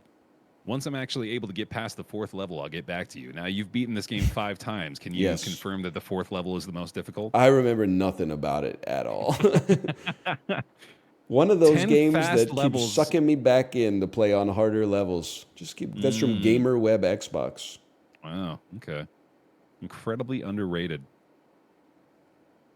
It's a shame that Panzer Dragoon Saga, the prequel, is so expensive to rare to buy. Is that true? Is that like a collector's item? Yeah, Panzer Dragoon Saga, I think it's on the Saturn, is like one of those rare games. Huh. Like it's like the Michael Jordan rookie card. That's cool. I think you typoed NL's score there, friend. Oh yeah, he's up to 78-2 now. Yeah, that's a little exaggerated. They got a 60 from FHM. Oh no! This will bring you back, man. The Gentlemen's Lingerie magazines were reviewing Panzer Dragoon Orta, and honestly, they were kind of cooking. Beautiful and inspired, but too short. I think that's fair. I wouldn't give it a 60, but man. Holy, yeah. FHM was like when you're too mature for Maxim. Right. Instead of like top 100 hottest women in the world, they're like the 50 most glamorous beauties. The 50 most educated, elegant ladies. All right. Well, how about Halo 5? Okay, I have absolutely no idea. Same here, so I think it'll be perfect. People may not know that you are an ex-Halo champion. I played the game competitively for, let's go with probably like 3 years. Back in the where I era was- where you had a special backpack to carry your Xbox around, the I had controllers and the the- power brick. I had the Astro A40s. We had the daisy chaining. We each had the exact same ViewSonic 24-inch monitor, the Gunner glasses, the whole fucking 9 yards, dude. I was all in. I was MLG or bust. And then I went to a local tournament with the best team that I had had up to that point. We got into the finals where the winners of that tournament would receive free travel and admission to the next MLG event. So it was legit. We got to the finals. We lost the first game, won the second game. I made the choice for our squad because the winner of the second game got to choose what map the third game was on. Yeah. I decided we should play against them on the map they beat Blood us Gulch. on. Well, that would have been a better choice, but I wanted revenge. Like I was, my ego got in my mind. I was like, we can beat them on that map, dude. Let's do it. They kicked our asses. We got this shit kicked out of us. I did terribly, and that was the moment where I was like, I shouldn't do this anymore. Oh, I man, don't that have is what funny. it takes. But imagine if you ran it back. I know, dude. It would have been pretty wild. All right, so anyway, Halo 5. Halo 5 was certainly not a game that I played competitively. In fact, I played very, very little of Halo 5. Yeah, I didn't play any of. Well, I'll give you my quick Halo experience. Yeah. Played through the first one many times. Even got the janky like pre-Xbox Live Xbox Connect setup where you could play online through GameSpy. Yeah.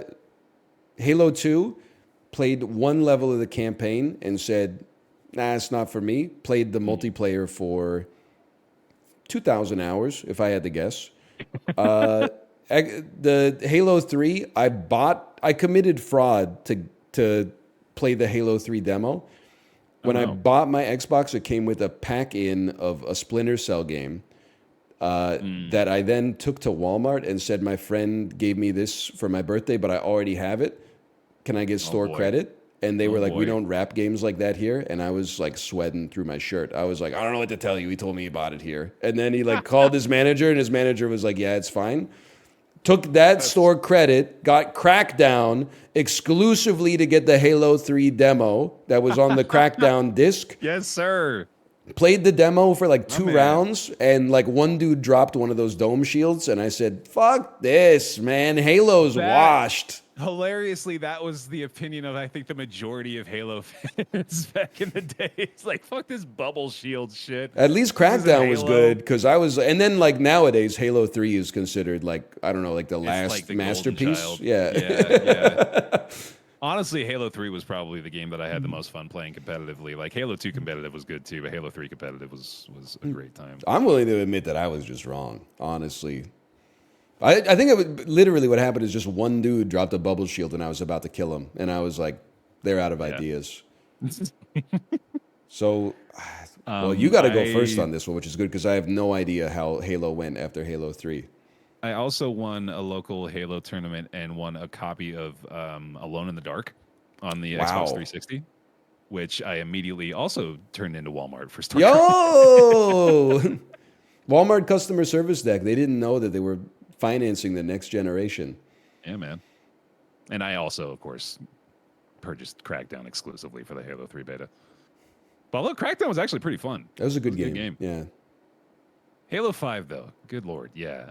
So yeah, this is certainly where my interest in the series died. So is there like an evil Master Chief? Like, is that what's going on the cover here? Or I don't give a damn.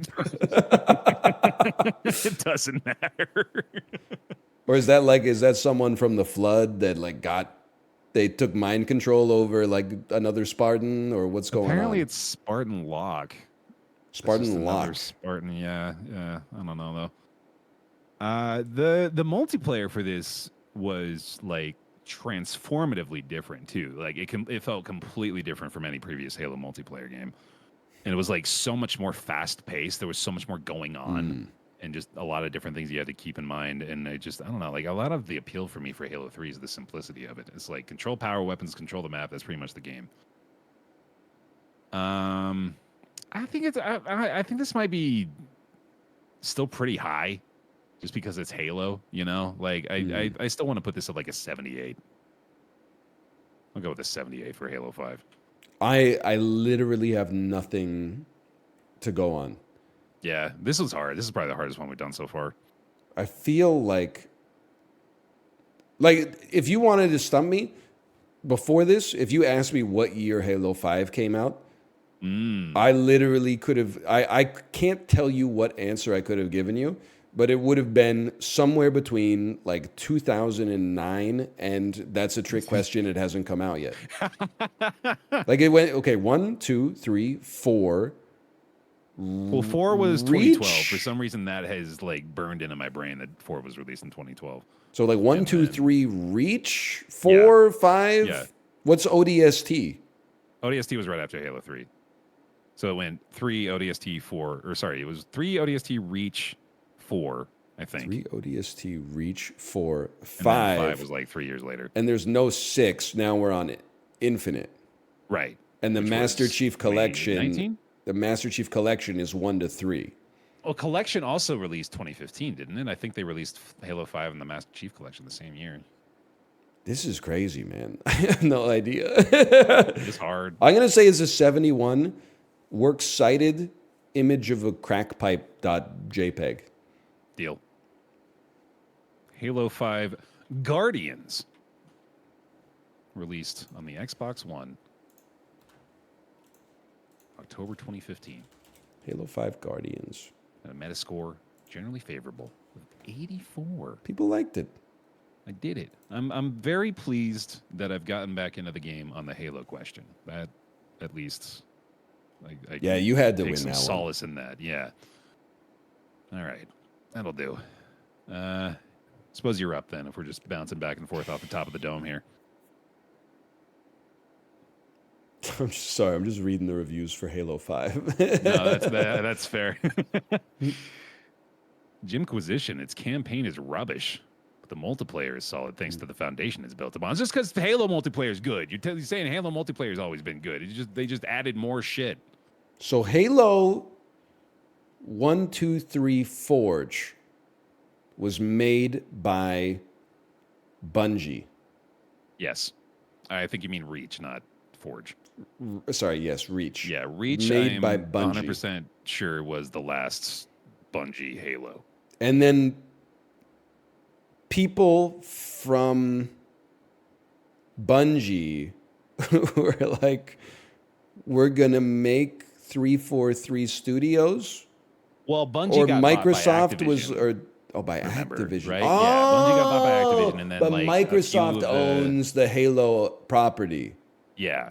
So they were like, we need somebody to make Halo games. And they were like, well, let's get the people that made the Halo games. And then that turned into 343, but then 343 kind of had its own like upheaval of the upper management.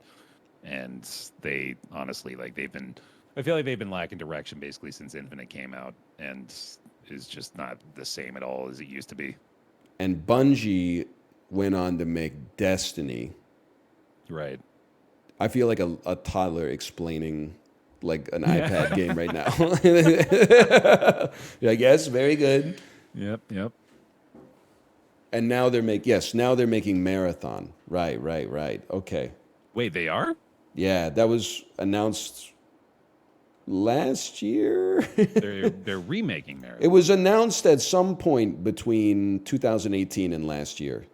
Dude, Marathon came out in 94. Holy hell. And it's a Tarkov style extraction game, I believe. Huh. Interesting. Okay, let me think of something. Halo 5 was a good one. That's mighty tricky. I think we should go back to the lower end of the spectrum. Okay, bad 'Cause games. I think there's a lot more variance there, in my opinion. Okay. How about, in that case, you want to go bad games? Yeah. How about Rise, Son of Rome? Ooh, that's a good one. An like that a Xbox lot. One launch title. Yeah. I still remember the box art for that one too. Me too, because it's in front of my eyes right now. Right. just an angry gladiator. I thought he was screaming for some reason, but no, he's just. Excuse me, bear. He's not a gladiator. This is a Roman I'm legionnaire. Sorry, the legionnaire. You're right. I look like a fool. All right, Rise, Son of Rome. So, this was. Was this? No, this was not a launch title. This was. It was. It was. Oh shit! Can I tell you There that you I bought this because of the fact that it was a launch title and then never played it. Wow. The game I played the most on the Xbox One at launch was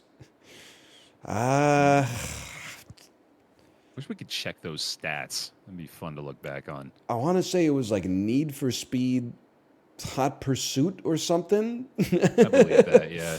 Hot Pursuit, the third Hot Pursuit they made, but not Hot Pursuit 2. This was originally designed to be a first-person Connect-only title for the 360. Wow, what might have been. Wow. Apparently still served a role in the gameplay. I have no recollection of that. I love the way you have to pitch video games.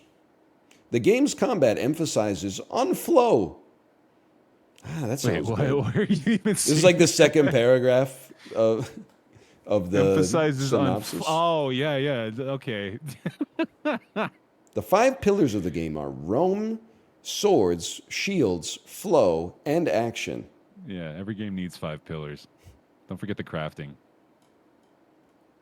I have no idea. I think I'm first on this, or Oh, are you sorry. first on this? I can't remember. am first because I went second last time and whiffed like crazy.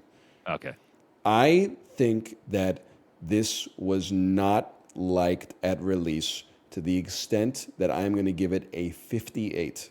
Oh, boy. Wow. Okay. That is much lower than I expected. I'm going to take the safety play of like a 69 just to give myself a nice upper cushion there. 58 for Rise, Son of Rome. Okay. Let's check in on this bad boy. Because I'm still feeling like the 50s, man. It's got to be pretty bad. Pretty damn bad, yeah. Apparently this is pretty damn bad. Rise, Son of Rome. Released November 2013 on the Xbox One with a mixed or average Metascore of 60. Ooh. Nearly nailed it, man. Although it does appear as though, yes, on further review, it looks like my 9 was actually a 0. So good for Bear. Nailing that score. No, that'll be another point for Ryan. Rise is a bit of a Marmite game. See, now we were getting into some serious... Like, these were serious journalists doing the reviews. Yeah. It wasn't like graphics, 10, gameplay, 6, sound, 7.1. Beautiful but stale. Superior, really 10 out of good 10. Looking game. Superior graphics. Triumph. The amount of brutal combat the adventure managed to entertain. I mean, it definitely feels like the poster child of mediocrity for the era. I feel Especially like given the fact that you got it for free and never bothered playing it. this probably killed the entire Xbox One experience for me. Really? So my Xbox One life was like this. I bought Rise and like Dead Rising 3, I think maybe was a launch title, and played them. Well, I played Dead Rising 3 for like an hour, and I was like, okay, let's see what this new console can do in like 3 months. Then I bought The Witcher 3 on the Xbox One and played like 20 hours and just washed out, beat it on PC later.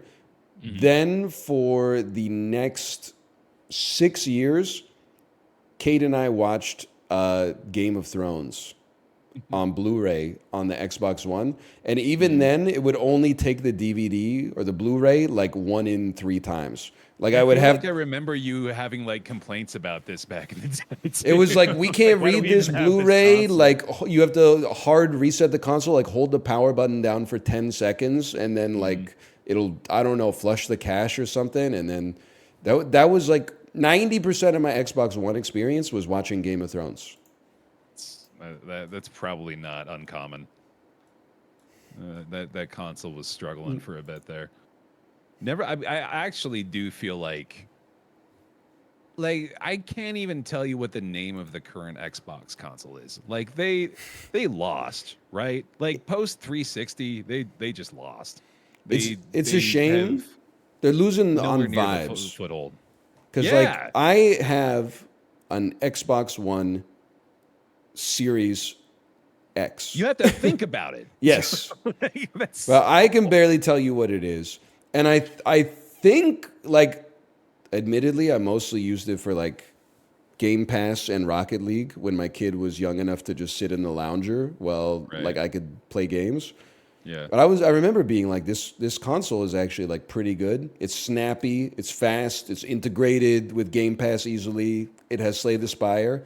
But just, like, I just am, like, uninspired by the brand completely. Well, also just, like, this is kind of getting off on a tangent at this point, but like consoles in general are just serving less of a purpose these days. Like there's so much that you used to depend on a console for that now you can basically get out of your phone for God's sake. You know, like there's very little reason for them anymore. It's great if your PC sucks though, but you still want to stream new games. Yeah, that's true. How about the new Gollum game? Okay. Speaking of not so great ones. Gollum? This was software. Gollum software. No, Gollum is a wiki software. What the hell? Using Git as the back-end storage mechanism. Okay. I did not know that. Gollum? Was it the Lord of the Rings Gollum? The Lord of the Rings Gollum 2023 video game. That was it, yep. It's funny that these games are like, there's such crapshoots, right? Like some movie tie-in games you would never expect to be good are great. Like the Chronicles of Riddick game. The Battle for Middle Earth, the 2015 Lord of the Rings releases, I want to say. Which, this is from literally the same franchise.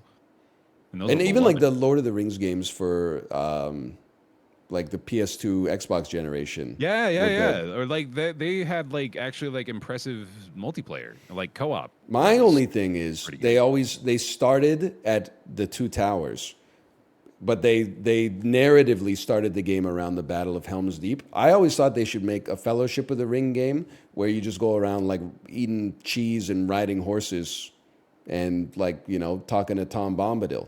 I get that they wanted to get the action going because that's kind of what the games were built around, but they could have set it up with a Fellowship of the Ring game where you're just hanging out in the Shire for a bit. Dude, Jesus. Yeah.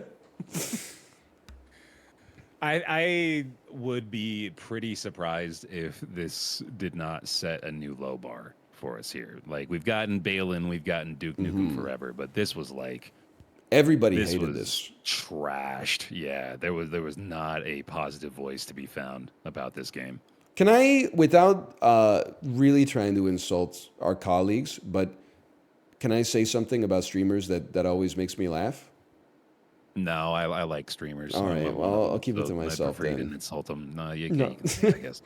I think that like there's some streamers out there, and it's not like a big deal, but they're like, you know, I wish there was like less toxicity in the industry, like the gaming industry. Like these games are made by real people that, you know, like we should take them seriously and we should treat them with decorum. But then as soon as Gollum came out, they're like, this game's so fucked. I have to play it immediately. 24-hour marathon Gollum stream. I have to see just how bad this is. Which is fine because it's funny, but there is a part of me every time where I'm like, I don't think you can have it both ways. Yeah, dude. Well, I mean, like, just embrace the toxicity. Like don't have to be rude to people, but just be like, you know, don't pretend to be like the nice guy of the industry, and then when something garbage comes out, be like, let's mock this for fun.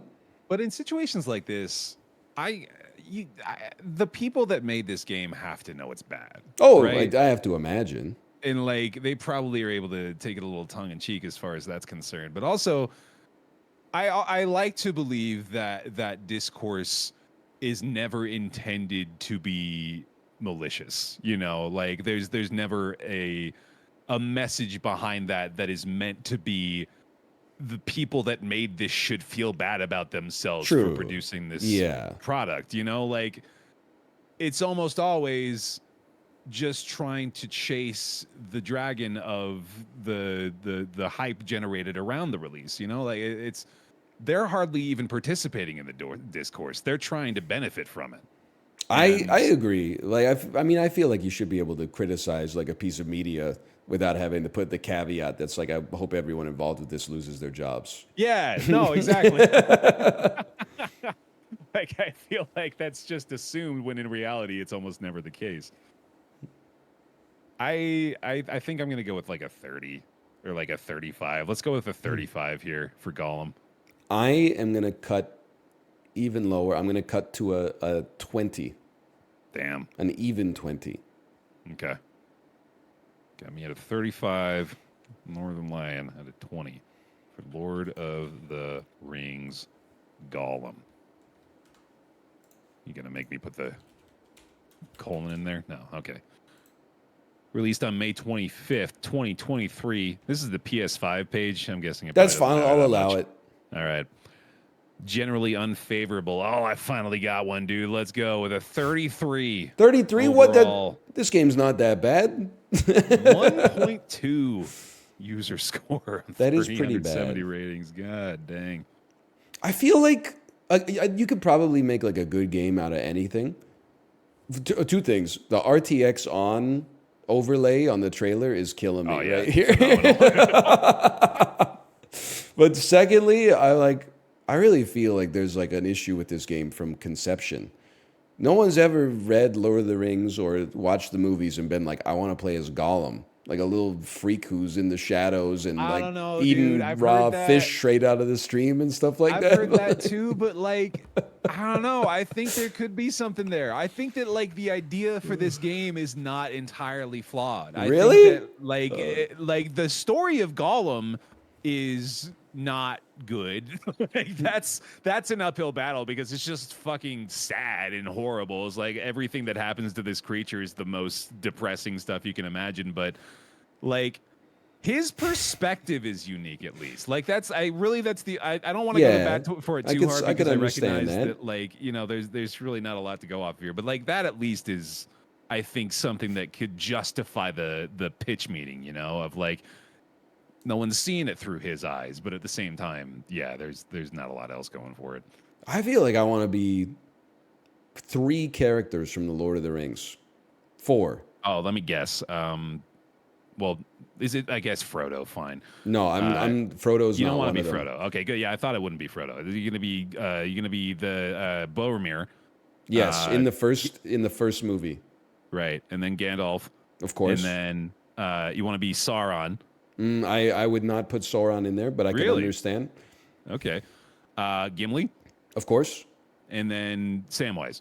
No Samwise either. No hobbits to speak of. I would say Gimli, Legolas, Aragorn or Boromir, and Gandalf. Yeah, that checks out. I think you know what we have to now do this game, but I need chat to remind me what it is. In 2012, there is a Lord of the Rings MOBA for consoles that came out. Ooh. And it was called Lord of the Rings Conquest? Okay. That sounds like an uninspiring title. Yeah. Lord of the Rings that fits. Conquest. Yeah, that's it. 2009 video game. No. This ain't the one. Oh, this ain't it? This ain't the one. Oh yeah, this is single player. Guardians of Middle Earth. Ah. Lord of the Rings Guardians of Middle Earth. It's hard to find on Wikipedia. Now I'm going to tell you something insane. I played this when it came out, and this game was... Oh, I've probably put my... Oh, he's muted. You're muted. Hello. Hello. Sorry, I muted myself. Oh, I found it. I'm going to blow your mind, maybe, or Okay. I will lightly surprise you. I played Guardians of Middle Earth, the Lord of the Rings MOBA, when it came out, and it was kind of fucking good. Is this the only MOBA you've ever played? No, I played like 900 hours plus of Dota 2 Oh, okay. and Pokemon Unite and Magica Wizard Oh, yeah, I Wars. forgot about and Unite, dude. I played Unite it. was pretty fun for a little bit I there. played it decent. I played Heroes of the Storm probably like 50, 60 hours. I had MOBA and MMO confused in my head for some reason. there, MMOs, too. you're right. I have not really touched. Yeah. Okay. Okay. That makes more sense. But this, So I was a like MOBAs. Lord of the Rings MOBA, dude. That's wild. The problem is that MOBAs turn you into Gollum. They turn you into a little demon. No, I do without a fragment of a doubt in my mind have complete confidence that MOBA gamers are the worst. Like all competitive gamers are bad, but MOBA gamers are a special breed of terrible. I think it's just like it turns you. It does. Yeah, no, like I could feel the brain poison the more that I would play League, dude. Like it was bad. Because it's so easy to just blame everything on your teammates. Yeah. Like at It's least their in a fault. fighting game, you either blame like the game or your opponent. You know, you might be toxic towards your opponent, but like in League, the you lash out and hurt the people you love. Yeah, no one's talking shit to the enemy team. It's all your team. Yeah, everyone is like a Benedict Arnold. They like in team chat, they're like, "You suck, you fucking horrible. Let's feed." And then in all chat, they're like, "Can you believe these other guys on my team, guys? Guys, do you want to stack up after this? I think I could really use some guys like you." Like it's such horrible energy. Oh man. So this was a Lord of the Rings MOBA. That's literally like all there is to say. Yeah, I was gonna say I can't really garner anything else out of that. Did you know they made a Dead Island MOBA as well? Yeah, I remember that. That was not successful, from what I recall. I believe that's true. That seems like a safe bet. Why? Well, the MOBAs were insanely popular, and Dead Island existed, so I guess it was like Don't you forget gotta, MOBAs were do do the Battle something. Royale of like 2013 to 2015, dude. Everybody wanted to make a MOBA. They were making a MOBA out of everything. Yeah, I'm gonna give this a 70. I'm gonna sit with a pat hand here, or average. well, I think think? that you are on the right track for sure. Yeah. I seem to recall that nobody liked Guardians of Middle Earth as much as I did. It was just spinning a yarn here. I'm very nostalgic for this era of gaming. Yeah. When for like a while, indie games and like mid-tier games, once a week on Wednesday, they would all come out on Xbox Live Arcade. And you would be able Oh, to see yeah. like what's coming up next week and be like, oh, maybe that'll be good. And then like Right. sometimes it actually kind of was. And it was What did like they $15 call- or $20 and you know, it was a They good had era. it wasn't arcade, but it was like the Xbox Live Indie something or other that they had for a little bit. Xbox You know what Live I'm talking indie about? games, yeah. I So think it the might have just been arcade called was that, like yeah. like triple I indie stuff mostly, and then Xbox Right. Live indie games like anybody could basically. That's where you publish on found the it. shit like I made a game with zombies in it. And Yeah, all those, yeah, like exactly. The $1 releases. Yeah, that was a nice. I played a era, lot of too. straight garbage on that for sure. True, There yeah, was some no- good no stuff doubt. though. Like the It was team cool that that it made existed back then. the team that made I made a game with zombies in it also made Salt and Sanctuary. Really? The That's a the fun 2D Dark Souls tidbit. game. I did not know that. That's cool. Anyway, I don't know. I think 70 is where really you good. landing here? I'll put you at 62. Sure. All right. Guardians of Middle Earth. Sticking with our loader theme. Guardians of Middle Earth. Released on the Xbox 360, December 2012. Mixed or average Metascore of 71. That's a streak for Bear. I Oh my should have had God. more confidence in myself. Oh my God, I'm back. Score currently sits at bare 5, NL 9. I'm in it. I'm Dude, still the there. audience, though, the audience loved it. Yeah, man, 8.4. Damn. Anybody Apparently- reviewing it in the current era? Can you sort these by most recent? I don't recently think added. so. Dude, Most this is recent crazy. review- Oh, you can? What's up? Okay. Yeah. It's February 2014. Yeah, it was a Wow. while back. It was too beautiful to live. So there's a Also, lot it of was like connection issues. it probably had some problems with the lore too. Like you'd have like Gandalf going mid versus Frodo and stuff like that. It was just a little tonally dissonant for sure, but All right, let's see. I want to go out into left field here. I'm just trying to think of what are the possible. Oh, you know what? Okay, I think the gut check here is going to be perfect. Let's go with Two Worlds. okay, Two Worlds is Yeah, this is a game that 2007. that's what I was gonna say. Is like I could not tell you when this game came out. This could Yeah. be 2017 or 2007. I think it might be both. I feel like they remade this at some point. Two Worlds is a 2007 high fantasy action role playing game developed by Reality Pump and published by Topware in Europe and South Peak in North America. Bro, Reality Pump. What the hell? It's a Reality Pump, John.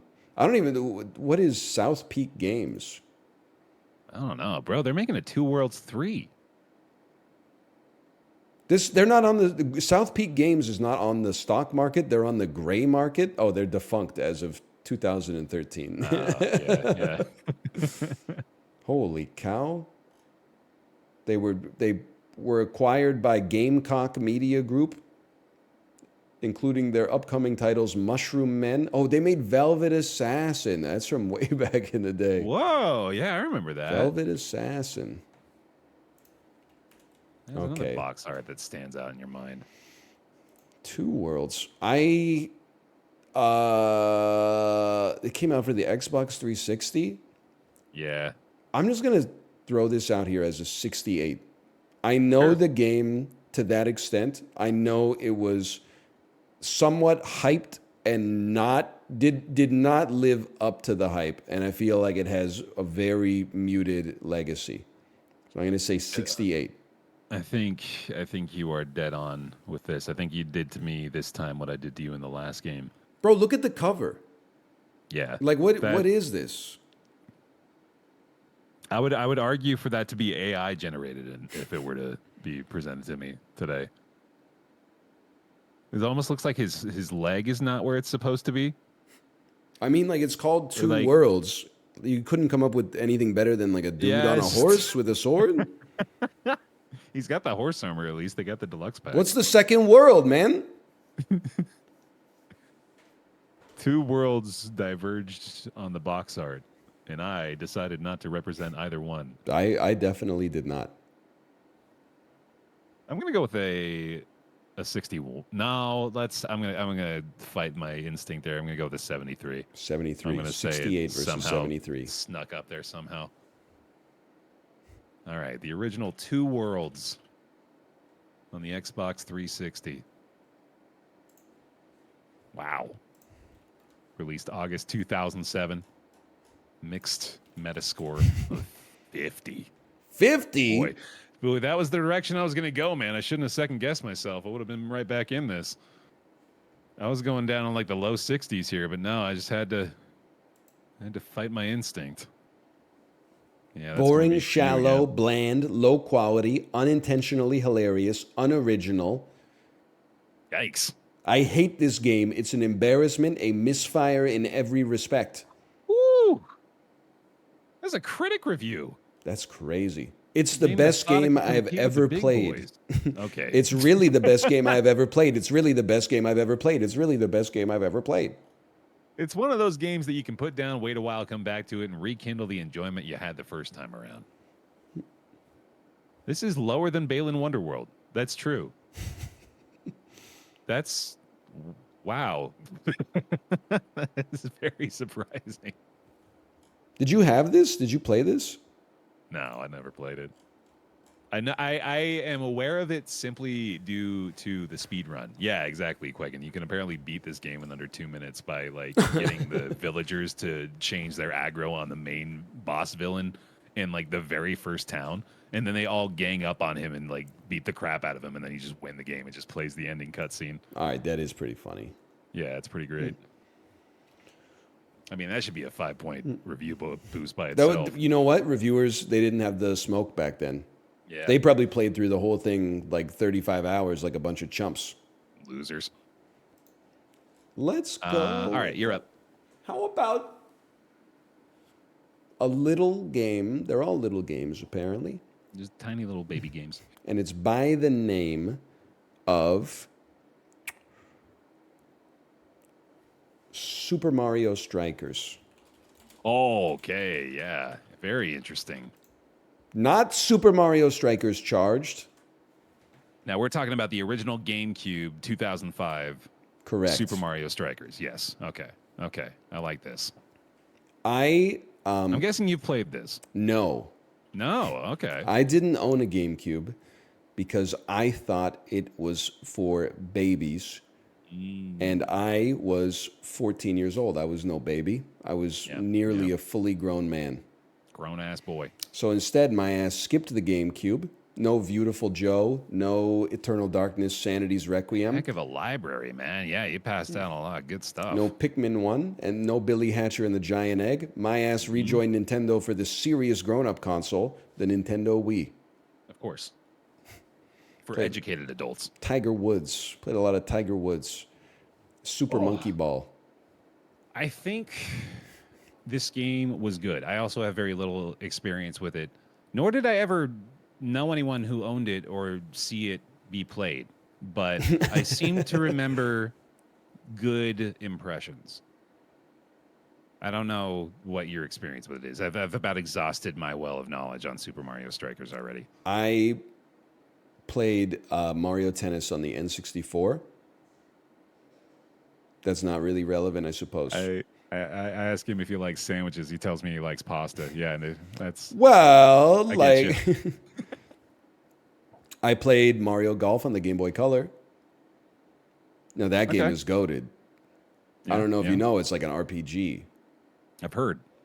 It's really good. Probably because on Roundtable, whenever people would talk about Golf Story, I was like, they should really play Mario Golf for the Game Boy Color. This is the last Mario game to be released on the GameCube. It's interesting. Well, in Japan and North America. Of course, in Europe, they had Spain. They had Mario La Petite Enfant avec la... Which is weird that they put that out Beaujolais exclusively in Spain, but fromage, whatever yes. their marketing told them, I guess. The final Mario game on the GameCube in Europe, of course, is Mario is unionizing. Nice. Mario is currently out of the office. They will return on September the 2nd. Mario is exiting the European Union. Mario is French. Anyway, I have no idea. Same. But Which makes it fun. I feel like in the GameCube era, reviewers were throwing heat at Nintendo. Really? They had. I believe that there was a small anti-Nintendo bias back then, because this was in the era of edginess, and the Xbox had the perception as like the grown-up console, and then the PlayStation 2 had the consensus as like the blockbuster console, and the GameCube was like, Nintendo, what are you doing making this all ages, family-friendly stuff? So I think that they got hit a little bit as a result of that, and I'm going to say that this got a 77 consensus. And then those dumbasses over at Nintendo decided to double down on their family-friendly variety, and what do you know? All of a sudden, they make the world's best-selling video game console. That is crazy, though. That the Switch is the best-selling video game console. No, I was talking about the Wii. Oh, well, they did it twice. That's true, isn't it? Yeah. Has the Switch... Am I stupid? Has the Switch... I feel like it goes Wii and then PS2. Really? Let me look. Best-selling consoles. That's the best-selling game consoles. Currently, oh, it's actually PS2 is number one. PS2's number one. Yeah. PlayStation. Wow. And then, oh my God, DS. Ah, that doesn't count. It's for babies. It is Switch after that though. It goes PS2, DS, and then Switch. The Wii is below the PS4. What? It doesn't count as a console unless you can pick it up with one hand, or if you can pick it up with one hand. Sorry. So the DS is out.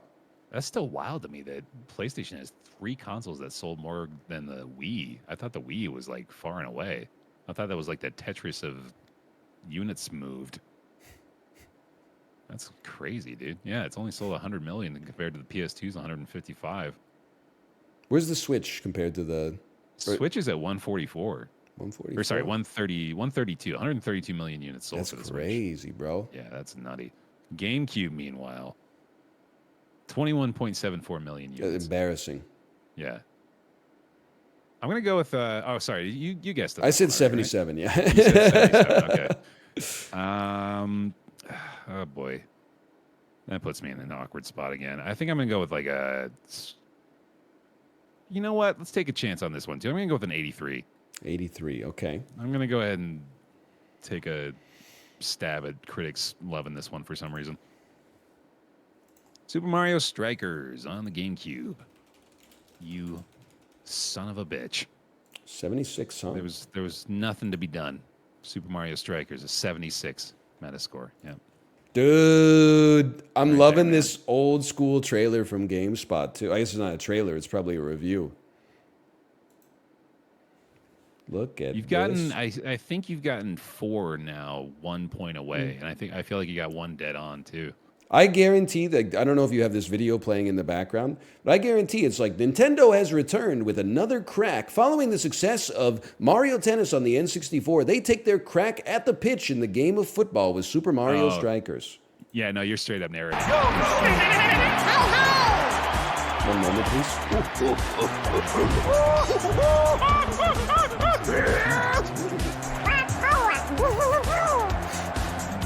Give it a second.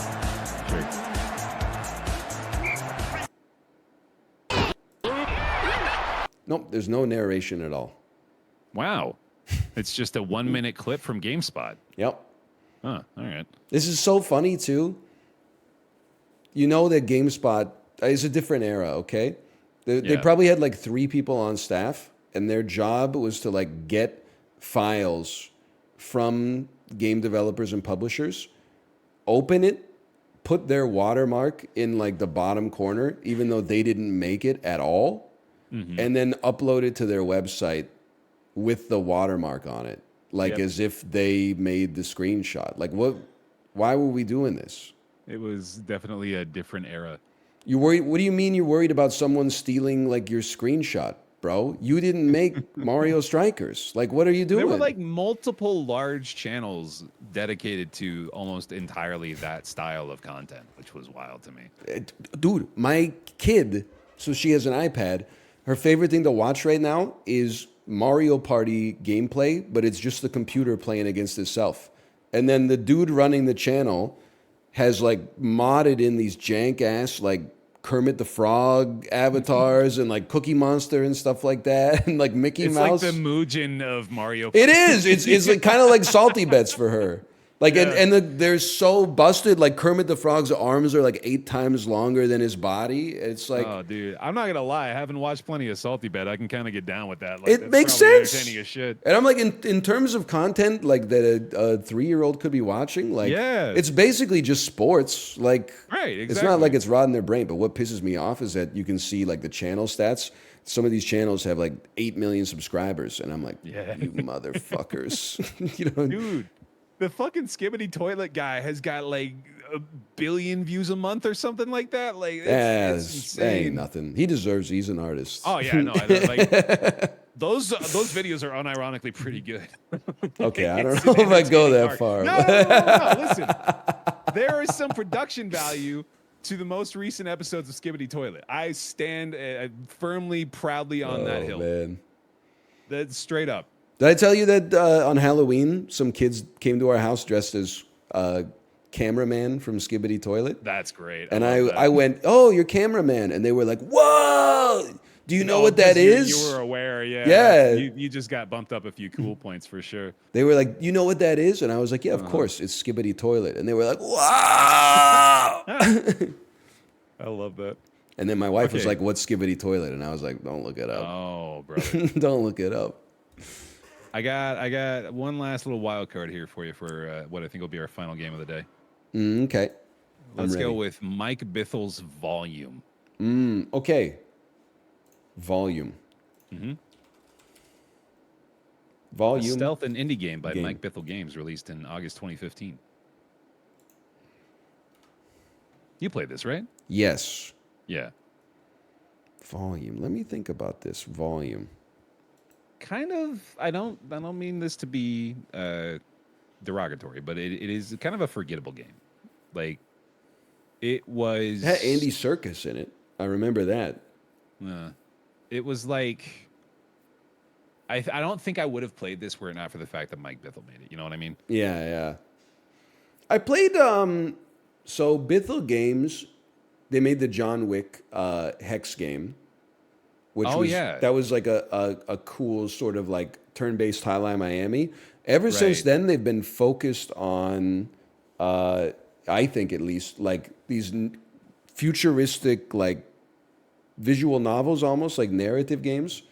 I played one of them all the way through. I can't remember its name. Maybe I can. Was it Subspace? Oh yeah, you're starting to hold on. Subspace, Subsurface Circular. Thank you. Yeah, Thank that's you. it. Yeah, that's the one. I Yeah, feel. he's had an interesting. I think they found their niche right now. Yeah, It seems like they enjoy doing what they're doing and they found an audience. Because I know they made that Tron game last year too. Because I saw that they took pictures from Disney World before they opened the new Tron ride, and they got to ride it. And I was like, oh, just because they're working on Tron, they get to ride the ride early. That hardly seems fair. When's my ticket coming in the mail? Then when I was at Disney World, I was like, I don't want to ride that. It looks scary, man. I feel like this was reasonably pretty well received. I'm going to say that Yeah, I think this so. was like a 72. Okay. 72. Yeah, you're putting me in a tough spot again. I think you're pretty close. I'm going to go with one of our closest guesses together as a result. I'm going to go with a 75. 75 versus 72. Yep. All right. Mike Bithel's Volume on PC, released August 2015. A generally favorable score based on 36 critic reviews of 80. And Bro, of course, we're- this I'm- being we're the final haters. question. It's a plus 10 bonus, which means Bear pulls out in the lead at the end of the day. Oh boy, let's go Bear! He did it. Yay! He did it. Won. Oh, and I resized my text again to fill my screen. He's resized his text to fill his screen. That means I get an extra 4 points and I God win. damn it, you're right. Those are the rules we agreed upon prior to starting. All right. Well done. Yeah, you beat me 11-6. Thank you. Thank you. Well played. Well played. This was fun. Thanks for setting it up. I feel like I know games a lot less than I know movies. Like movies, I felt like I had it cold. Yeah. Games, was I'm like the- it's a crapshoot. The thing is like the score was closer here, but not only that, like our guesses were much closer. Like I was missing by like 1 or 2 points on several of these, so that felt like I was at least in the contest. Yeah, no, absolutely. And I learned something about Halo 5. There you go. I learned about the Lord of the Rings MOBA. Dude, they should New information. honestly. Does anybody have the source code for that can run like a server for that on their own? I would love to go live with Guardians of Middle Earth tomorrow. Honestly, my Gandalf mid was kind of insanely goated. Oh shit. I was CSing up a damn storm mid with Gandalf because he's ranged and he's kind of a glass cannon. Seems like a mid. He goes mid. That's what he does. He's a wizard. Although apparently the game was mid too, unfortunately. Actually, it had an 80 on Metacritic, which Oh is right, yeah, that was one of the better universal ones. universal acclaim. A maybe. Metacritic must play. Oh man. All right, that was a good time, man. We should do something like this again soon. Absolutely. But books next. Go for a good read. Oh man. All right, later, man. Later. That was good. I had a good time. By the way, I didn't know that you guys knew Kino Music. When I made that presidential doodles joke where I said they forgot Jimmy Carter and then I posted the album art for Emergency and I by the Dismemberment Plan, I honestly thought I was posting that for 71 likes. It crossed 1,000. People were saying I didn't know Egg liked good music. You guys don't know about Emergency and I by the Dismemberment Plan? Did you know that the dude from the Dismemberment Plan is like a software developer? They reunited for like one tour, and then dude said, screw this, I'm going to go like program some ones and zeros. It's kind of sick. You think they got room for one more? Hang on, let me see if Kate is ready to go live. Hello. Are you ready to go live? Smile.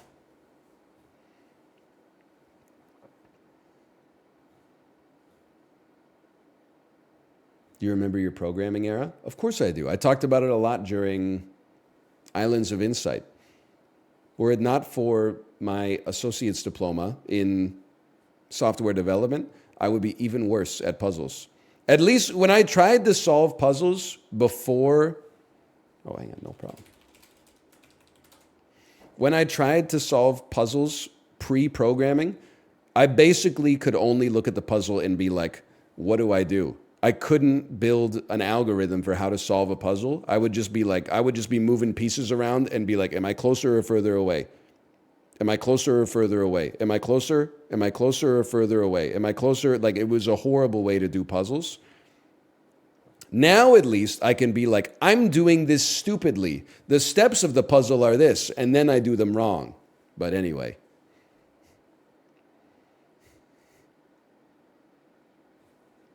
Kate is about to go live. But you got good at chess. How?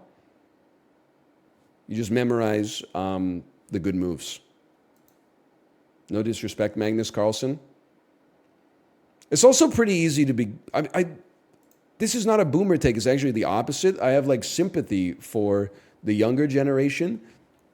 Everything gets harder all of the time. It seems hard when you're doing it, but like in 10 years, it's probably going to be harder. Like you might think that chess is easier because now you have access to like the whole world playing online chess and YouTube tutorials and, you know, training tools and stuff like that. But that increased access to information and playing has actually meant that people have also, everybody else has access to that stuff too. So the level of competition is rising.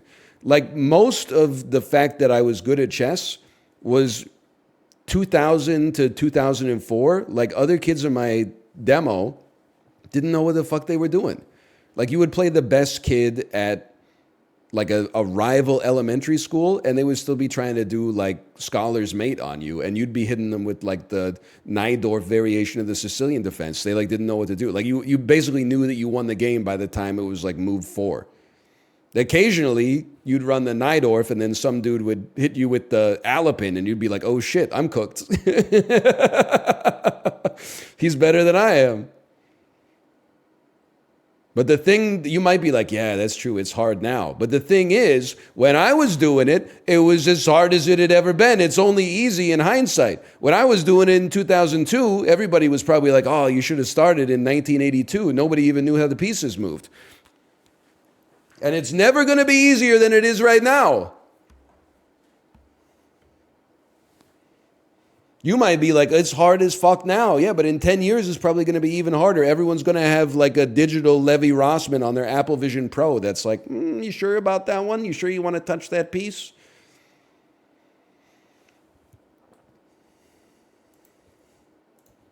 We should return to Monkey. Okay, I am going to send you to my wife's stream and enjoy yourself. And I will see you tomorrow. Goodbye.